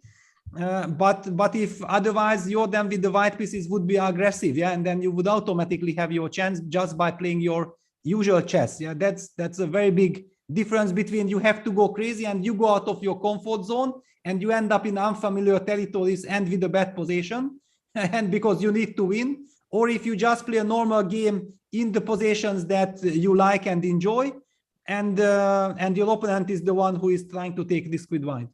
So then maybe it's good news, Peter, that if Duda wraps it up in this one, it's actually good news for Liem because his task is cut up. Then he knows what he has to do at least. Yeah, but also, wow, I mean, b4, king d3, this is... He wants to come with his king and win the e4 Yeah, pawn. king c3 and then king f3. Yeah, that's the line. And maybe it just ends because you've got king f3, e5. Okay, he goes b2, king f3. And if knight g5, there's king f4. If e5. Yeah, we can even blunder our bishop. No, and then king d5. Yeah. Taking the pawn. So that's it. It's Duda is securing his match, and it means that he goes for this line. So he's going to give up the bishop, pick up the c5 pawn. And we will be only treated to one single game. Yeah, that will be the Jorden versus Liem game, the decisive game for the championship. But exactly, right? What a game to have just as a single focus, because the whole tournament comes down to that game. Exactly. Congratulations to Jan-Krzysztof Duda, who's wrapped up his match. There we see Eric and Jan shaking hands with that win. Now, Duda just has to wait and watch what happens to Liem in the next game. This is where we stand currently, of course, Liem still has a game left. Jan-Krzysztof Duda at 14, so a clear 2 points ahead of Magnus and Prag. Liem takes on Jorden van Foreest in their last rapid game. If Liem wins the game, then he wins the match. Leapfrogs Duda, goes to 15 points, wins the championship. But if it ends in a situation where there's a tiebreak or Liem loses, Duda's the champion. Crazy stuff, Peter. Absolutely crazy stuff. And it brings me back that maybe actually if that can help us, because it was such an incredibly sharp position that I'm not sure if I can or we can find the win immediately here. Apparently here, Liem missed the win, which would have actually put him in pole position for winning the tournament. Yeah, then all he would have needed now is a draw in the last game. So if we could get he played the most natural rook g8 check. It looked like it's going to be a win. King h5, rook f5 check, bishop g5, rook takes e5, followed by f4, and also white is winning the bishop plus all kinds of mating nets. But it turned out that after rook h8, king g6 was an escape route for black, and despite winning the bishop, thanks to these powerful pawns, it was in fact white who had to show precision. And we are being told by Tadeusz that apparently here after bishop c1, yeah, he should have started with rook f5, not allowing this king h5, bishop g5 resource. Rook f5, because hard to tell, right? What happens after king h4? Yeah, you have to go king h4. Ah, of course, that's the difference. Now after rook g8, for example, bishop g5, you are exactly in this mating net that I always wanted to use, yeah? Wow. Yeah, this is the difference. So chess is beautiful. Yeah, beautiful, but also how cruel. Yeah, because exactly Liem has seen the idea. He thought like probably king h5 is not possible because rook f5 and it's checkmate. Black has to play and it's more or less the same. But there was this stunning defense with bishop g5 and now already if you play h4, king h4, rook g5, h5, rook h8 is not checkmate because we are missing the pawn. Black can come to g4. Yeah, Peter, we've got Duda with us, so let's head over to Oslo first. Yes, the nerves are not quite done yet. No, actually, I did everything I could. I'm pretty happy actually to finish this match because the game was actually too tense and too long for my taste. Like it was symmetrical and totally dual position, but my opponents play very reasonably, resolutely, and I was under pressure all the time basically. So yeah, just happy to clinch it. But after the first couple of days of this tournament, did you expect to be standing here waiting for the last game to decide if you could win the tournament or not?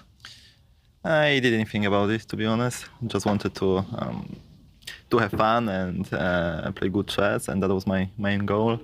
Yeah, of course, it was difficult to expect. I mean, such a scenario after losing the first match, but on the other hand, I have always thought that finish is the most important thing, and yeah, and I had a pretty decent one.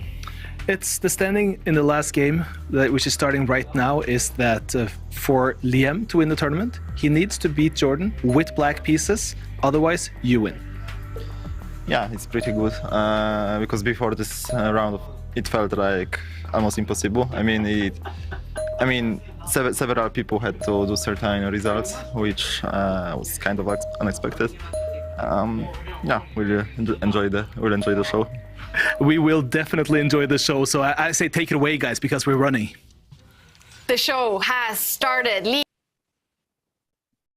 Wow, Peter. And as I was saying, indeed, the show has started. The games are on already. And we have, what is this? Another Open Spanish? Yes, exactly. Again, the same deal word variation of the Open Spanish. There, Jorden surprised Liem with queen e2, but now he goes for the old classical main line with ef6. It will be very interesting to see two very well prepared players battling out in this old classical line. We will actually get the chance to know where the theory really stands here. Knight f1, knight e5. Yeah, this used to be, I was also playing it in 94. It was in my repertoire, and also I had a game with the white pieces against Artur Yusupov, yeah, the legendary Artur Yusupov, in Horgen tournament, in the Credit Suisse tournament 94. I played with the white pieces and this game ended in a draw. Exactly in this position. So that's why I know that this is the old classical theory. And then you are playing the move King G1 was one of the main moves. And Peter, I'm sure Liam is aware of the tournament situation. That if he has to fight for the championship, he can't afford for this match to go into tie breaks. Yes, but hang on. I mean, how many things are possible? Yeah, that, I mean, if he gets to the playoff, yeah, he gets 2 points, then he's already guaranteeing second place, right? Yes, he's guaranteeing second place. I mean, of course, yeah, there is this argument that you only play for the first place, but you know, if he loses, yeah, then he might only be fourth. Let's get our standings up. Peter, if he goes into tie breaks, then it comes down to how he does in the playoff. Because if he loses in the playoff, then he gets only 1 point. Yes, that's correct. So again, nothing is a guarantee there, although he has beaten Magnus. So, you know, he would leapfrog him into standings, but it's, I think right now. No, but he lost to Prague. Yeah, actually, it's tricky. Yeah, he lost to Prague and Prague beat Liem. So there is this, you know, very special situation between them. Three, there is then no one who is safe. They're all second then. It's an unbreakable tie. So we'll see what happens. But right now, of course, the action is on. And as you're mentioning, if Liem goes all out and takes too much risk to win the championship, but it backfires, then he really drops down the standings if it goes wrong. Exactly. And now when I see the game, exactly this is how the old classical line went. Yeah, bishop e3, rook a8, bishop c5. And will be so much fun to see the latest developments here, because it's obvious that both players are superbly prepared. And knight takes f3. So you have to take with the pawn, because queen f3, black would simply go queen h4 and pick up the queen. So you have to take with the pawn. Yeah, so we again get this position that white has 2 pieces for the rook.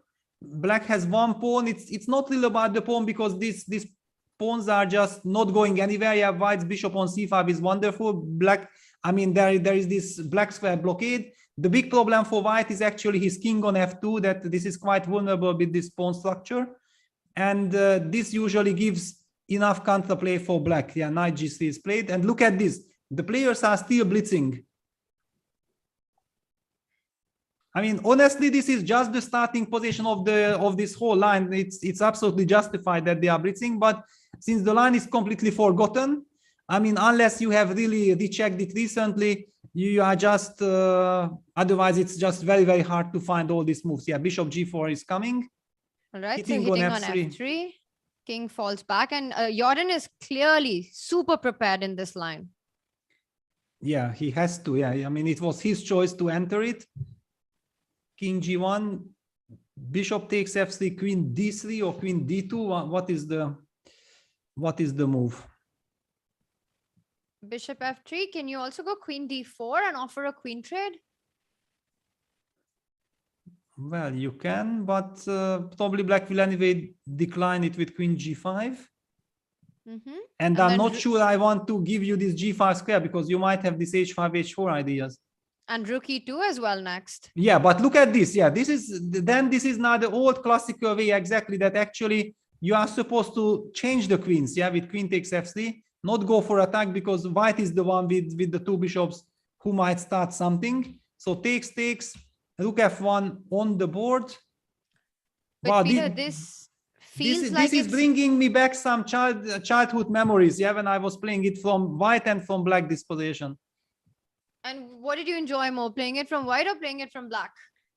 Well, usually it was slightly more comfortable from the white side, yeah, because you cannot lose. Yeah, you have this grip that you can put bishop on d4, you play b4, and then you start shuffling the pieces. But those times were without computers, yeah, so we were playing on our feelings. Who knows, maybe there is some very, very subtle difference, you know, that why you have to play in a way like you have to, and then white will not get this usual long-term chance to play the position. But the more I see this, the more I feel it's sort of inching away from Liem managing to wrap this up in the rapid portion. And rook f1 played. Also, you mentioned about computer prep being important in this position, but this just Liem taking it slow and having a think makes me feel he's on his own in this position. He's sort of playing it over the board now. Yeah, he's playing over the board now. That's for sure.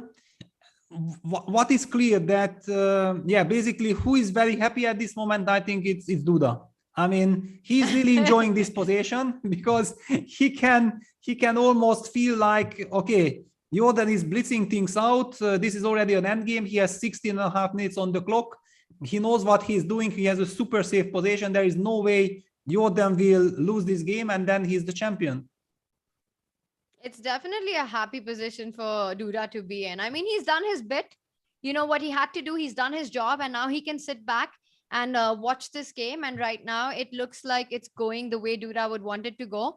So Liem potentially giving a return present to Duda. Yeah, but yeah, in modern chess, I mean, how to play for a win on demand, yeah, especially against a player like Jorden, who is so well prepared in many And of with the black pieces, Peter. Yeah.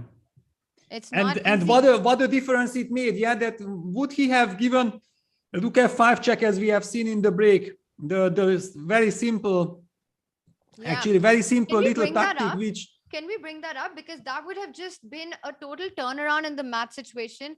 We'll have the live board with us, but if you're on our analysis board, Peter, you were looking and explaining this line with rook f5, and we saw this stunning, well, just a little shift in the move order. This was from their previous game, game 3, Liem with the white pieces, and it was so close here. And he just underestimated these b5, c4 pawn. The move order he chose was to go rook g8 check, king h5, and rook f5.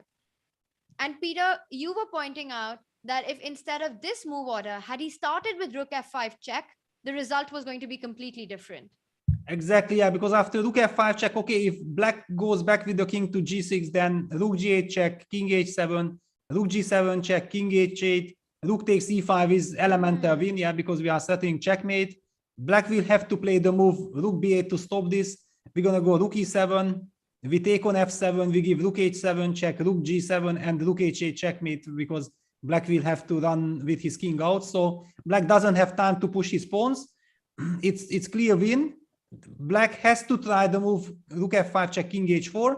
When white plays the move rook g8, and black's king is in a mating net. Rook g4 is not yet the winning set, but simple king g2 settling rook g4 checkmate is a big problem. For example, if black pushes b4 like in the game, then king g2 comes, we are settling rook g4 checkmate, and if black stops this with bishop g5, we simply play this easy tactics that Liem actually had seen. I mean, he definitely has seen it, but he just started with the wrong move order, and this puts him in a terrible situation, because had he had won this game like this, then now the draw would suit him perfectly fine, and Jorden would have been the one who would have chosen a different line, going for much more complex fight. Yeah, what a decisive moment. Yeah, this decides the tournament. Super decisive moment. But let's go back to our live board now, because, well, Jorden drew this game, and now is the match is even. Liem, if he wants the championship, he needs to win this position with the black pieces. Peter, has he managed to make any progress? Rook c6 hits the bishop. Bishop d4 looks like a nice square. Black can go h4, trying to destabilize white's pieces. Yeah, he will have to. Now the question is, because white has two moves, yeah, I can start, or we can start with b4, or we can also start with bishop d4. I mean, both are tempting. I don't know, maybe b4 is somewhat more tempting in order to just cement this bishop immediately, but you will have some h4, rook f6 tempo. Yeah, that's why maybe the move bishop d4 after all is more useful, taking away the f6 square from black's rook. Because in this moment we should highlight, yeah, if black would have played rook f6 immediately, then white would have, I don't know, bishop e7 or bishop d4. Of course, bishop d4 is the natural move, hitting the rook. But after rook c6, now if b4 happens, then we kick this knight with a tempo. And if the knight goes to f1, we immediately jump with the rook out to f6, hitting the bishop as well. And we generate some counterplay. Bishop d4 on the board, correctly played. Expecting h4. You've got to start pushing white's pieces and sort of destabilizing them, that they're not defending each other. Peter, eventually black has to try to push the c pawn to c5. But white's going to just block it with b4, no? Yeah, exactly. I mean, white will anyway put the bishop, I mean, the pawn to b4, and then this pawn on b4, bishop on d4 construction will appear. And now this bishop g4 is a very, very bad news for black. I mean, in a sense, very bad news that once you have h take g4 structure, like for example, this takes, you might hope to save this unpleasant position, but you never have any chances of winning because the knight is super stable on g3. But okay, it's also a big question. Will white take on g4, or will he think like, no, I don't want to give up the control. Maybe I even want to play king f2. I want to activate my king. Since bishop takes f5, knight f5 doesn't seem to worry white at all.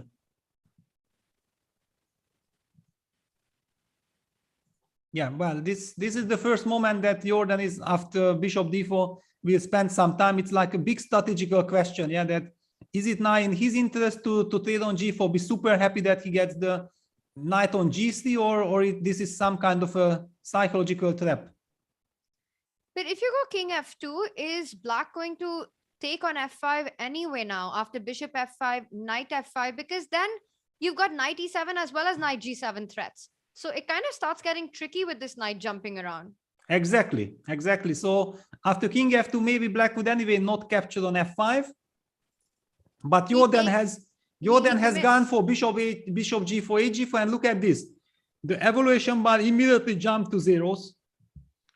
All right, so probably not the most accurate decision by Jorden, but very understandable because you sort of double up black's pawns. And Peter, white can still go knight f5 with these same ideas that we are looking at. No, it's completely different because now after knight f5, I will activate my rook immediately with rook e6. And you're coming on to e2. And if that happens and the rook is active, then it's a big problem. And if you go king f2 here? Yeah, you have to play the move king f2, but I feel like we are getting some activity, some tempest. I don't know, maybe rook e4 is a move. Can we just activate? Yeah, I think we go on the rook e4 because knight g7 is not a threat because of c5, and also, okay, rook d4 would be losing, but c5, of course, is the big. And bishop f6, there's rook f4 check picking up the bishop. Yeah, knight f5 on the board, but I'm not liking this. Yeah, rook e6 immediately. Yeah, this is not counterplay. Rook e2, you can't allow the rook to come in and start hitting those pawns. So white has to stop.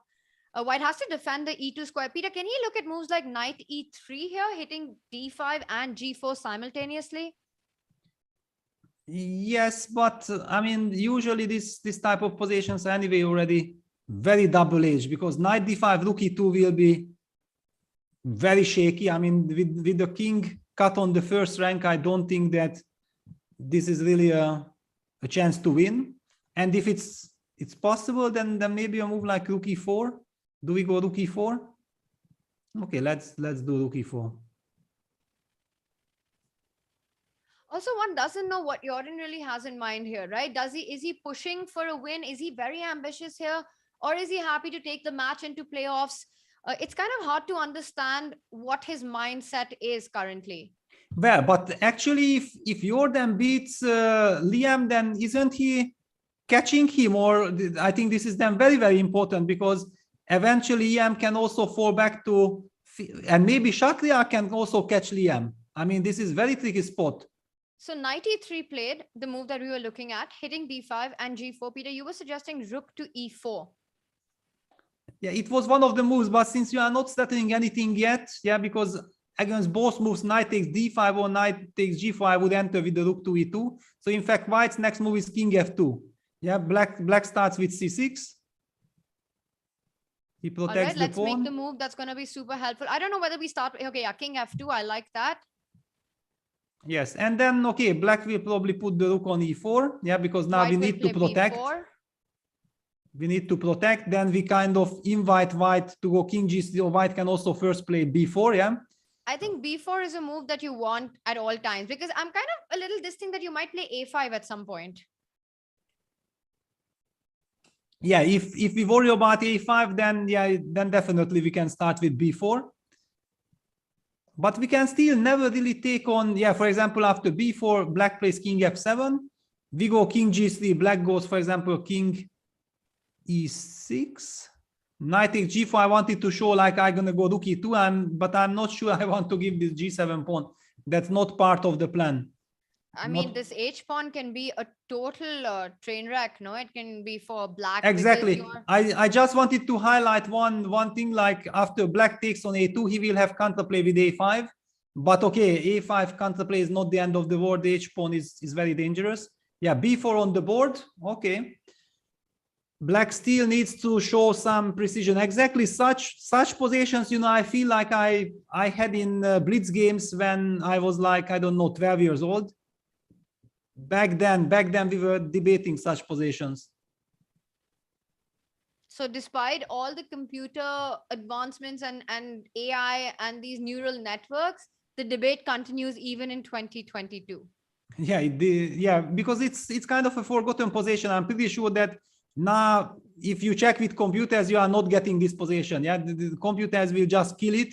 They will just prove you that with move pair, move play, black will make a draw. But this is exactly this type of strategical position that computers cannot really have big impact. Yeah, if white gets the grip, white gets the grip, and now we got the grip. And rook f4 check. Look at this. Evolution bar is jumping heavily in white's favor. I mean, okay. But that's because king g3, and you're just picking up the g4 pawn now. Yes, I mean, okay. I'm guessing that Liem wants to go for this position. Yeah, and tries to go for this rook takes a2 a5 counterplay. We will be seeing this. Rook f3 check, king takes g4, rook f2.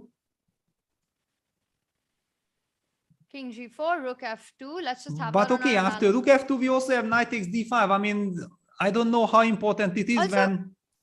And here also rook f2. Yeah, knight d5 is a nice little idea. Yeah, but I don't know where it leads. Yeah, you start taking the pawns. We can check, we can take, but black is eliminating quite a lot of pawns. Why are we winning this? Also, Peter, in this position, right after king g4, rook f2. Can't white just go h4? Because if you take rook a2, then the knight jumps to f5. I'm hitting your pawn on g7, and I'm also threatening knight e7. He goes for it. He goes king g4. We might be seeing this line. Rook f2. And now h4. Yeah, let's say you go rook a2. Yeah, we need this h pawn. Yeah, this is the only way how we can try to win this position. So let's continue the line. If you take on a2, which I think black is going to do, and now knight f5. I want to go knight e7, pick up the c6 pawn, and I'm threatening the g7 pawn.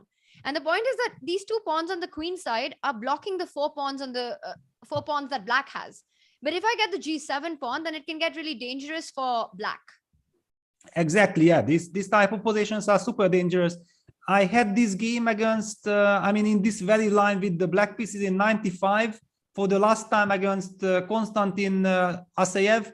A very, very strong player who has died quite early, was a very strong player. And we ended up knight bishop versus rook against knight bishop against my bare king. And the only reason why I escaped, because when we reached that position, it was a rapid game. And my opponent only had few seconds on the clock, and he didn't manage to mate me because there was not enough time.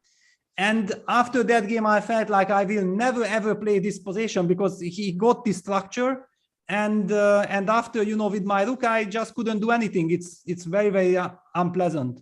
There was no increment, yeah. Yeah, no increment. 95, of course, no increment. We were playing with this You're probably traditional adjourning games clocks. at that time. Sorry. You're probably adjourning, no? At that. Wow. Did he go bishop g7? Okay, Yeah, he went bishop g7 because pawn endgame would be winning. So black immediately plays a5. We should show this, yeah, that despite actually just to highlight how dangerous the position is, that black is a pawn up, it's a pawn ending, but white's king is coming and there is nothing to be done. Black will just collect all the pawns. And this is what we were talking about, the pawn structure, right? The 2 versus 4, where actually the 2 pawns just undermine the 4 pawns. Exactly, yeah. So the way how to play this position is exactly how Liem is playing it, that he breaks the position with a5, b takes a5, c5, and that's why it was like a big question that should white ever leave this d4 square with his bishop, because this is counterplay. Okay, h5, super sharp stuff. Do you think in knight bishop versus king, 30 seconds, no increment, you'd win? Yes, of course. Yeah, 20 seconds? 20 seconds. Okay, it depends which clock, yeah, because with digital clock, you know, for example, when I was like 19, 20 years old, I could make 4 moves per second. I mean, but this is thanks to the digital clock. With the old clock, I mean, it's I think more tricky. But there was a friend of mine, you know, who was specialized on this, that he would put any position with knight bishop versus the king with 15 seconds, and he's ready to checkmate. And I have seen in front of my eyes, you know, I was like 10 years old, how he was winning all these bets and was just mating them. And people did not believe, how is it possible? But he was doing it, you know. Yeah, no, it would be, I think 30 seconds would be tricky for me. I mean, I think 45, I could do it, but 30 would be tricky for me. Yeah, I mean, okay, because then you really have to just not pay attention to your moves. Yeah, you should just play against the clock. And you can't escape, like you can't let one escape happen. You have to get it right in the first time. Yes, yes, of course. I mean, basically then it's just like, you know, boom, boom, boom, boom, boom. It's not chess anymore, yeah? 97 check, but we are very, very far away. However, I don't see the winning idea for white, yeah, because somehow this it will be very difficult to push this h pawn, because in order to keep it protected, you need the bishop on g7, but after knight f6 check, black will play king g6, and you can never push h7 because the bishop will be hanging. Yeah, that's a very, very strange construction. You are not going anywhere with this. And in fact, now black can also push just b4, for example, b4, cb4, cb4, and after knight b4, okay, knight b4 we have many things, but I mean, rook a4 makes a draw on the spot. Yep, bishop c3, rook b4, bishop b4, king h6 is game over. And I wonder if this h pawn being the right square, if that might come handy at the end, but that's too far away right now to imagine. Knight d5 on the board. So Peter, most likely this is headed towards a playoff. Most likely. I mean, in this regard, I'm rooting for Liem very, very much to, you know, because it's insane. Know that if you would have won this previous game and you draw this, then you are winning the tournament. And if you lose this match, you are not even finishing in top 4. I mean, it's so much at stake. But Liem goes rook a1. Why not b4? Did we miss something? Maybe he wants more. He wants to keep the position alive. No. I mean, okay, no? He's only dreaming. He's only dreaming about surviving. No, he doesn't want anything. But I mean, for some reason, you know, I just want to show, let's just speculate a bit, that after b4, there were some dangers like knight f6 check, king g6, and white plays the move bishop f8, because after king takes f6, h7 would actually queen the pawn.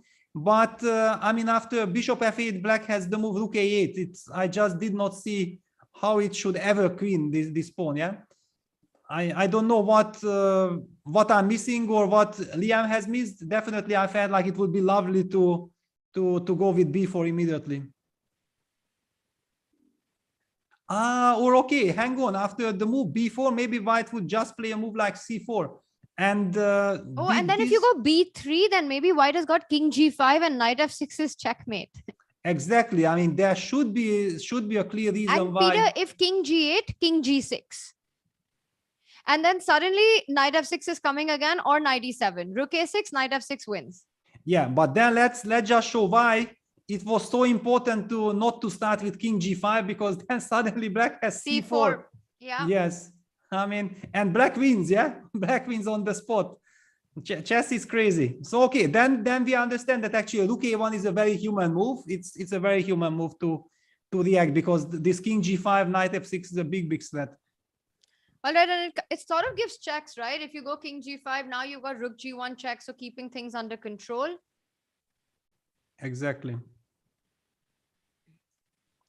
But now we also see that there is some danger, yeah? Because if we can't so easily trade everything with b4, there is always a potential danger there with our king.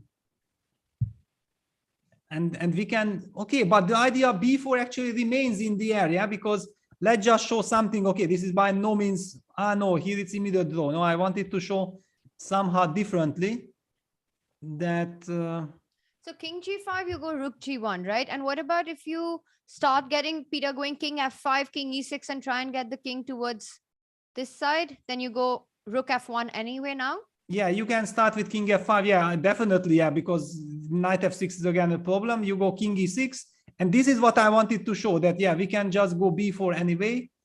C takes b4, a takes b4, knight b4, and you go rook h1. Yes, this is the clear illustration. And next we're going to go rook takes h6. But the problem is, the critical question is that after b4, like we understood, white should anyway always answer it with c4, keeping some tension on the board, because still kind of, but now without the king, we can just go b3. We can just go b3 because this knight f6 check, king g6, we already know that this is nothing. But look at this, the evaluation bar apparently is going higher and higher. Where is this incredible study-like idea that white can really get something out of this position? I'm just, yeah, king f5 played. King Very f5, natural. so knight f6 is mate in 1. He gives a check on f1. And now it's going to be clear, Jordan's intention. If he goes king g5, that means that he's okay with rook g1 and the repetition. But if he wants more, and he does want more, he will never go for this, yeah. King e4. Yeah, this is his idea. So b4, he wants to go c4, and then b3 wants to go king d3. He wants to make sure that his king protects the pawn on c4 and come closer to the b pawn. Interesting. Well, this endgame is heating up. Peter, let's take a look at chat. What's happening? How's everyone doing on Twitch, on Chess24, and on YouTube? What is up, chat? What do you guys think is going to happen at this game? Are we going to have a playoff or not? It's going to be sort of a bit anticlimactic, right? If you've got a playoff, but it's not for the first place. Yes, but okay. I mean, basically, I understand people are always taking care of this first place, but I mean, for me, playoff is playoff. I mean, we know that these players are fighting for their lives, yeah? I mean, actually, Liem needs to score a point to guarantee him some good position. Yeah. And wow, we ran a poll and chat says, well, Duda at 65% favorite to win the tournament. Very understandable because he's clearly done his job and now he just waits on this one. And looking at the position, it doesn't look like Liem will be able to win the match in the rapid portion at least. And what else is going on in chat?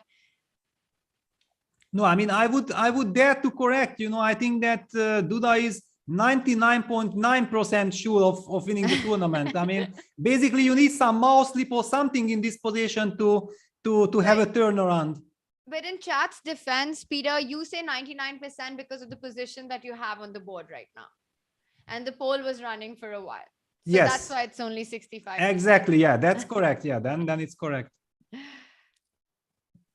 Rook f3 check. Tania, can you show this, the drawing line in Shah Magnus? Well, apparently there was a drawing line. Maybe we'll have a look at it once this match is over. No, I think I've got the details of it. So we'll take a look right now. We've got live action. And of course, the championship depends on this. So definitely we'll have a look at that. Thank you for letting us know. Really? Magnus missed the draw? This is what people are telling us, yeah? There was apparently a fortress-like draw in the Shah Magnus second game, the one he lost. In the one he lost in the second game. Okay. So, it's a very pretty line. We'll take a look at that.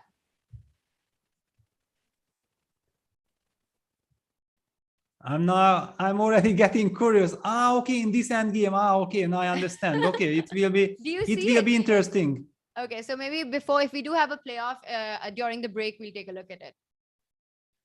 Yeah, so rook f3 check. Yeah, that's the problem. Peter, that Danny's asking that when you're not commenting or seconding to Jan or whoever you're working with or training, what are you usually up to? Yeah, basically it means I don't have any free time. Yeah, I'm always busy, but yeah, usually I'm biking. Yeah, definitely biking. Yeah, always, because that's, I mean, I used to play for 25 years football. I was playing for, I don't know, 15, 20 years tennis. I was playing for 15 years squash. But after knee injury, unfortunately, I can't play all these things. And biking is good. Table tennis, I'm still, you know, before the pandemic hit, I was like regularly 3 or 4 times a week going to the club, playing table tennis, also playing some competitions with the team. in some county championships. Yeah, so having some fun. Definitely, you have to have some fun. But after the pandemics, yeah, this table tennis business stopped. Table tennis is fun. Yeah, definitely a lot of fun. Yeah, I've noticed that chess players have a little bit of an affinity to table tennis, and it makes me wonder, is it because it's the one sport where, you know, you don't have to run around too much? There's still activity, it's still competitive, it's still exciting, but the playing arena is pretty small. yeah, and also you only need two people. Yeah, and also during tournament often there is a table. Yeah, and it's always very nice. I mean, for example, in China, if I'm in China, you know, I feel like if I would not play table tennis, it would be the biggest mistake of my life. Yeah, because okay, China is so strong, and okay, we always think about China as the champion of table tennis. And I played lot of matches. I mean, so many matches in Nanjing with Magnus, with the Chinese players, with Chinese coaches, with all the other players. It's always a lot of fun. Wow. So you like all sports, Peter? I like all sports, and I was playing. I mean, I also played squash. I played a couple of tournaments. Football, I used to be playing, you know, like twice or three times a week matches, university championship, and so on. Yeah, definitely. That you were doing all of that, and then on top of it, you went on to play the world championship in chess. Yes. Were the youngest grandmaster in the world at one point. Yeah. I mean, okay, but when I started, you know, playing chess, then it was like very difficult to decide if I want to be a professional football player or chess player, and the football coaches went crazy that okay, there is no way I gonna waste my time and my life with chess. I should become a professional football player because I was extremely talented and I was crazy and fanatic about it. But in chess, you know, you had this possibility of developing so fast. Yeah, it didn't mean that you have to grow up. Yeah, because if you are strong, then strong enough as a chess player, then it does not matter if you are 10 years old or 14 years old or whatever. You are capable of playing against anyone in football. It's not working like this. Yeah, it's very different. All right, let's come back to the chess for a bit because there have been quite a few moves. Currently, Peter, quite a few moves, but has our evaluation changed? Anything different from what we were feeling about the position earlier? Well, there are a lot of nuances in the position, but I don't really see how to make progress. Yeah, because this rook is cutting white's king. Yeah, if white ever reaches with his king the second rank, then it will be critical. But hang on, okay, that was kind of the question, because where is black in kind of a zugzwang? Should he? But okay, we just don't know. It's so difficult for humans. I mean, here computers are just 1,000 times stronger than humans. I mean, it's impossible to compete with them. Knight d5 played, yeah, because if there's one line with some subtlety that holds, the computer will tell you what it is. But as a human, that's very difficult to find and be precise for move after move to get to that result. Yeah, exactly. And there is no clear logic. I mean, okay, maybe if a human can think for half an hour, then he understands all the finesses and all these very subtle moments of this position. But okay, this we can understand. Rook h4 hits the pawn on c4, and Jorden goes knight b6. So the knight, and black immediately goes rook h2. Okay, Peter, I think this is heading towards a playoff. So, well, clearly Liem saying he's up for the repetition. He cuts off the king. Jorden says no, bishop f8. But he wants to go after king g8. Does he want to trade the c pawn for the h pawn? Yeah, I think that's already kind of an progress, option. because then your king also comes forward, right? For example, king g8, bishop c5, rook h6, and then suddenly king b2. Yes, and then we probably win. Yeah, then we win. Then we win. So this is not what he's going to go for, but can he avoid that? For example, start with rook h5, but then also you get king b2 in. So I don't see a way, and we can see the eval bar. You can play rook c2. You can play rook c2 probably, and then bishop takes c5, king takes h6, and now with the rook on c2, locking white's king, and black's king coming, it should be a draw. Wow. Okay, that's a really nice spot. Rook c2. And Peter, that might be the only move, and rook c2 is so important. Or maybe rook anywhere. Can we just go like rook g2, rook e2, or rook d2, or is rook c2 key? I mean, I wanted to make sure that the knight will not be able to move. Yeah, that's and rook c2 on the board. Yeah, C2 on the board. It's the professional move. I mean, if you have the chance attacking the pawn immediately, then let's do it. Super nice stuff. And Liem, of course, as precise as ever, bishop g7. Now he can go back with the rook. Yeah, You now he also can go just king stay with g6. his but king g6 runs into knight d7, and the knight starts jumping again because of the fork. Very you funny. can still go back king d7, but yeah, it's Yeah, but maybe then can we actually wait with king g8? Maybe it's some kind of a king g6, but not knight d7. Oh, and look at the eval bar. Peter, there's something very wrong with this move. Well, knight d7, yeah, the knight jumps. But knight d7, king g6. Sorry, king h7. Well, okay, but this is already something, yeah. Yeah, knight d7 played, and Oh, Peter, maybe king h7. There's knight f8, king g8. You come back with the bishop and h7. bishop e5, coming back to e5 with the bishop, exactly, and it's game over. Oh my God, this is unbelievable. Let's show that. Knight f8 check, only square king g8, bishop e5, take away the h2 square. You take the knight, otherwise h7 is coming in. h7 anyway. And missed by Jorden. He misses it. With 5 minutes on, but this is, this is the difference when you don't see the evaluation bar. Yeah, nobody tells you that now, watch out, there is a stunning win. Yeah, you just shuffling around. Wow, what an incredible study-like finish could have been. Unbelievable stuff there. Oh my God. Peter, let's just show that line till the very end, which was a golden opportunity for Jorden. But unfortunately, he has no one telling him white to play and win. Yeah, and bishop e5, taking away the h2 square, that's the key square. h7 check is threatened, and after king takes f8, h7, there is no way of stopping the pawn. I mean, rook h2 is the only move to stop, but then we just take, and king g7, king b2, we win. Wow, I mean, what a moment. Basically, it's so elemental. Yeah, when you see it, then it's, of course, these players, are calculating millions of lines. They see much more difficult things. And Peter, I'm just wondering, you can actually maybe move the bishop anywhere. After like king g8, you can even move it to f6. You can move it to b2, maybe not b2, maybe even b2, but let's say bishop f6. Yeah, and still, but hang on now, again white gets the chance. Yeah, apparently. Hang rook on, but c2, rook but how c2, does he get a chance? But I mean, this one is now much more complicated, yeah, because the other one was straightforward that even we understood, but here it's okay, so knight f6, there's king g6, and then you go knight d7 again, Peter. That's the point. Exactly, it's the same position. Oh my God, this is just crazy stuff. I can't believe it. Knight d7, and now if you take on c4, then if you take on c4, then knight e5, then of course, the fork, knight e5. Yeah. And if you don't take on c4, then knight f8, h7 ideas coming in again. Peter, Yeah, it's the same position. Yeah, the knight came from b6 to d7. Knight comes from f6. It doesn't matter. Oh my God. Knight f6 on the board. So now after king g6, knight d7 on the board. He's gone for it. He finally spots this trick with knight d7. Wow.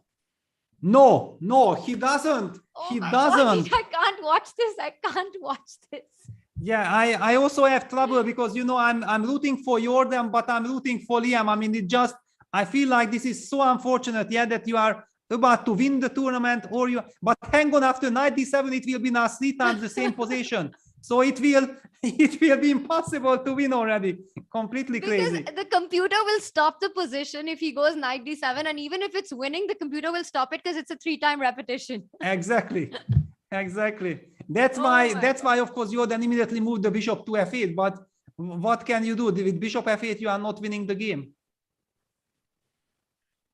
Completely insane. This reminds me, I don't know who it was, somebody in chat mentioned, right, that I don't care who wins, I just want the drama. Are you not entertained? Chat. Definitely they are. Yeah. Wow. And yeah, basically Jorden accepts that that this is a draw. Wow. And now, just as you mentioned, this is the line that we were looking at. Black's king just marches over now to the c pawn, and eventually Black will give up the rook. pick up a pawn and a piece. Oh my God. Exactly. Somebody is going to tell Jorden at some point this idea that he missed. And Peter, he had time on the clock, so I'm a little surprised. Yeah, he had time on the clock. And excuse me, Tanya, can you just tell me how many points did Jorden had before this this final round? 9, no?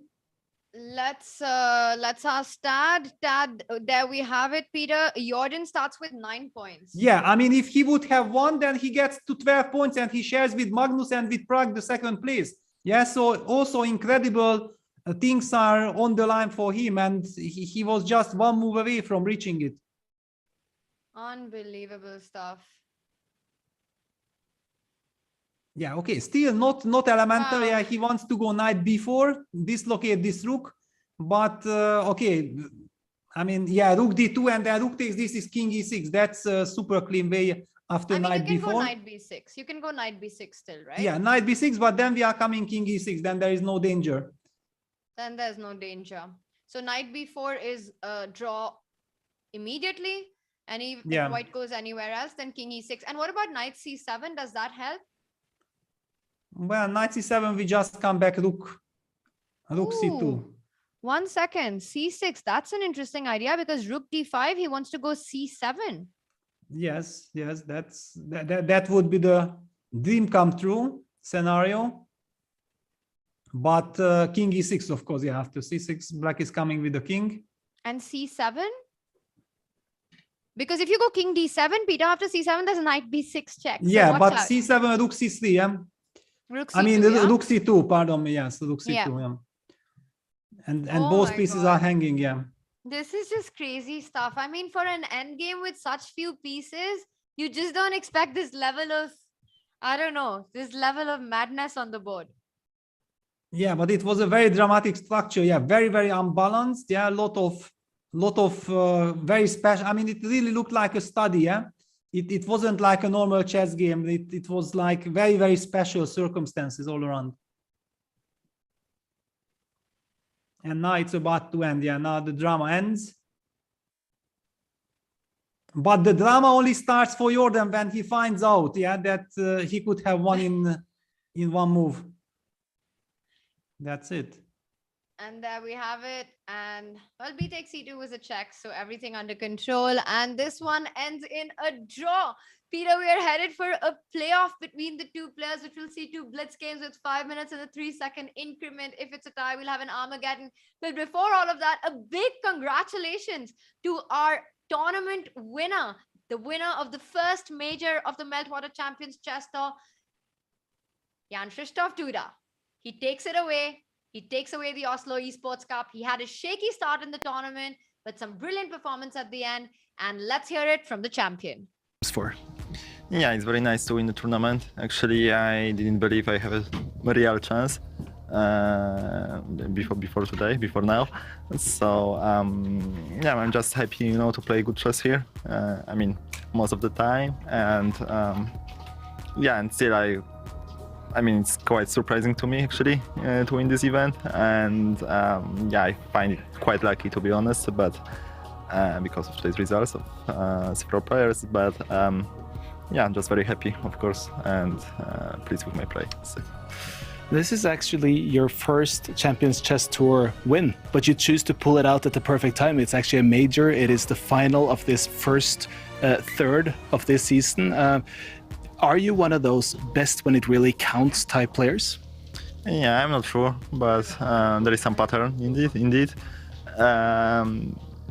Yeah, I mean, I was thrown into deep water at the beginning, as quite often in my history, and then okay, I mean, yeah, I try to do my best, and as said, a bit lucky, but nevertheless, very happy. And when we're on the topic of best when it counts, can we now expect Jan-Krzysztof Duda to perform perfectly in the candidates tournament later? Yeah, I hope so. Thank you so much for taking the time, and congratulations as the winner of this Oslo Esports Cup. Thank you. Duda, who is here, obviously extremely excited, but it seems we're not quite done with the tournament yet, even though we crowned the winner. Wow. Just amazing stuff there. Jan-Krzysztof Duda wins the event. And when today started, we were talking about Magnus being on top and Prag might take it away. Liem and Duda having an outside chance. But what a dramatic finish we've had. And it all coming down to this game between Liem and Jorden. That third game, Liem missing the golden opportunity to win it. It was all in the stars for Duda. So absolutely, as chat says, a happy belated birthday gift to Jan-Krzysztof Duda. And these are our standings. Let's just bring them up one more time on our screens. Jan-Krzysztof Duda at 14 and tied on second place. And this is counting depending on what happens in Liem's playoff. But currently, Magnus and Prag are confirmed for second place. But of course, the champion is Duda. Peter, do you want to take a quick look at that position that chat was informing us about in Magnus's game? Apparently, a really stunning fortress was a possibility, because we've got a couple of minutes before liftoff. Yeah, great. Just let me tell one thing. You know, I was wondering that now, for example, Jorden second. What Johann Sebastian? What should he do? I mean, should he really tell Jorden that he missed this stunning and not so difficult knight f8 check, bishop e5 win on the spot before the playoff? Because I mean, it can drive Jorden completely crazy. Yeah, that with one move he could have sealed this match, and now he's as a second. Maybe you have to yeah, it was very difficult. It was very unbalanced. Yeah, it was a logical ending as a draw, and only after the tournament finishes you tell him. I don't know. It's a very tricky spot to be. I mean, as a second, you have to be also like a psychologist. Yeah, that what is not in the best interest of your player. I think it would be a super bad idea to tell Jorden about missing this win. Firstly, it was a moment, right? Otherwise, things were under control, and it was just this one moment he missed. Secondly, he's got this massive playoff where the result of the match depends on. You don't want to throw him off. I'm sure right now, Johan and Jorden are just discussing what is their opening strategy for the two upcoming blitz. And that's what they need to focus on. We're also getting an update that Liem has chosen the black pieces. Yeah, that's absolutely true. But imagine if he's running out of the arena and somebody tells him, you know, somebody tops Jorden that, you know, you had the win. Yeah, and then it's over already. Then you can't hide the information. Peter, maybe Liem needs to do that just to throw Jorden off. Liem might be the one who'll go tell Jorden that, hey, you just missed a win, mate. Yes. But okay, so now let's come back to this stunning save. Yep. So please tell me, navigate me, where should I go?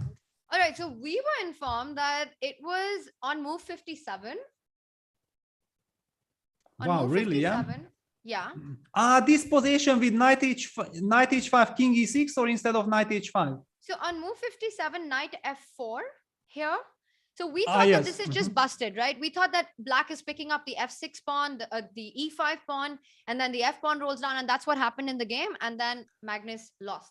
But here he had the save with knight f4. Okay. Now don't tell me. I think I already see, but that's the point. Yeah, that whenever you are getting the information that there is something, then your mind immediately starts to work like this. Yeah. So is the line knight g7, king takes e5, h6, king takes f6, h6, king g6, and then knight f5? Okay, Peter, you have the idea, and I think this one works as well. But the move that I have is knight g3 instead of knight g7 with this exact same idea and this study-like finish. I'm not sure if knight g3 or knight g7 have any difference. Does it make a difference whether you start with knight g3 or knight g7? I think it's the same, yeah, because it all comes down that I'm giving both pawns, yeah. Oh, wow. Okay, so let's just take a look at that last position. So knight g3 is what we were informed. King e5, you go h5, king f6, you go h6. And now after king g6, knight f5. And this is a fortress because black's king has to go king h7, king g6, or you can go a4 and white just shuffles around with the king. Peter, we are getting an update that there's a massive difference between knight g7 and knight g3. And you won't believe what the move is.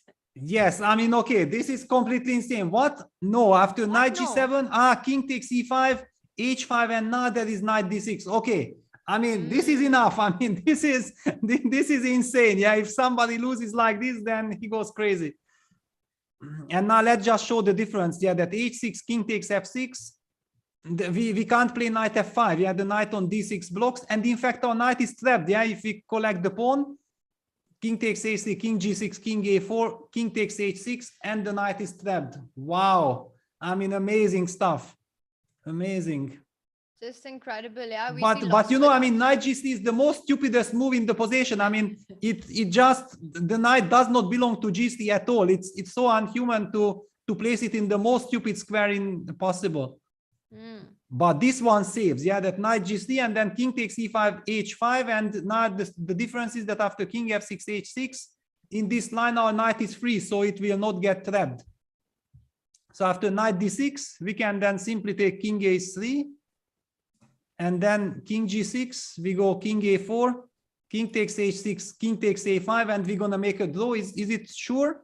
I mean, king g5, king b4, king g4, and then okay, somehow we survive, yeah. F5, king c3, yeah. I don't know about anyone else, but I think Magnus would make a draw somehow. Yeah, no, of course here, but yeah, this was so unfortunate for him that I think that if it's the knight g7 idea, he might have spotted it. But on the other hand, if he spots knight g7 and then this knight f5 idea and sees knight d6, then no, maybe he could have found knight g3. I don't think he spotted the idea. I don't think it's that he refuted knight g7 calculating, but I think this really beautiful fortress that Chat pointed out is just something that didn't come to his mind at all. Yeah, which is very uncharacteristic, yeah, because I think that he still had time. I mean, it was not like he was down to few seconds. He still had minutes on his clock.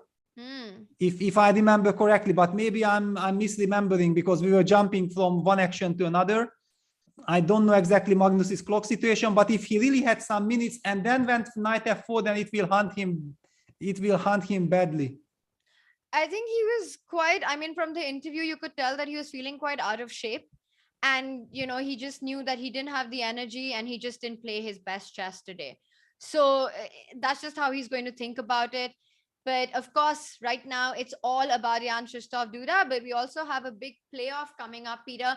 Peter, let's take a look at that super dramatic moment that we just had in this endgame, which actually would have wrapped up the match in Jordan's favor. Yes, it would have. However, I feel like, you know, this 2-2 and the blitz playoff is somewhere, you know, correct. Because let's not forget that Liem had missed this incredible nice win in the third game, yeah, with rook f5 check and then rook g8. So in some regard we can say that justice prevailed. But if you tell a player who survived the third game and then he's about to win the fourth, that then he thinks like, I missed the final win, yeah. Bishop e5, yeah. Bishop e5, maybe even everywhere, but bishop e5 is cleanest because you take control of the h2 square. And the whole concept, right? You bring your knight to f6 and then you give a check from f8.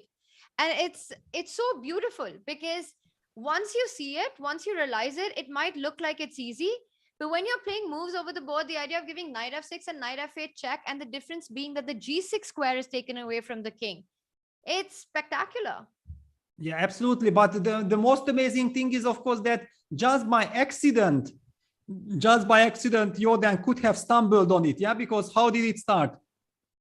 After rook c2, bishop g7, we have seen that according to computer, king g6 was a losing blunder, which means that any other rook move would have been the correct move, or just wait with king g8. Maybe the move king g8 would have been correct, yeah, because then he's always forcing knight f6 check, but never knight f8. Okay, we don't know exactly.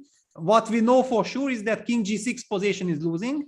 Knight d7, so black can't take on c4 because of knight e5 fork, and this forces black to play king h7, which was the plan of Liem. White missed out on knight f8 one time. He goes knight e5, rook e2, knight g4, rook c2 happens. Now knight f6 check, king g7, knight d7. He has a second time the chance after king h7 to spot knight f8. But here he opts for knight b6, and this is the decisive mistake, because after this he will already never have the chance of going back knight b7. It will be 3 times possession, and the computer just stops it. Just amazing stuff, yeah, that even if it's winning, it's draw by repetition. Yes. I mean, imagine if suddenly, exactly at this moment, you realize for some reason that, oh, hang on, I have knight f8 check idea and you can't return anymore. No, I think we would have seen it in Jordan's expressions. We've often seen he's quite expressive like that. We've seen him throughout the tournament when he misses something and he realizes it. And we see that with all the players really here, that you can just tell that they've just figured it out. But he just kept on playing like nothing's happened. So one had the feeling that it's something that wasn't in his radar at all. Exactly. Yeah, I mean, basically, he kind of willinged into this bishop f8, king h7, bishop takes c5 position quite quickly. Otherwise, you could somehow, but unfortunately, the problem is that, yeah, the rook on c2 hits the pawn on c4. So unless you have this trick with knight d7 forking, you can't move the knight. Yeah, that's the problem. So no way back. All right, we just got about 2 minutes before liftoff of the Blitz playoff. Well, it's unfortunate that the playoff is not for the championship, but still a lot to fight for both Jorden and Liem in the standings, and of course the big bucks as well. So the action continues, Peter. We're going to have 2 Blitz games with 5 minutes and a 3-second increment, and Liem starts with the white pieces. What are we expecting? Well, Liem will definitely stick to d4 because it served him extremely well.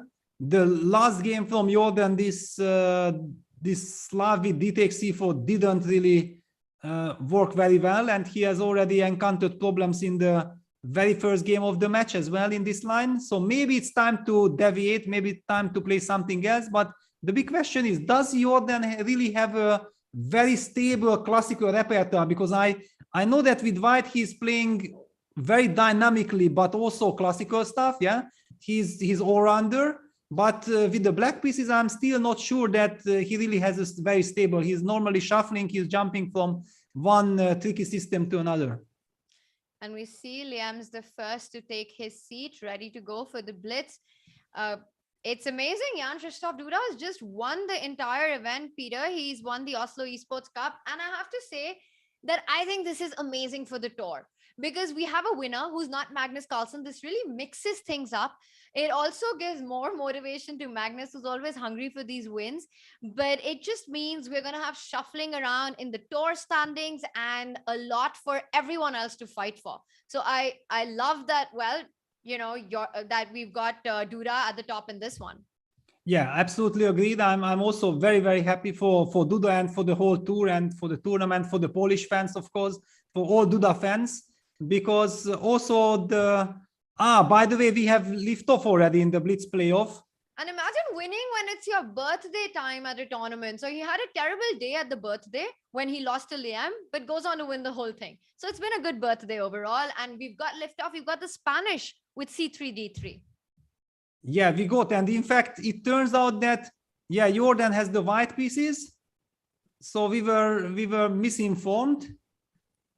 Wow, I mean, how many twists are there? Yeah, even the computer. I mean, the game that I opened, which was supposed to be the first game, turns out to be the second game. And shot castle on the board. Yeah, and this is now a classical anti-Berlin, anti-Arhangelski variation. I mean, what's our chat saying about their prediction on the playoff? Let's take a look. Okay, I'm getting the information. So everything is right for the players. The players, of course, knew that Liem is black in the first game because he chose black. Just in my system, when I get the updates of the games, suddenly there was a mix, and then everything is fine. Okay, good. So both players know exactly with which color they are supposed to play.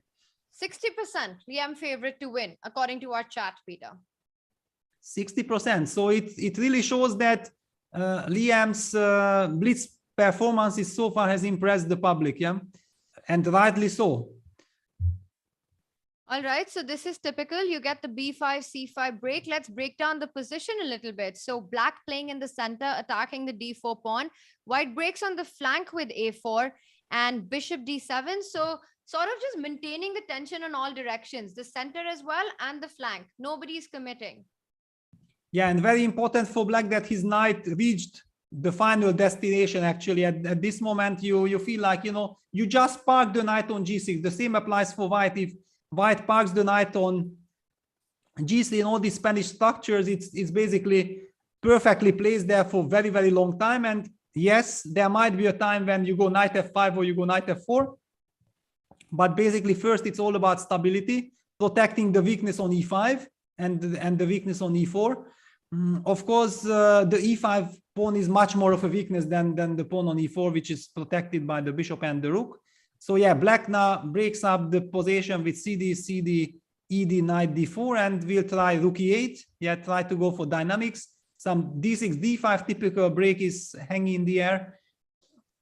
It's a very healthy, normal position. Yeah, the big question is, can black now play the move d5, or does white have a way to punish this? He goes for it. He goes for it immediately. He's got the chance. He takes it. A takes b5, a b5. Now you've got to watch out. Don't move that knight from d4, because suddenly bishop f2 ideas and the rook on a1 is hanging, which means that white has got to be quick with the development of the c1 bishop so that the a1 rook can be defended. I'm loving the monster on a7. Peter, at some point, white has got to try and neutralize it with bishop e3. But currently, if you go bishop e3, can't black just snap up the e4 pawn? Exactly, yeah. There is a lot of tension in the position, just as always in this classical Spanish type of structures. Whenever black gets d6, d5, and the move like bishop g5 does nothing to the position, because then black just plays h6, and you can never give up your dark square bishop in these structures. Very important piece. Wow, I mean, this is now a position where white really has to burn time, because also let's just mention that ed5 will be a terrible blunder because of rook e1, queen e1, bishop takes d4, winning the piece. So yeah, white basically needs to maintain the tension, but white needs to find the move, and it's not so simple. I'm not finding a comfortable move that I can really suggest. Yeah, it's kind of hard, right? Because even if you go bishop g5, h6, and you take bishop f6, it doesn't solve your problems, because queen f6, it hits the knight on d4. The pressure on f2 intensifies. So after bishop g5, h6, you're again kind of stuck with what you want to do. Bishop e3 runs into d takes e4, and he goes for it. He sacrifices the pawn on e4. Yeah, he had to. Yeah, actually, I also felt like probably there is just no other move. I mean, it was not like Jorden was happy about this, because he spent like almost 2 minutes on this move. But what's the follow-up? What's the follow-up here? Yeah, well, one could argue that, for example, rook takes a7, rook takes a7, knight e6 is very, very drawish, because, okay, we eliminate this dark squared bishop, and then we should be able to make a draw. But, okay, I mean, it's a tough call, yeah? It's a tough call, yeah. And Jorden goes for rook a7, knight c6, just to make sure that black is forced to take this knight after knight e6. Maybe he worried that the queen will protect the rook and we'll get a different structure. All right, but the bishop from c6 kind of defends the e4 pawn, right, Peter? If the bishop would be on e6, it would give white the option to even try and snap up the e4 pawn back. So yes, but I mean, after knight e6, probably black does not take. He goes somewhere like queen a8 and bishop a7, queen a7, and then you don't get the dark square bishop, which you want, yeah? Okay, things are getting tense. He's gone knight f4, so the knight comes into play, heading to d3. Yes, absolutely, knight d3. Also some pressure on the g2 pawn. I mean, white would love to he goes bishop b6. I mean, this is very good news for white, that black still does not have Luft, yeah? So black has some back rank issues. That's why black is not able to enter with the rook on d2. Because then finally, after some bishop takes e4 ideas, finally there will be a checkmate on the back rank. Black goes rook e8, yeah, protecting everything. Bishop d4. So he wants to go bishop f6 and take the e4 pawn. That's the idea. Yes, that's the idea. So we are expecting, I guess, knight d3 move.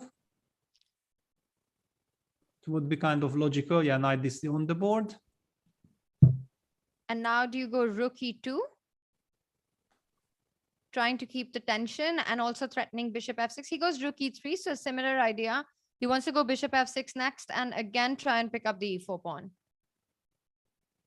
Yeah, it's kind of interesting that the evaluation bar says, like, despite black being pawn up, there is just nothing in the position. And yeah, knight d5 is the move that basically clarify things, because white can simply take on e4, right? Looks like it, no? Rook e4, knight e4. You've got knight b4 jumping in, but it doesn't do anything. You can just take bishop d3. Yes. And yeah, that's what's going to happen. Yeah. Takes knight b4, bishop d3, knight d3, and basically the game ends after knight c5.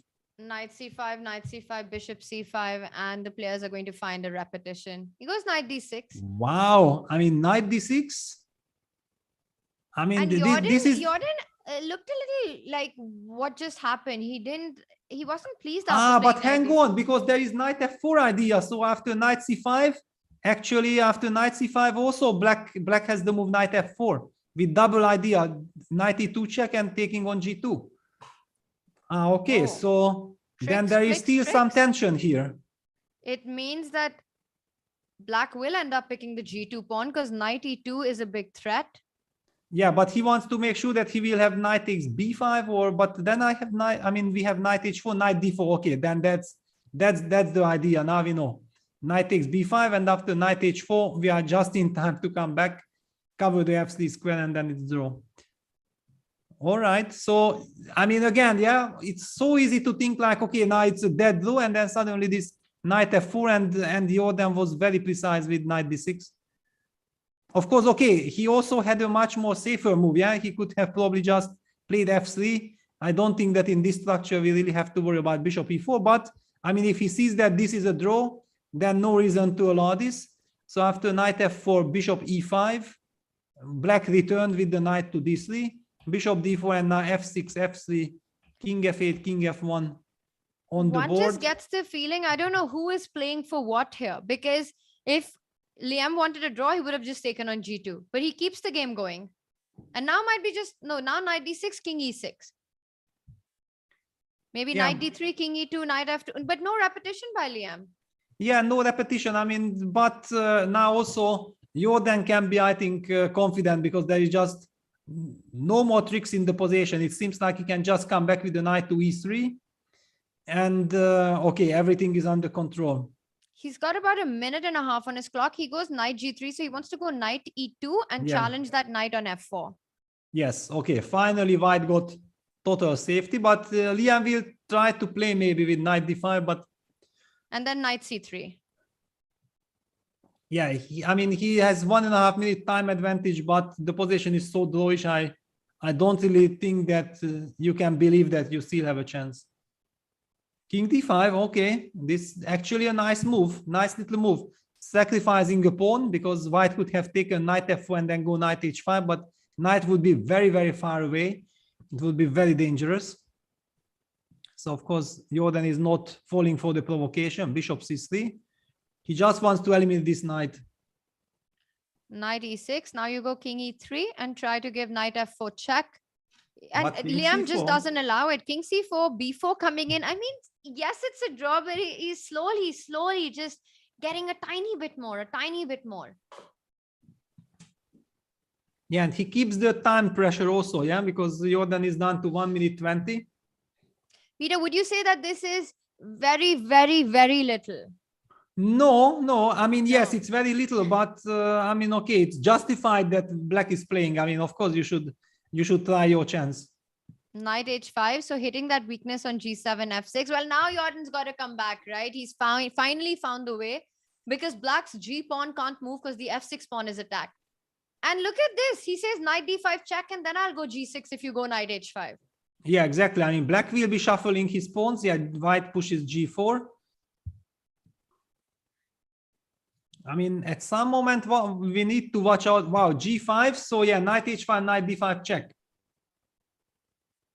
Knight d3, still knight d5 check. And king d5, bishop c6 ideas could have been tricky. So he goes king e2. Yeah, and okay, white's pieces are a little bit overloaded. Yes, some move like bishop b5. Yeah, and it's just insane, Peter. I mean, it still might not be anything, but just how Liem has been pushing in this endgame.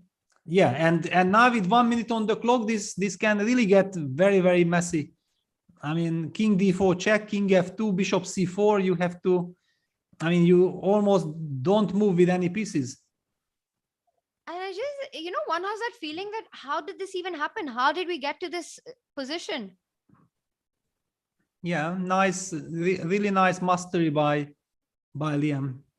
And keeping almost a minute advantage on the clock. Now Jorden trying to break, trying to at least liquidate some pawns, because the knight on c1 and the bishop on d2, they make sure that black's king isn't coming any further. So it's a nice fortress-like structure setup he's put up with the pieces.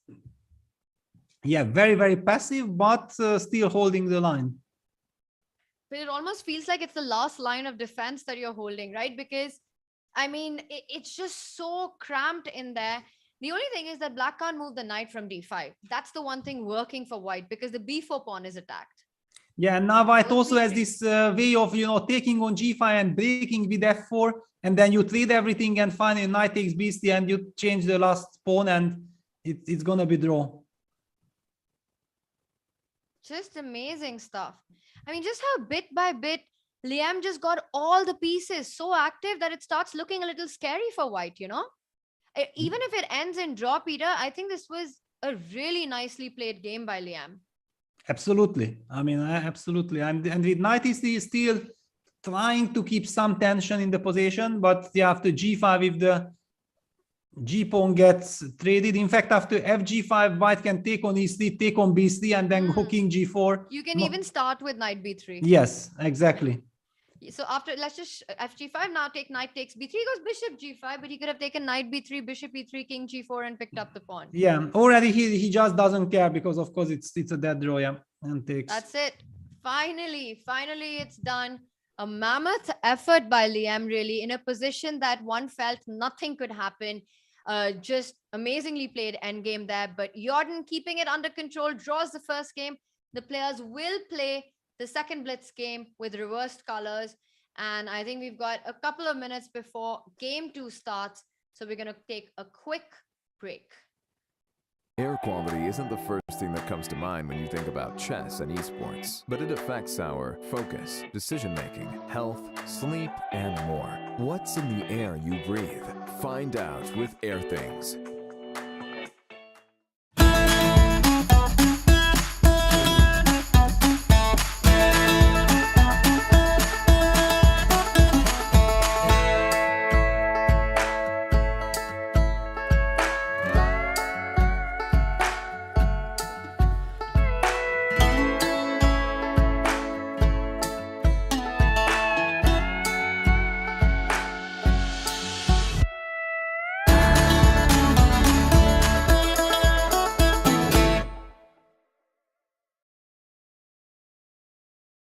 The dragon is the opening you can play against first move 1 e4. It starts with the Sicilian c5.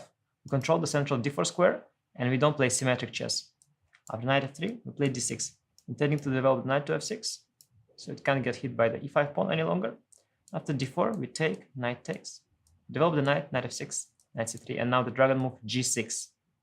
We intend to fianchetto our bishop and then castle, and the shape of our pawn structure here resembles the dragon, and that's why this is called the dragon variation. This is John.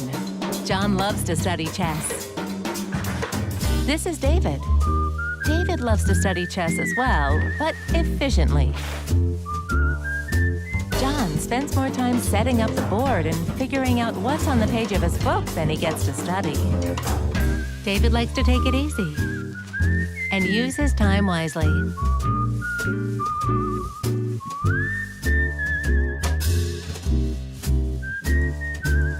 David has finished his exercise for today. John should try the same.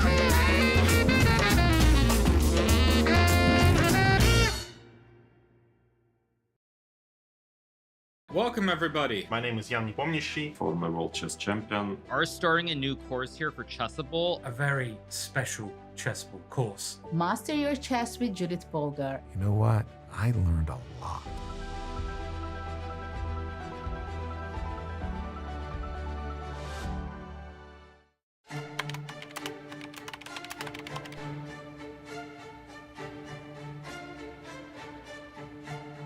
Hi everyone, welcome to our new video series. My name is Jan-Krzysztof, and I'm thrilled to be reunited with fellow Magnus Carlsen's trainers, seconds, Peter Heine Nielsen, Magnus Carlsen's head coach, and Laurent Fressinet, Magnus Carlsen's French coach, are both here, and we will be going through the World Championship match 2021.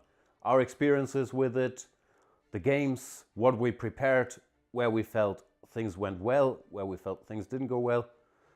Peter, we have different perspectives because we were in different locations. Very much. I'm looking forward to talking to you guys about it because you were in Thailand during all the match and I was in Dubai with Magnus and his non-chess team. So I see some kind of debriefing where we will discuss what was the mood in Dubai, what was happening in the technical department in Thailand, and we got to sort of basically compare notes and get the two kind of inside looks from the match. Very much so. And Laurent, we are actually in your private home.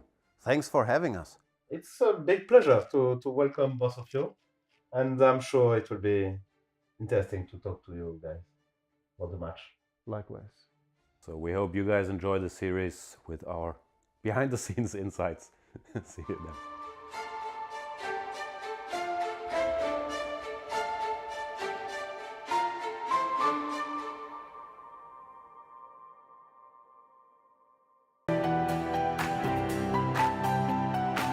Okay, so let's send a challenge.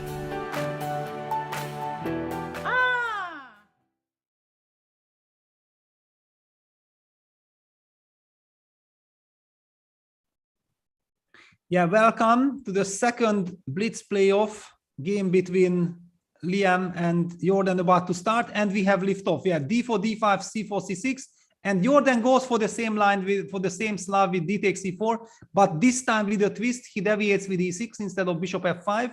This is exactly the line that Kramnik used against me in the World Championship match in Brissago 2004. And wow, queen c2, a little surprise. I mean, this is a new move, queen c2, I believe. I have never seen it. Usually white goes queen e2 and then tries to go rook d1, but queen c2, rook d1 is something, some new idea. Liem is always prepared. He always has some very new, interesting, dynamic ideas surprising his opponent.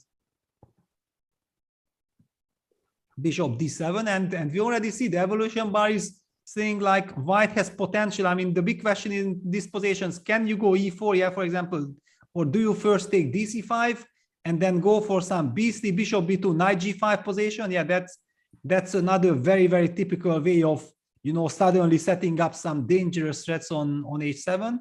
That's why moves like h6, you know, those are the moves that are considered professional moves, because you take away all these ideas from white eventually going knight g5. So b3, queen e7 played by Jorden. He doesn't mind, but he needs to play h6. I believe not. No, he ignores this. So knight g5, he still has h6 because he protected the bishop with the queen. All right, knight e4.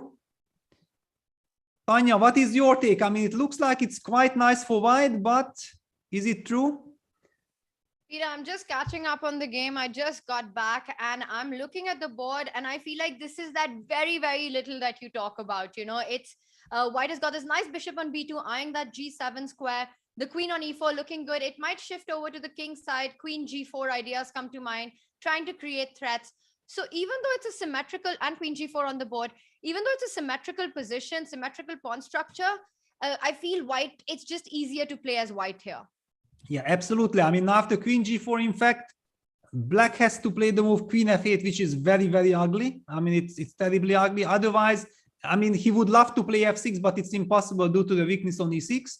And g6, oh no, I mean, okay, g6, if you are not getting punished for it, but queen f8 was just too much to, I mean, white would also get some terrible attack with knight g5. So and knight g5 now as well. I mean, queen f8 just looks like such a sad move to make. You never want to make it. And you're always scared, but g6 opening up this diagonal and giving these dark squared weaknesses when your own bishop is far away from g7, Peter, that's inviting trouble. And ideas like knight g5, knight e4, ideas like knight g5, queen h4, everything comes to mind right now. And suddenly this is not very little. This is a lot for white. Yeah, and it will be very dangerous and difficult to play from the black side. Yeah, h4, some more weaknesses, but basically humanly it was kind of forced, yeah, because all kinds of knight takes h7 were also hanging in the air. All right, so h5, it defends the h7 weakness. You don't have time to go knight e4, queen g3. So now knight e4, knight f6 are ideas that black needs to watch out for. But the disadvantage of the move h5, Peter, is that now the knight on g5 is there forever. Yeah, this position looks now very, very set for black, because it would be dream scenario to go bishop d6, hit the queen, and then get bishop e5 in. But bishop d6 will be met by f4, I guess. Yeah, bishop d6, just f4, and then you get knight e4. In any case, you will never give your opponent the chance of reaching the e5 square with the bishop. Rook d1, he's going to try to trade off all the rooks on the board. If you take rook d8, queen d8, watch out for some ideas on the back rank. But even then, there's always bishop f1. But it makes so much sense to keep one pair of rooks on, just to make sure there's no problem on the back rank. But this does allow the move rook d2. Yeah, but I mean, rook d2 isn't really a big concern, yeah, because rook d2, we can go bishop c3, rook c2, we're going to go knight e4. Yeah, let's just show this, yeah, that it seemingly looks active, but actually, who is attacking whom? What is this rook really doing on c2? We have access to the f6 square, that's the most important. This combo with the knight and bishop is wonderful. Honestly, I just don't see how black is playing this in a blitz game, maybe even not in a classical game, but it just looks so incredibly bad. It really does, no? After suddenly, and it looked like a position where black shouldn't have too much problem out of the opening. But then queen g4 comes in, and you hate to make that move queen f8, so you don't. And you play g6 and everything falls apart. And it's all around these dark squares now. If black's bishop on c5 was actually on g7, no problemo. Exactly. Yeah, that's the tiny little difference which makes such a huge impact. Yeah, and now bishop d6, f4 on the board. Bishop a3, simply bishop falls back to a1. We will never trade this bishop, and knight e4 is coming. Knight e4 is coming. Winter's coming here for black. No stopping this move, Peter. And I really like moves like rook f1 and bishop a1. You know, they're slightly passive, but actually they just keep all your trumps intact.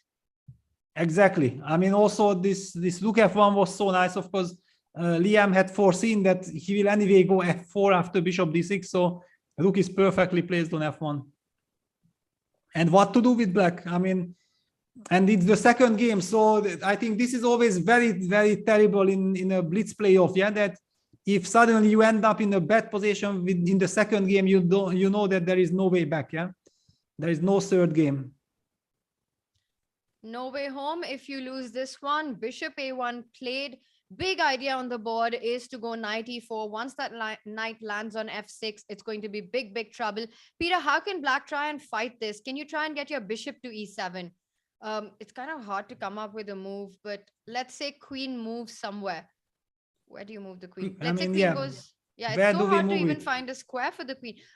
Queen d7. Queen d7, yeah, stepping into knight e4. Bishop e7. Yeah, knight f6 check. And bishop okay, we just illustrate, yeah, that okay, this is end of the story. Knight b8. Okay, wow, this is a beautiful classy move out of desperation, that after knight e4 you will have knight d7. The only problem is bishop b5. You hit that knight. Yeah, it doesn't bring anything. It doesn't bring relief, right? Bishop b5. You might have to go f5, f takes e4. Yeah, no, okay. I mean, the position is just falling apart. Besides, of course, white also has some other ideas like going f5 immediately. Yeah, like f5, e takes f5, knight takes f7, followed by queen takes g6. Is also an idea, and f5 on the board. On the board, so he's going for this direct tactical line that you're pointing out, Peter. A very, very nice idea. Bishop d6 attacks the queen. So do you just simply sidestep with queen h4, or do you go, f6? Well, no, he goes. Wow, beauty prize, f takes e6. Wow, what is this? Wait, what? I mean, it's a beauty prize, but only if it's working, right? Yeah, but okay, it's not so difficult, because after bishop takes g3, e takes f7 check, bishop takes f7 check. We have. I'm suddenly stopping because we even have rook takes f7, and then we also have knight takes f7, by the way. Yeah, well, all kinds of things, but just to illustrate that, okay, bishop f7 wins the game, yeah, because you are forced to give up your queen. King f8, knight h7, checkmate on the spot, And after queen f7, okay, knight f7 is double attack on the bishop and the rook. Should win. Wow, I mean, okay, fe6. Wow, that's beautiful. That's a beautiful queen sack. Yeah, absolutely. So f takes e6, and look at Jorden. He knows it's kind of over. Yeah, f6, bishop f6, and that's it. Yeah. And Liem playing with so much speed, it's as if he's calculated everything. That's the feeling. Yeah. That's it. So if bishop takes g3, he would have picked up the queen, and this is all game over. We see that Jorden congratulating Liem. What a performance Liem put up in the blitz, even in the first game there. Just amazing play by Liem in the blitz portion of this match. And with that, quite a stunning end to this match we had. Yeah, absolutely. And let's not forget that in this case, Liem has guaranteed himself the clean second place. Yeah, because he leapfrogs both Magnus and he leapfrogs also Prag. Yeah, with 13 points. Incredible turnaround on the tables. Yeah, Duda wins the tournament. Probably let's see the standings. Yeah, to admire this big drama. Jan-Krzysztof Duda with 14 points takes the championship, while Liem at 13 gets a second place. Amazing performance there by Liem as well, with a brilliant play in the blitz, finishing the event in style with a queen sacrifice. And we've got Jorden with us along with Liem. Let's head over to Oslo. Well, here, Jorden, just quickly, how would you summarize this tournament for your sake? It started off pretty poorly, but I guess I finished decently. A bit disappointed with the last two matches, how they went, but I mean, 2 tie breaks, I lost them both, but overall, I think it's been a decent performance by me. Do you like the format? Do you like playing against the physical people while still playing this e-format? Yeah, no, it's very interesting. I would love to play more of these events. I think it's definitely something which will dare to stay, and yeah, I would love to play more of these events. Thank you for being here, Jorden. Thanks so much. And then Liem, it's been a roller coaster ride for you. You've played some absolutely brilliant matches. You played some where you were a little disappointed with yourself, but eventually you almost won the entire tournament. How do you feel? Yeah, it was pretty close. If today I didn't screw up in the third game, maybe I had some chances. But okay, I was also very lucky in the fourth game. So I could say the result was fair. But yeah, I really enjoy playing the tournament, and playing against the best guys like here is always a pleasure. Has this been a tournament that brings you confidence going forward now? Yeah, definitely. I'm planning to play a few more tournaments this summer, and hopefully I can keep up this form. With such comfortable chairs, with the whole backdrop here, I'm thinking, are you thinking about investing in some of the same equipment in your same room so you can start playing this kind of atmosphere always? Because it seems like you like it. Definitely, I like the chair very much, very comfortable and nice. So yeah, I'll think about it. Yeah. Thank you so much, Liem. And it sounds like Liem is going to go home to invest in a secret lab chair and try to get the same kind of lighting as they have in the studio. Wow, Peter, this was the last position where Jorden resigned and Liem won the match with that finishing in second place. Can you just break down these last couple of moves and the final position for us? Yeah, well, I mean, basically, I think the decisive moment was here after knight takes e4, queen takes e4, bishop e8, queen g4. If black has to play the move g6, then it's clear that practically the game has been decided. The point is that this is such a big weakness with the bishop on c5. There is just no one to challenge the bishop on b2. And we have seen Liem beautifully exploiting those problems.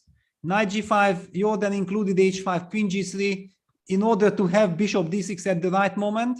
But also this move really impressed me after takes, everything. Liem has opted for rook f1. He understood very well that actually black side is to go bishop d6, bishop e5.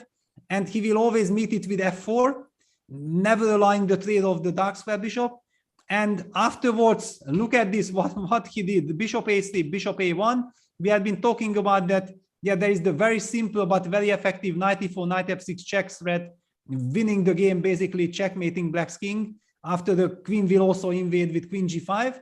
So Jorden came up with an incredibly resourceful knight b8, trying to meet knight e4 with knight d7. However, now with the knight far away and the bishop far away, Liem uses the momentum, breaks with f4, f5, also making good use of his rook on f1. And after bishop d6, we don't know if it was necessary or not, but definitely beautiful. This touch f takes c6, I mean, we were both like, wow, what? Sensational stuff. Just amazing, right? And then he played f6, bishop f6, and resigned here because it's just completely over. After you take, if you take bishop g3, bishop e7, the rook is hanging, the bishop is hanging, rook f8 threat. So all of that goes down the drain. And if you go queen takes f6 instead, let's just show that as well. Queen f6, rook f6, and bishop g7, bishop g3, there's e7, winning the game, winning the house.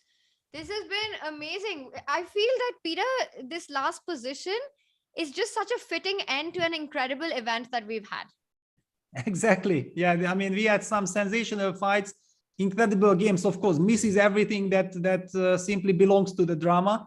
I mean, this is 15 minutes rapid chess. Yeah, you can't play perfectly, but we have witnessed some insane actions. Just amazing stuff. And in the end, Jan-Krzysztof Duda is the winner of the Oslo Esports Cup. He takes back, well, a lot of money and a beautiful trophy, but also our audience can get the digital trophy. There is an auction on. So if you are a true fan of the Champions Chess Tour, definitely check this out. There is a trophy auction that's on. Have a look, and the Oslo Esports Cup digital trophy could be yours. It's been a fantastic event with so much entertaining chess. We've seen twists and turns and ups and downs and brilliant performances. Prague having this amazing run. Peter, what has been the most impressive for you in this tournament?